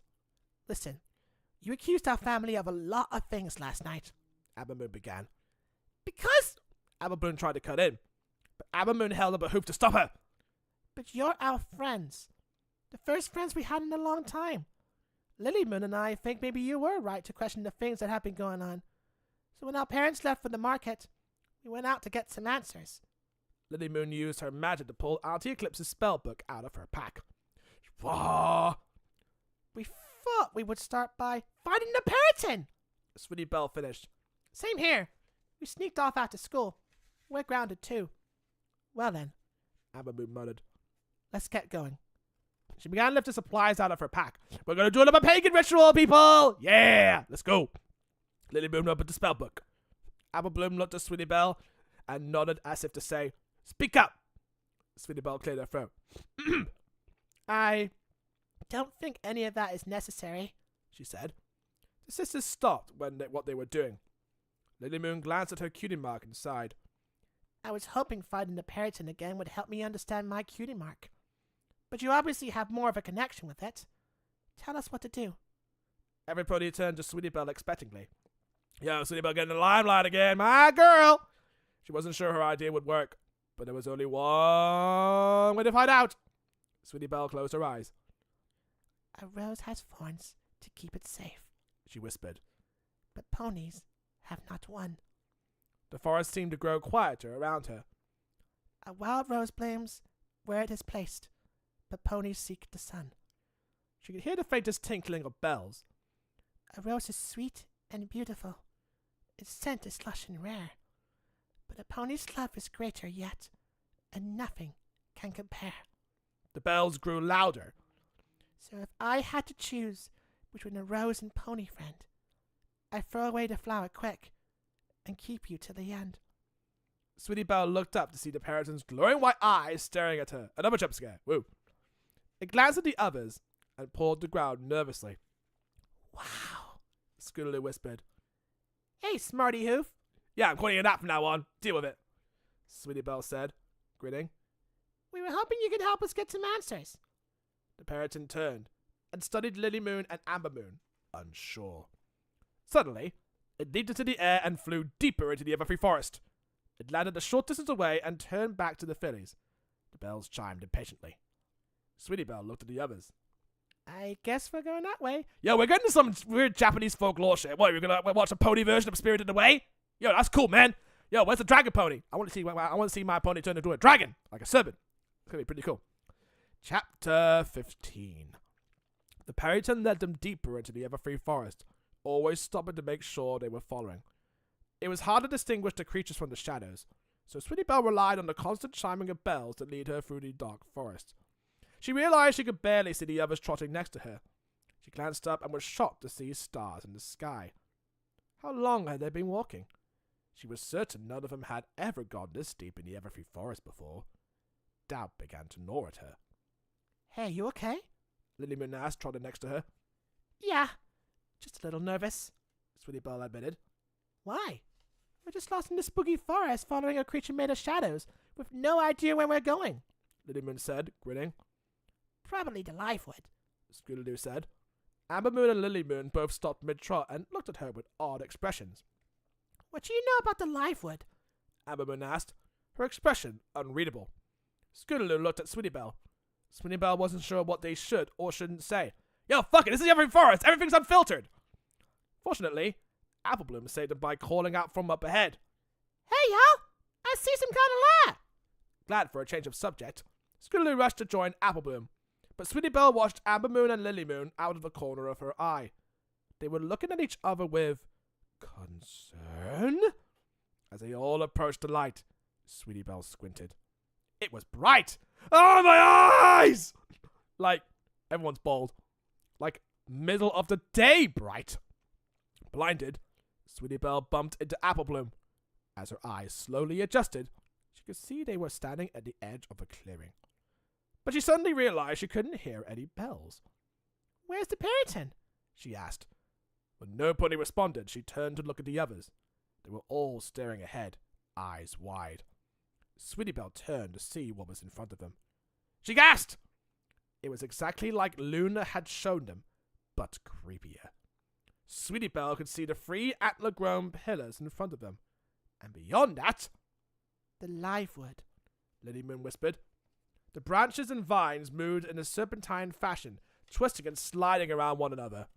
Behind them, the glowing green eyes of Timberwolves watched the ponies intently. The Parryton was nowhere to be seen. Sweetie Belle had no idea what to do next. Amber Moon? Lily Moon! What are you doing here? Sweetie Belle turned in surprise to see Lily Moon and Amber Moon's parents. Lily Nation wore a shocked expression, and Blue Moon, well, he was still grinning. He's like the fucking Green Goblin, always grinning. He knows what's going on, but he ain't gonna give it away. Don't worry, you'll know the live wood will see you, Spider-Man. They stood next to an enormous flower, its large spotting petals facing the live wood. The blinding bright light seemed to be radiating from the flower's center. And it had the keys, the box that holds the element of keys that allows you to unlock the rainbow power. That's probably what the kids are gonna get. They're gonna get fucking rainbow power again. My God. What are you doing here?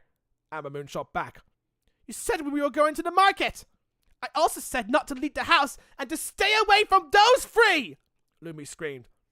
Answer your question, Mother, Lily Moons demanded. What are you doing here? Just an experiment, dear, Blue Moon responded calmly. Nothing to worry you, young fillies. The sudden sound of splintering wood seemed to contradict Blue Moon's sedate reply. Sweetie Belle yelped as one of the timber wolves hurled itself against the snaking vines of the live wood, trying to reach them. The rage on Lumi's face shifted to concern. They aren't supposed to be able to get out of there, right? Apple Bloom asked nervously. I don't want to find out, Sweetie Belle squeaked. Our work here can wait. I should get you girls home, Lumi said hastily, herding her daughters toward the forest. Come along, fillies. Your father will see to your friends. What should we do? Scootaloo whispered, as Amber Moon and Lily Moon disappeared into the darkness of the trees.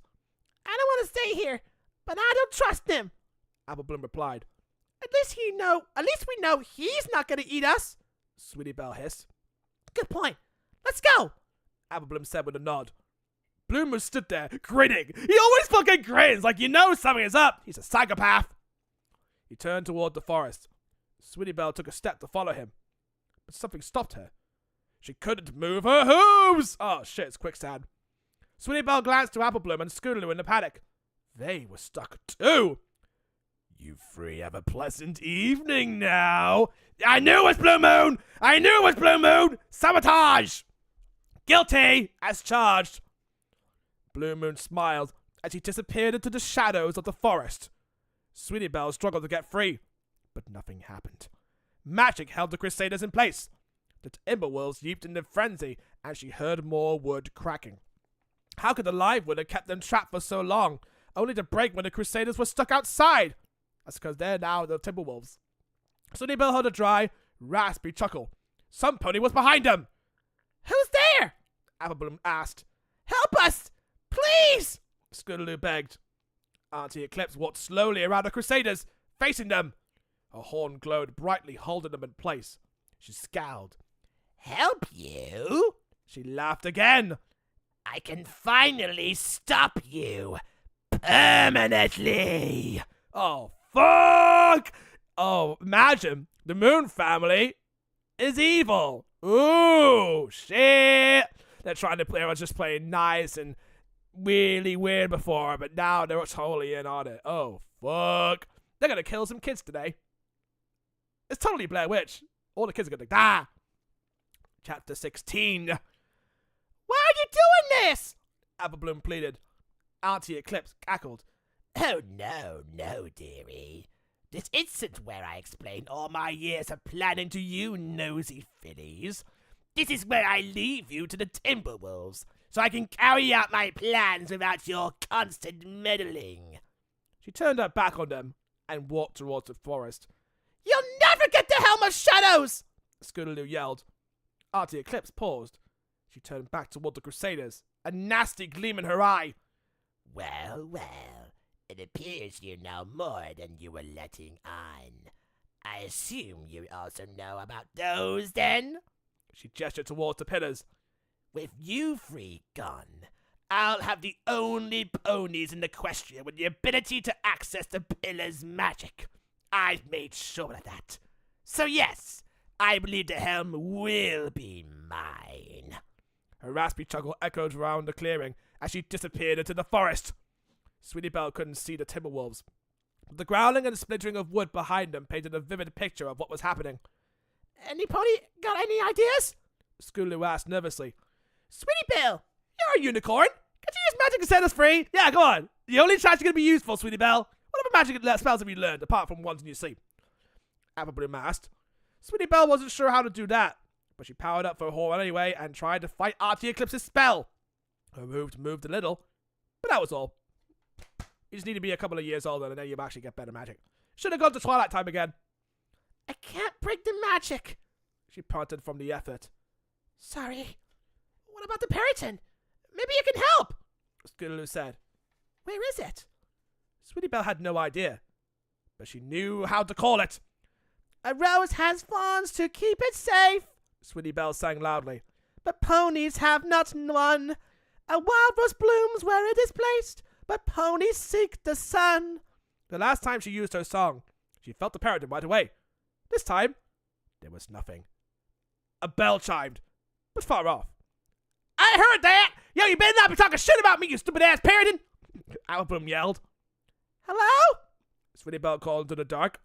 Smarty Hoof? Another bell. But why did it sound so far? A very loud crack distracted her. Had a Timberwolf finally gotten out? The leaves on the trees around the Crusaders started blowing wildly, accompanied by the tinkling of more bells. Sweetie Belle knew it was the Periton, but why wasn't it helping them? It's gotta be magic. Sweetie Belle! Tell your friend we can use help! Like, now! Scootaloo was panicking. Desperate, Sweetie Belle tried to hold again. Come on, you got it, Sweetie Belle, you got it!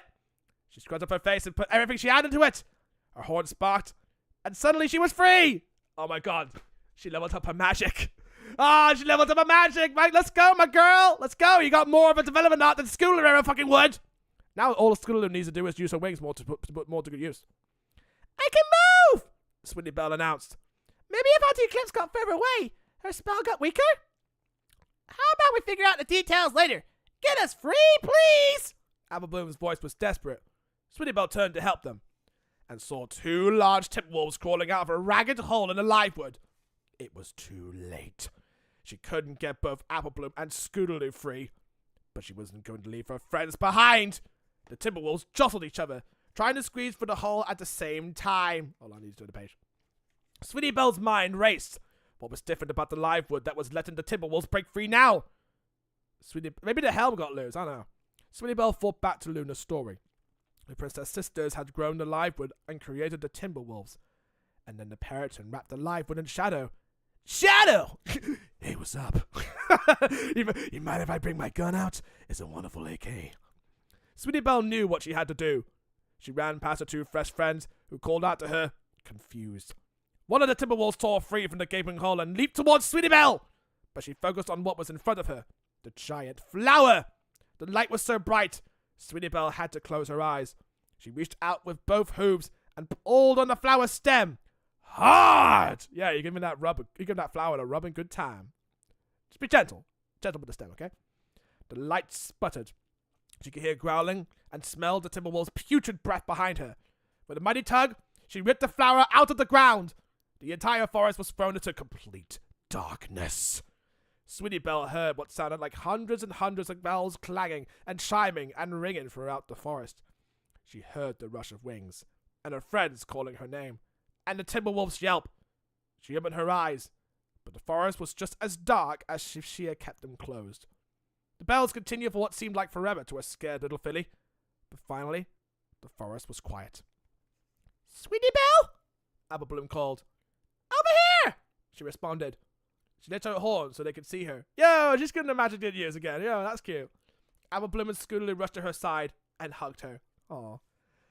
Sweetie Belle looked up and saw two glowing white eyes staring down at them. Thanks, Smarty Hoof, she said. The Periton nodded its head toward her. Sweetie Belle turned and looked at the livewood. It was wrapped in shadow once again. The Timberwolves trapped inside. She let out a long, relieved sigh. How do you know the flower was keeping the Periton away? Scootaloo asked. Luna called it a creature of shadow. It can't appear in the light. I think Lily Moon and Amber Moon's final Emily planted that solar flower to weaken the livewood and force the Periton away. That's probably when it went and got Princess Luna in the first place. The bells chiming around them sounded like agreement to Sweetie Belle. Well, she explained the plot for us. Thanks, Sweetie Belle. She's smart. She's a dictionary.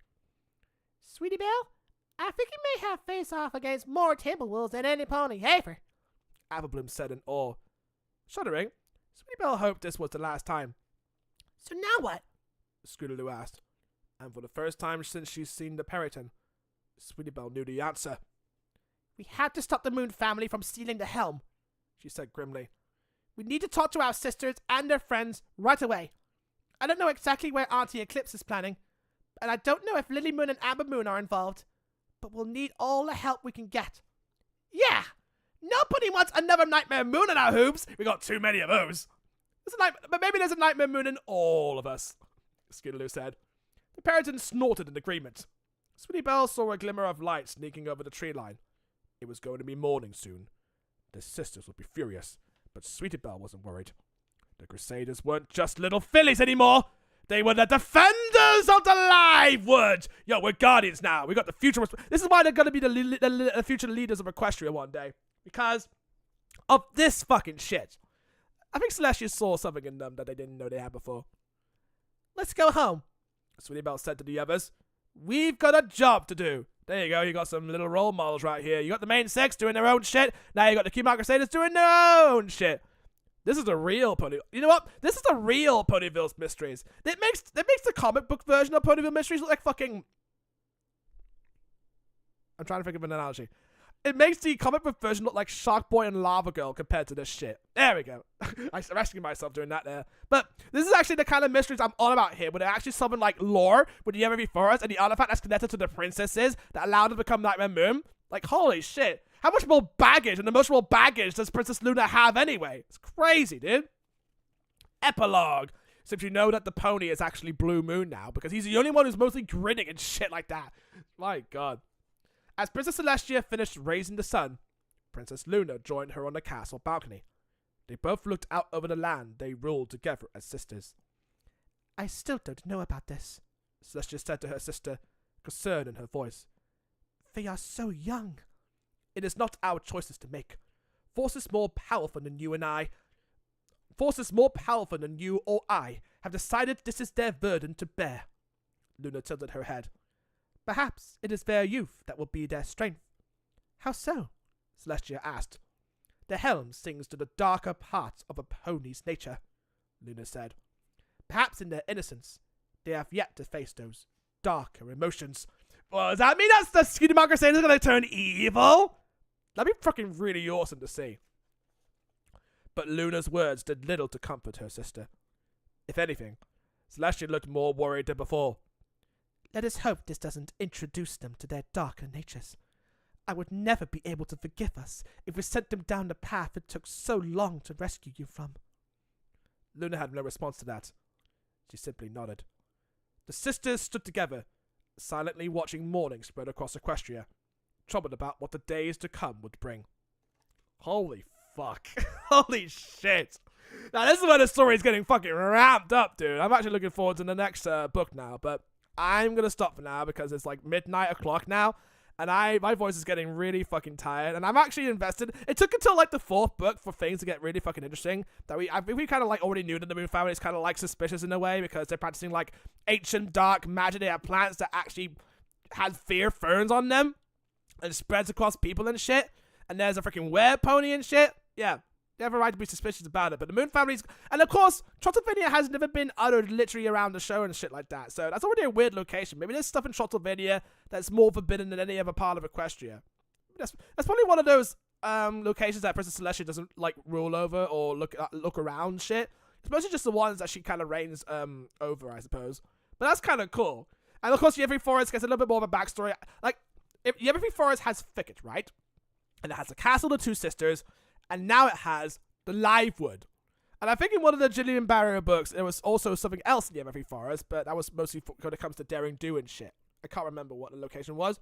But the live wood is another part of the Every Forest. Like, how big is the Every Forest? It looks very small from like the map size, but you know when they say like, oh, it looks smaller on the outside than the inside? There's like a lot more like bigger on the inside, in my opinion. That's what the Every Forest is, just a fascinating location. It's thanks to Cosmos because the Every Forest was where it's at, you know? No, I was going to say, it's thanks to Cosmos that the Every Forest came to be, pretty much. So I'm looking forward to reading the next one, which has Starlight Glimmer in it. But I have a feeling that Starlight Glimmer is not going to make as much as a feature in the book as the Kingdom Hearts Crusaders do. But I just like to see Starlight Glimmer again. Starlight Glimmer, I think, is one of the best ponies. Because she's got a little bit of sash, you know what I mean? As well as when she with some Sunburst or Twilight. She's got a bit of sass. I like her for that. But yo, 2 more books, and then I'm done with the Ponyville Mystery series for good. And I think that's all of the content of Generation 4 that I have consumed. Because I thought I was done with the manga. I thought I was done with the Stories of Equestria series, where Celestia kind of went to, like, another location just to see her long, old-school friend or some shit like that. That was already a really interesting story in and of itself, whereas Princess Celestia and Princess Luna, they're really interesting stories. But, this is also an interesting story, even if it feels like a little bit of Nightmare on Elm Street in a way. But that's just me anyway, so... All right, so I'm done. I'll try and see if I can read some more tomorrow, and if not tomorrow, maybe another weekday or so. But we'll have to wait and see, guys, because I'm really invested. Again, being a big fan of ponies can do that to a guy, a straight heterosexual white guy. So I'll see you guys later. Take care of yourselves, and I'll take care of myself. Okay. It's up to U.S. election doesn't do anything bad for other people, I guess. I mean, it's making celebrities leave, right? Who's gonna miss them? Hollywood? Not on my watch. But hey, take care, guys. Pony on, and I'll see you guys later, all right?